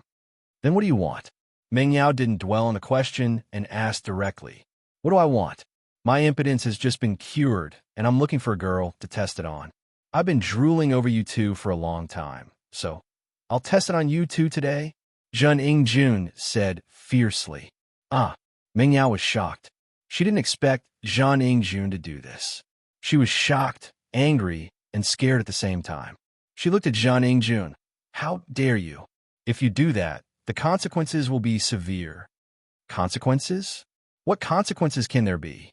Zhen Yingjun laughed nonchalantly. I've already called Chu Pengzhan, and even he allowed me to do something to you. As long as I don't kill you, what's there for me to be afraid of? Lin, he will kill you. Ming Yao wasn't afraid at all. She didn't expect Zhen Yingjun to call her father already. Yeah, Yao Sis and I are Shield Bro's first and second wives. He will kill you. Yushu added. Lin is in a precarious situation himself. He will die soon. Although Zhen Yingjun used to be afraid of Lin was already a dead man in his eyes. Under the combined attack of the firearms team and Ma Zhu, Lin had no chance of surviving. Ming Yao was shocked. She didn't think that Zhen Yingjun was boasting. He must have his reasons. After all, Uncle Fu was severely injured by the master beside him, and it was unknown whether he was dead or alive. What if the master was stronger than Lin? Then Lin coming here was no doubt a suicide mission.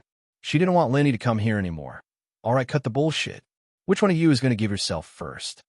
Zhen Yingjun looked at Meng Yao and Yushu with a lecherous smile. He felt that his lower body was reacting. Yao Wang was so powerful. He didn't have any reaction when he took Viagra, but after being treated by Zhen Yingjun, he became majestic all of a sudden. Oh wait, I need to go to the washroom. You go out first. Yushu suddenly said to Zhen Yingjun. Washroom. Zhen Yingjun froze. He didn't expect Yushu to want to go to the washroom at this time. He asked subconsciously, do you want to go to the washroom? Asterisk, asterisk, asterisk. Yushu said, I also want to go to the washroom. Mingyao didn't know what Yushu meant, but she knew that Yushu was always weird and had a lot of ideas. She must have her reasons for wanting to go to the washroom at this time. Fuck, what a lazy donkey.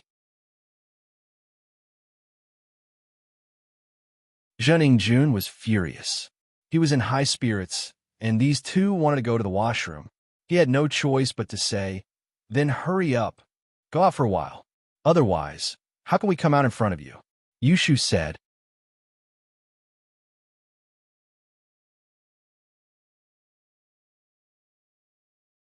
Chapter 881. You win no. If you don't go out, I can't come out. I will pee my pants. Yushu didn't give up. You, Zhen Ingjun cursed. You win. If Yushu and Meng Yao really peed their pants, how disgusting would that be? There was no place to take a shower in the cave.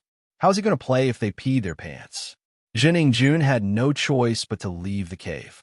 But Yushu called out again, "Hey, how can I go to the washroom with my hands tied up?" Zhen Ingjun cursed Yushu for being a busybody. He walked over, lowered his head, and untied the ropes on Yushu's hands and feet. Under the dim light in the cave, Yushu's blush made her look even more alluring. Zhen Ingjun was tempted, and he wanted to grab her breasts. A girl with a child's face and huge breasts was rare. Just when Zhen Ingjun wanted to have some fun, Yushu said, "Don't touch me. I will pee my pants if you touch me." Huh? Zhen Ingjun was shocked by Yushu's words. His hands that were hanging in the air stopped abruptly. He glared at Yushu. "Why are you so troublesome? Hurry up. You will really pee your pants later." Yushu ignored Zhen Ingjun and continued to rush him. Zhen Ingjun scoffed, stood up, and walked out of the cave.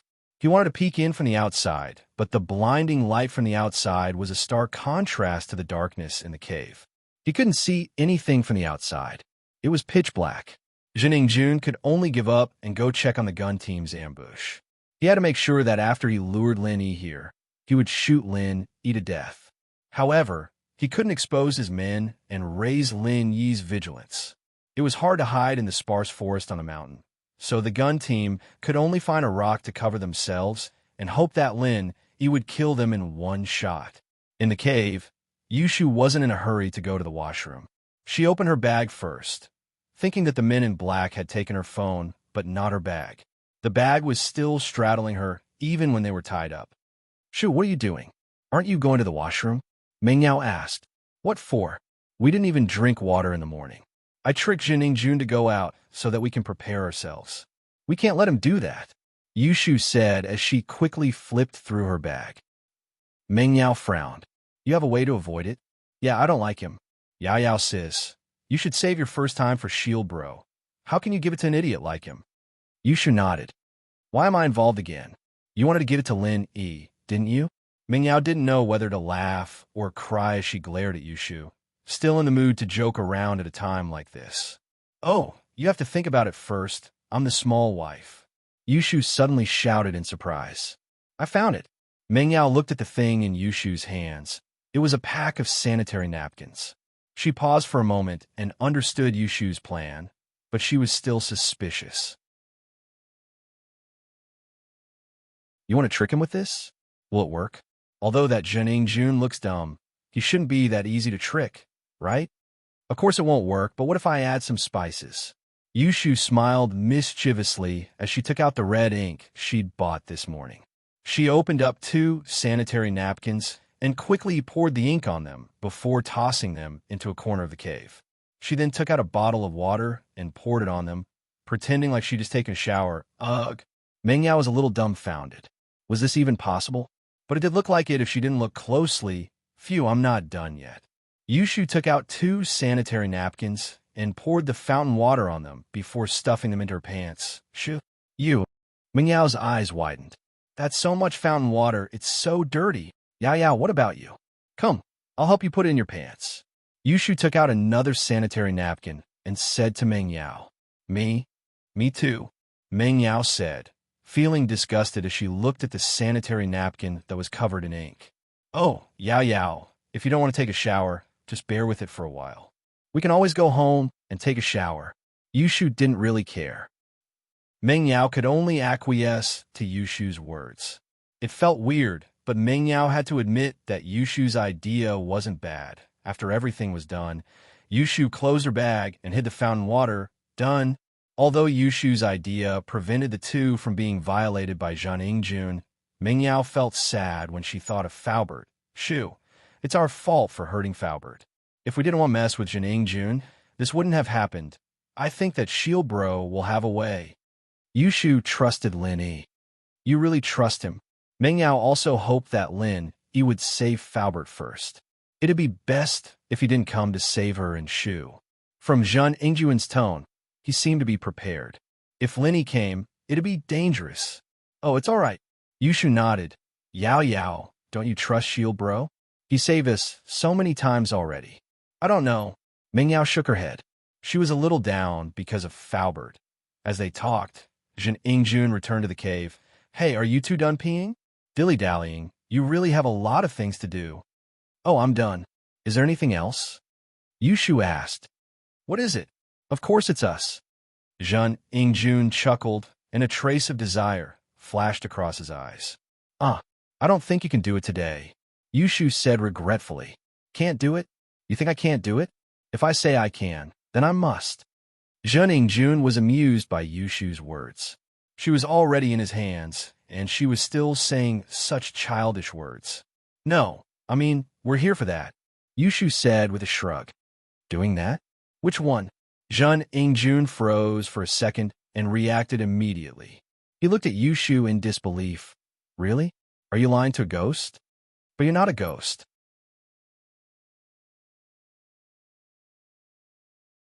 Yushu shook her head. If you don't believe me, look over there. There's our sanitary napkins.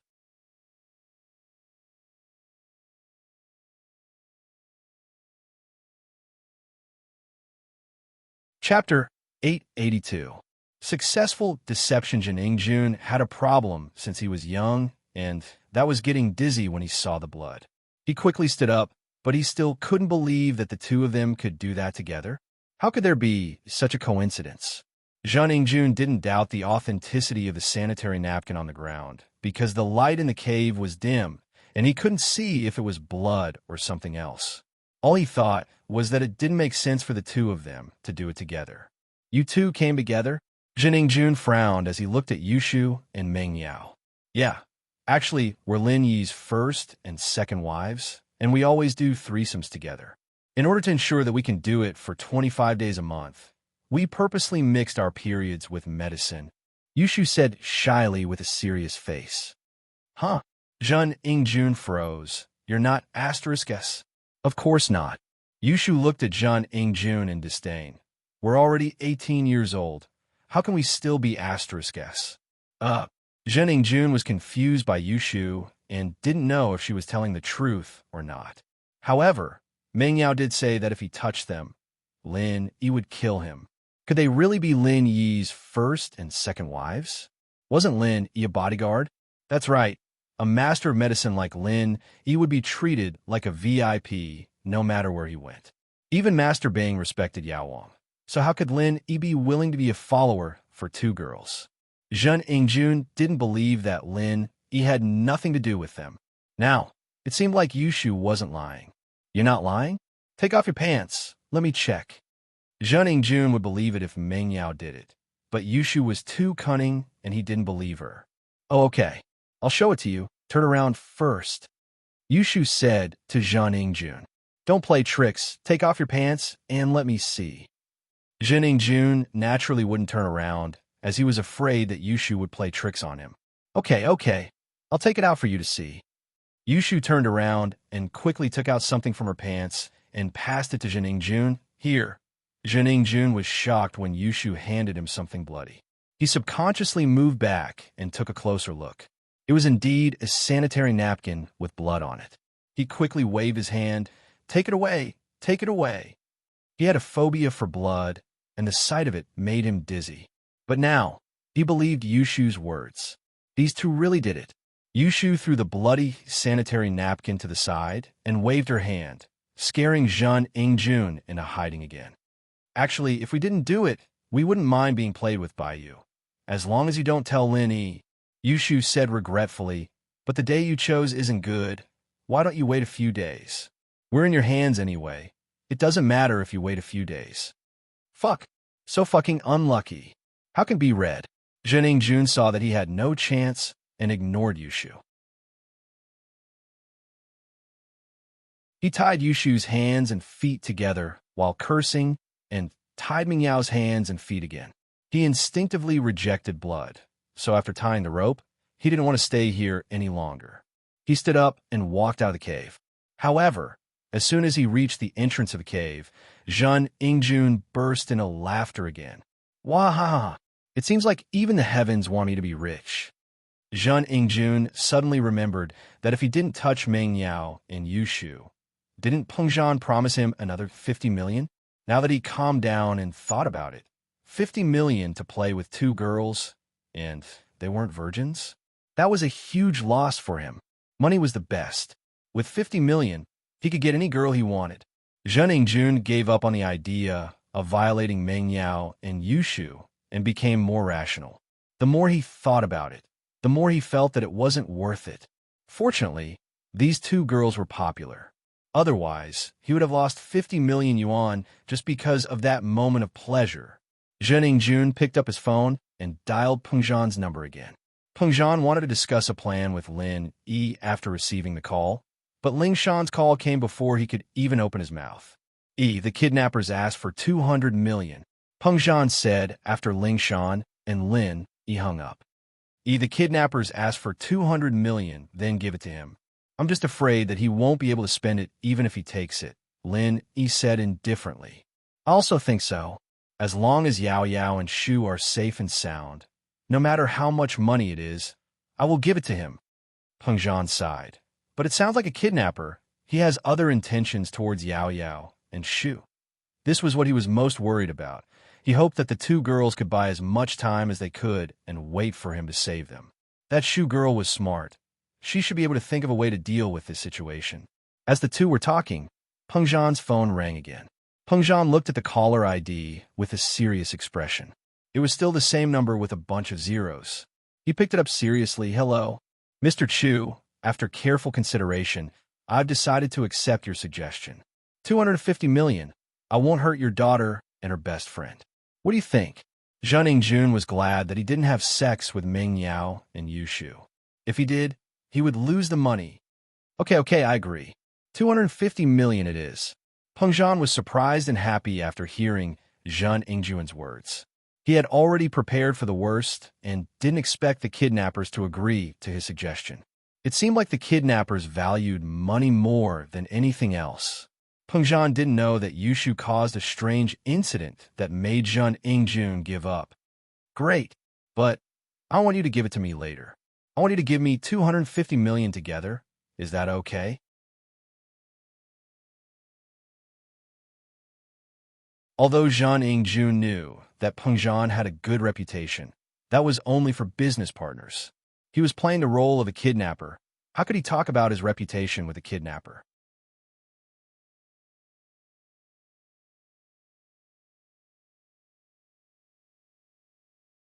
Chapter 883. Chapter 0882. Borrowing money from Lin Yi. With that thought, Peng Zhan nodded. Okay, I promise you. But how can I give you the money? After I give it to you, will you let my daughter and Shu go immediately? I'll give you an account, and you can transfer the money there. After I check the account, I'll give you an address. Tell the man named Lin Yi to pick up your daughter and her best friend. Remember, he can only come alone. If there are too many people, we will kill the hostages. Zheng Ingjun said, Of course. I believe that Mr. Chu is a smart man and won't call the police. The masters around me can kill Faubert, so naturally, they can also kill your family silently. Although Peng Zhan was suspicious why Zheng Ingjun asked Lin Yi to pick up the hostages, he only had Lin Yi by his side. If Lin Yi didn't go, who else could he ask? Okay, I won't call the police. I hope you will keep your promise. Peng Zhan said, Don't worry, we kidnappers have our own rules. Just look at our professionalism, and you should believe that we are professionals. Zheng Ingjun said, The account number is XXXXX. Zheng Ingjun told him the account number, and after Peng Zhan wrote it down, he confirmed it with him before hanging up. After the threat, Zhang Ingjun believed that Peng Zhan wouldn't dare to call the police. With Ma Zhu's strength, Peng Zhan would definitely be afraid that he would take revenge on him. Peng Zhan was now an influential figure in Peng Zhan Industries, so no one dared to say anything when Peng Zhan mobilized the company's cash flow. However, the total cash flow was only 210 million. Of course, this was at the expense of the company's future operations. Peng Zhan Industries wouldn't have a single cent of liquid funds left once the 210 million was taken out. It would be a fatal blow to Peng Zhan Industries, but Peng Zhan didn't care about that. He was worried about his daughter's safety. Even if he had to resign from his position as chairman and give his shares to the shareholders as compensation, he didn't mind. Lin he didn't know much about business operations, but he did know what would happen if a company ran out of liquid funds. "Uncle Chu, let me help you," Lin Yi said when Peng Zhan was about to withdraw all of the company's funds. Peng Zhan was slightly taken aback. He didn't know that Lin Yi and Fatty Lai had started a company, and Meng Yao didn't tell him either. He only thought that Lin Yi and Fatty Lai had a good relationship, but he didn't know that Lin Yi played a role in Miracle Dr. Guan's medical company. Lin Yi took out his phone and called Fatty Lai. "Fatty Lai, how much cash do you have?" "Boss? Cash? Why are you suddenly asking this? What's wrong? What happened?" Fatty Lai asked. "It's an emergency," Lin Yi said. "Cash, we can only get 30 to 40 million at most. All the money from the auction was used to buy the production line and build the factory.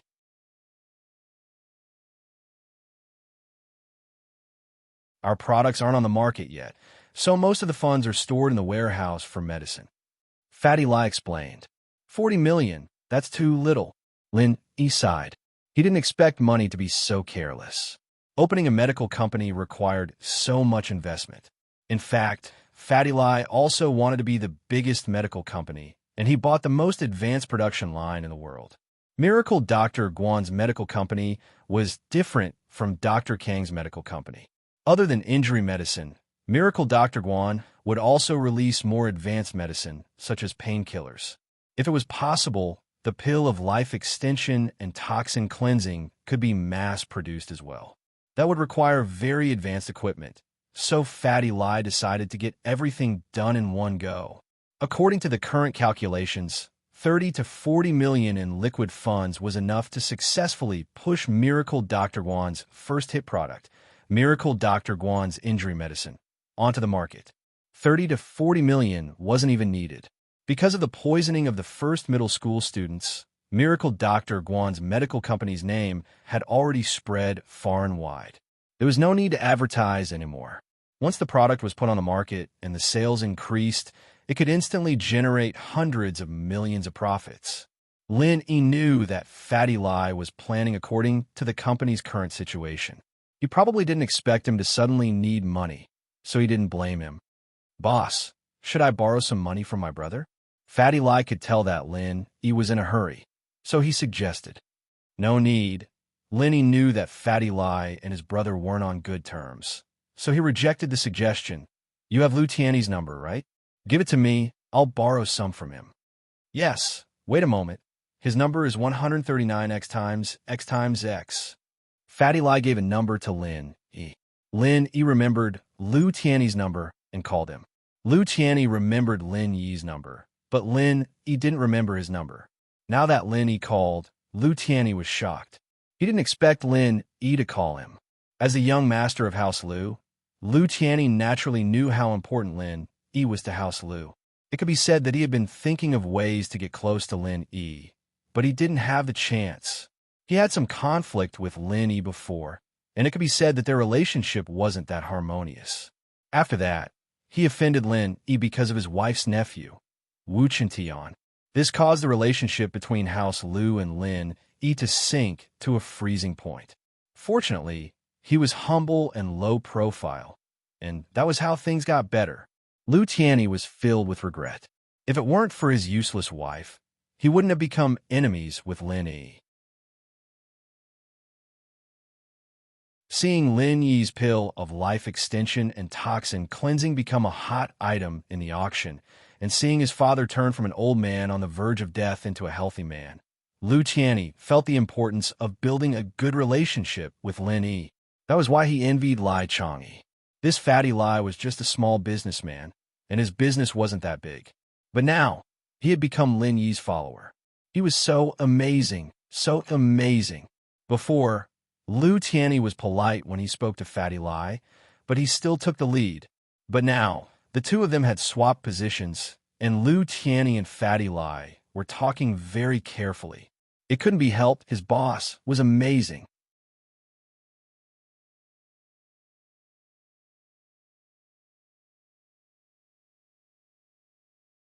Chapter 884. A changed mind. So, Lu Tianyi knew that if he wanted to keep in touch with Lin Yi, he couldn't cut off contact with Fatty Lai, especially when Fatty Lai wasn't that powerful yet. In a few years, House Lai might even become the #1 noble house. However, Lu Tianyi didn't expect Lin Yi to call him. Lu Tianyi took a deep breath and picked up the phone carefully. "Hello, I'm Lu Tianyi." "Mr. Lu? I'm Lin Yi. Can you lend me 100 million? Lin Yi didn't waste time and said directly, "If you don't return it, I'll return you a pill or treat your family for free." Sure, it's just 100 million. Miracle Dr. Lin, if you want to use it, just take it. What do you mean by not returning it? Isn't it too vulgar to mention that? Lu Tianyi was just worrying about how to get closer to Lin Yi, and now Lin Yi called him to borrow money. Lu Tianyi was so happy that he could die. How could he not agree?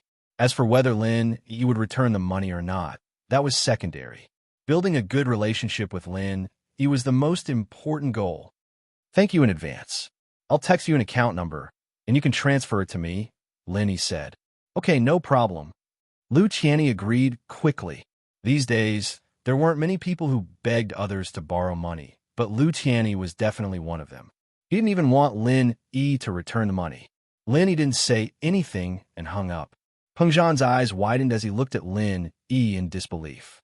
When Lin Yi and Fatty Lai were on the phone, he heard it from the side. When he heard that Lin Yi wanted Lu Tianyi's number, he thought he heard it wrong. Who was Lu Tianyi? The young master of Yinjing's noble house. Lin Yi wanted to borrow money from him? Did he hear it wrong? However, after Lin Yi called Lu Tianyi, Peng Zhan realized that what he heard was the truth. Lin Yi really did borrow 100 million from Lu Tianyi, and it didn't take any effort or persuasion at all. The guy seemed to be very happy to lend the money to Lin Yi. "Uncle Chu, I borrowed 100 million from Lu Tianyi first. Don't use all of the company's liquid funds. It'll affect the company's operations," Lin Yi said with a smile as he looked at the shocked Peng Zhan. Yinjing's house lose Lu Tianyi. Peng Zhan still couldn't believe it. "That's him." Lin Yi nodded. "Give me the account number. I'll have him transfer the money over." Peng Zhan took in a deep breath.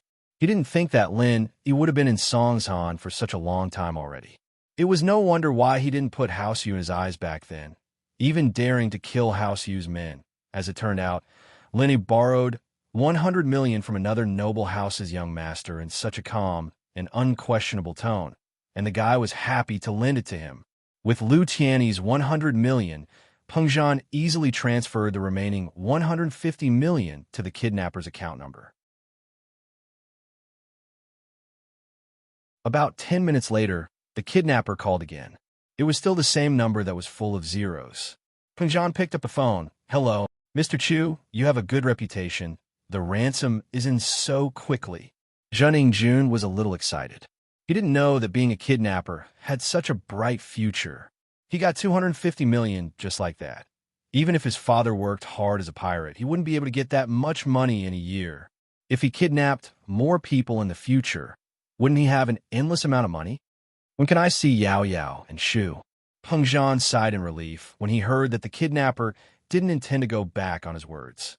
"Since Mr. Chu is so straightforward, how can I disappoint you? I'll tell you the address, and you can tell Lin to pick them up," Zheng Yingjun said. "But I hope Mr. Chu remembers my words. Don't call the police, or you'll have to bear the consequences." "No problem. I just hope that my daughter and Shu are safe," Peng Zhan said solemnly. South Mirror Mountain. There are two cars at the foot of the mountain, a Mercedes-Benz 600 and a Toyota Previa. Just get someone to follow the road in front of the two cars," Zheng Yingjun said. "Okay, I'll remember it." Pengzhan knew about South Mirror Mountain, but he didn't expect the kidnapper to bring his daughter to such a desolate place. It wouldn't be easy to find them with just the police force. Zhen Yingjun didn't say anything else and hung up the phone. He was waiting for Lin Yi to come and give Lin Yi a fatal blow, making him stay in South Mirror Mountain forever. He got the money, but the hatred between Zhen Yingjun and Lin Yi hadn't been resolved yet. How much did this guy make him suffer? He must make him pay back 10 times, 100 times. South Mirror Mountain, Lin Yi, they specifically asked you to bring Yao Yao and Shu back. Pengzhan hesitated and said to Lin Yi, I feel like they're plotting something. Otherwise, why didn't they just release Yao Yao and Shu directly? Why did they ask you to go? Maybe they want to deal with me. Lin Yi said indifferently, if I'm not wrong, I already know who did this. Who? Pengzhan froze and asked. Zhen Yingjun. Lin Yi said, it can't be House Yu. From what I can see, it can only be House Zhen. House Zhen? House Zhen of Donghai? Zhen Dazhou? Since when did you guys offend someone like that? Pengzhan paused. He didn't have any interactions with Zhen Dazhou, let alone any grudges. Lin Yi briefly told Pengzhan about what happened in the billiard room that day, and how Zhen Yingjun lusted after Meng Yao and Yushu, as well as how Zhen Yingjun punished him after they left. Pengzhan shook his head and smiled bitterly. He didn't blame Lin Yi because, strictly speaking, it was Yushu's fault and it had nothing to do with Lin Yi. Lin Yi, you're saying that other than money, they also want to deal with you? Pengzhan thought for a while and said seriously. That should be the case. Although Shu asked me to do it, I'm the one who carried it out. Zhen Yingjun might hate me to the core. That master is probably waiting for me on the mountain. Lin Yi shrugged. It's far from the city. No one will notice if something happens there. It's a good place to kill.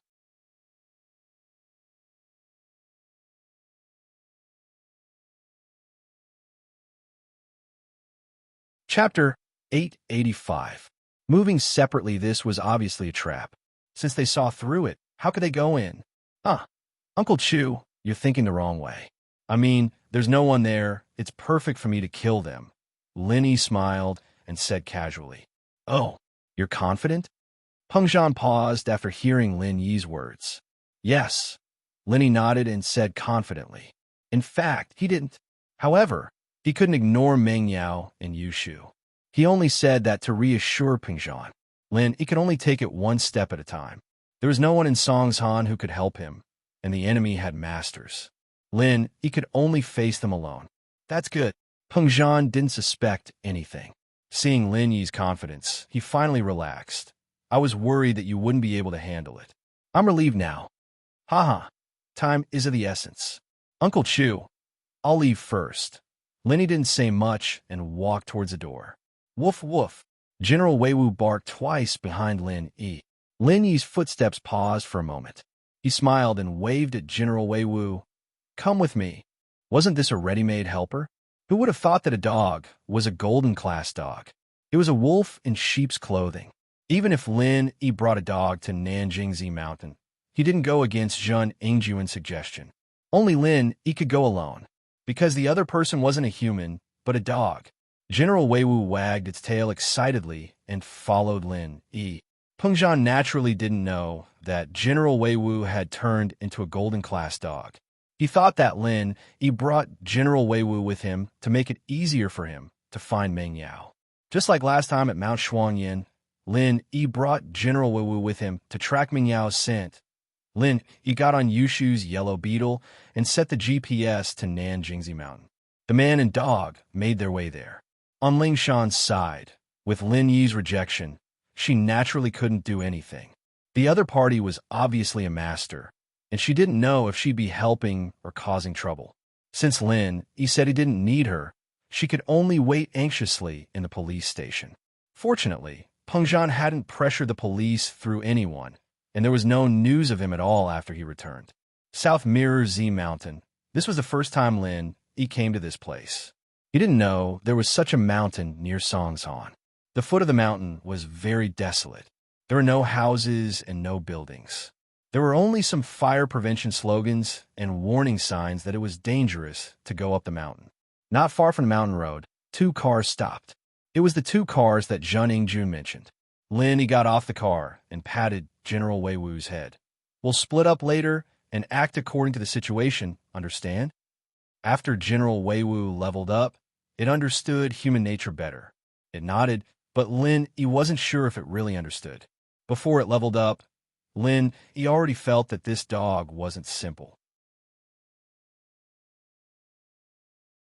It wasn't a normal dog, and now he felt that this dog's IQ was even higher than before. The steep mountain road was nothing to Lin Yi, let alone General Wei Wu. It didn't even walk on a mountain road. Instead, it jumped around the trees and rocks on the side of the road and disappeared quickly. Lin Yi arrived at the top of the mountain and saw a few people in the open space at the top of the mountain. One of them was Jun Ingjun. Beside him was a middle-aged man in a white robe. He was tall and strong like a pillar. Behind Jun Ingjun were two bodyguards in black. On the left and right of the bodyguards were Meng Yao and Yu Shu. Both of their hands and feet were tied up. However, Lin Yi breathed a sigh of relief. It seemed that the two of them weren't hurt. Lin Yi, you're finally here.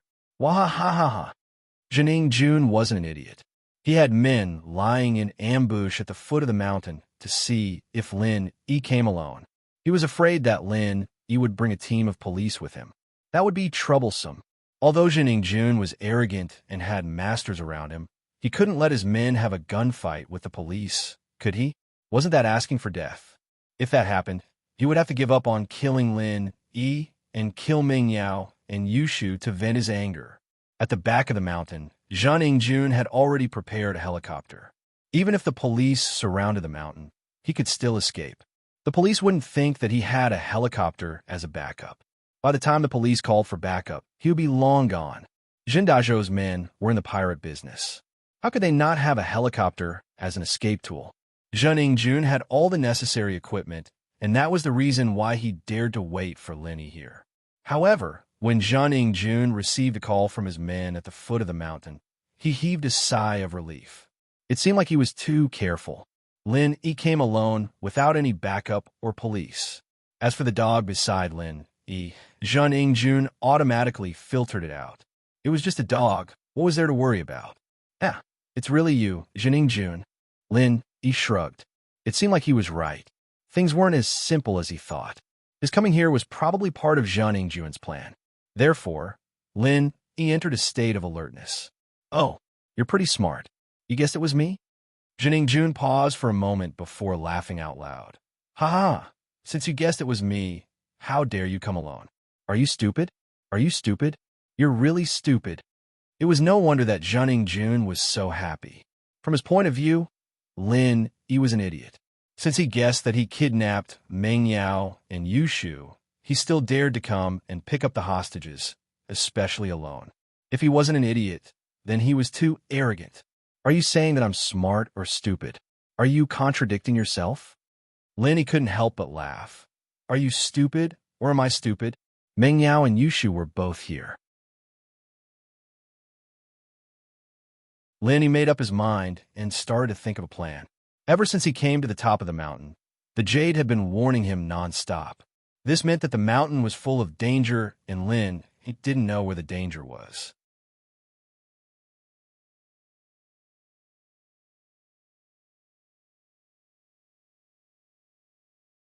Chapter 886.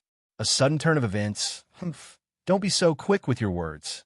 Jun Ingjun sneered. Lin Yi, I will return the humiliation you made me suffer 10 times, 100 times more. As he finished speaking, Jun Ingjun made a hand gesture, and the warning signal on Lin Yi's chest suddenly became urgent. This position was dangerous, and Lin Yi dodged instinctively.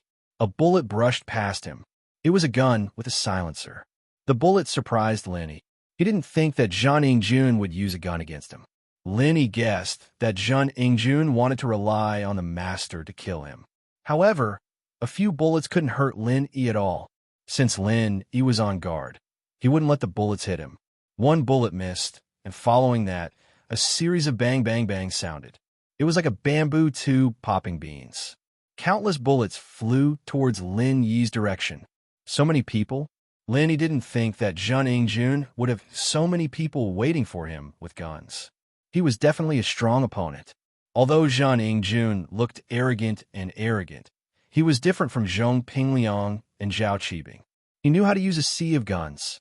If Lin Yi didn't break through to Mystic class and was still in the late phase of Golden class, he wouldn't be able to dodge so many bullets.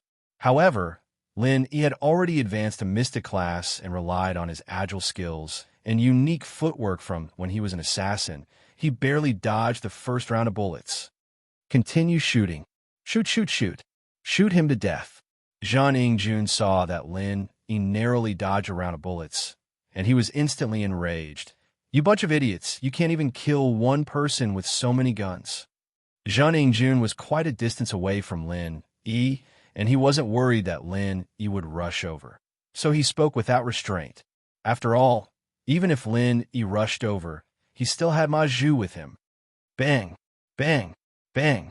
The dull gunshots sounded again, but this time there was an accident, ouch. Accompanied by the muffled sound of the bullets, a scream was suddenly heard.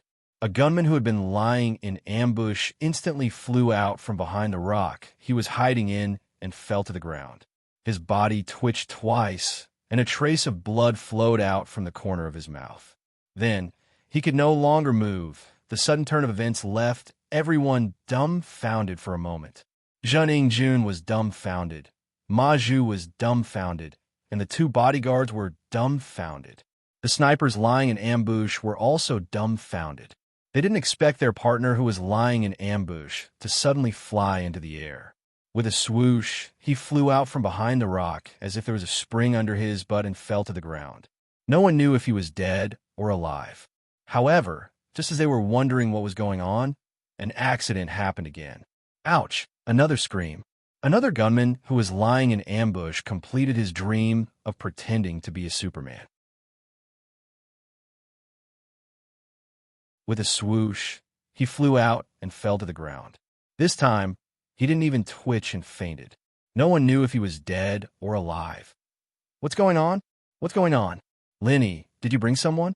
Zhun Yingjun's face instantly showed vigilance. No matter how stupid he was, he knew that an accident happened, and this accident must have something to do with Lin Yi. I didn't. Lin Yi shook his head. I really didn't bring anyone. You told me to come alone, so I came alone. This. Zhun Yingjun heard Lin Yi's confidence and was taken aback. It wasn't that he didn't believe Lin Yi. After all, it didn't matter if Lin Yi admitted that he brought someone else or not. Both parties had already started fighting, and Lin Yi had no reason to lie to him. However, Lin Yi said that he didn't bring anyone. This made Zhun Yingjun confused. Just as Zhun Yingjun was puzzled, another gun squad member who was lying in ambush turned into a flying man and flew out with a whoosh, falling to the ground like a corpse. The enemy has helpers. They don't seem to be human. Ma Zhu frowned as he said word by word. He was a master of physical attacks and defense, but his eyesight wasn't good.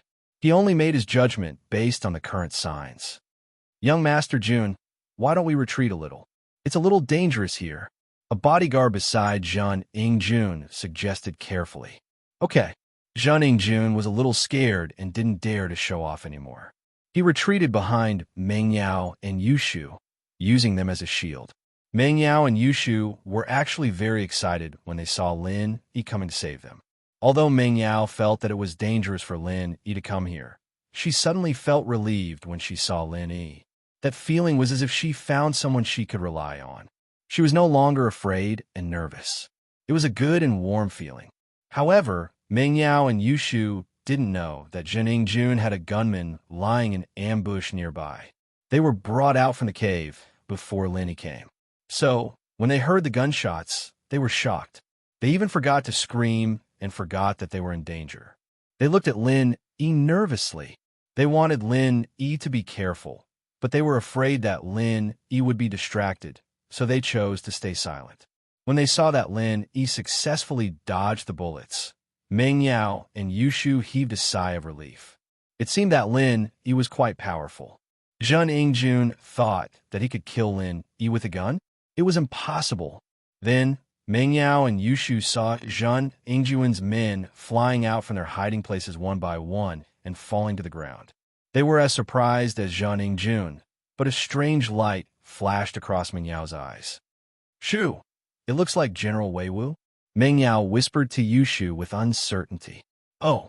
Yushu heard Mingyao's words and rubbed her eyes in disbelief. "What the hell? You're influenced by the company you keep. General Wei Wu has been with Shield Bro for a long time and has become so fierce.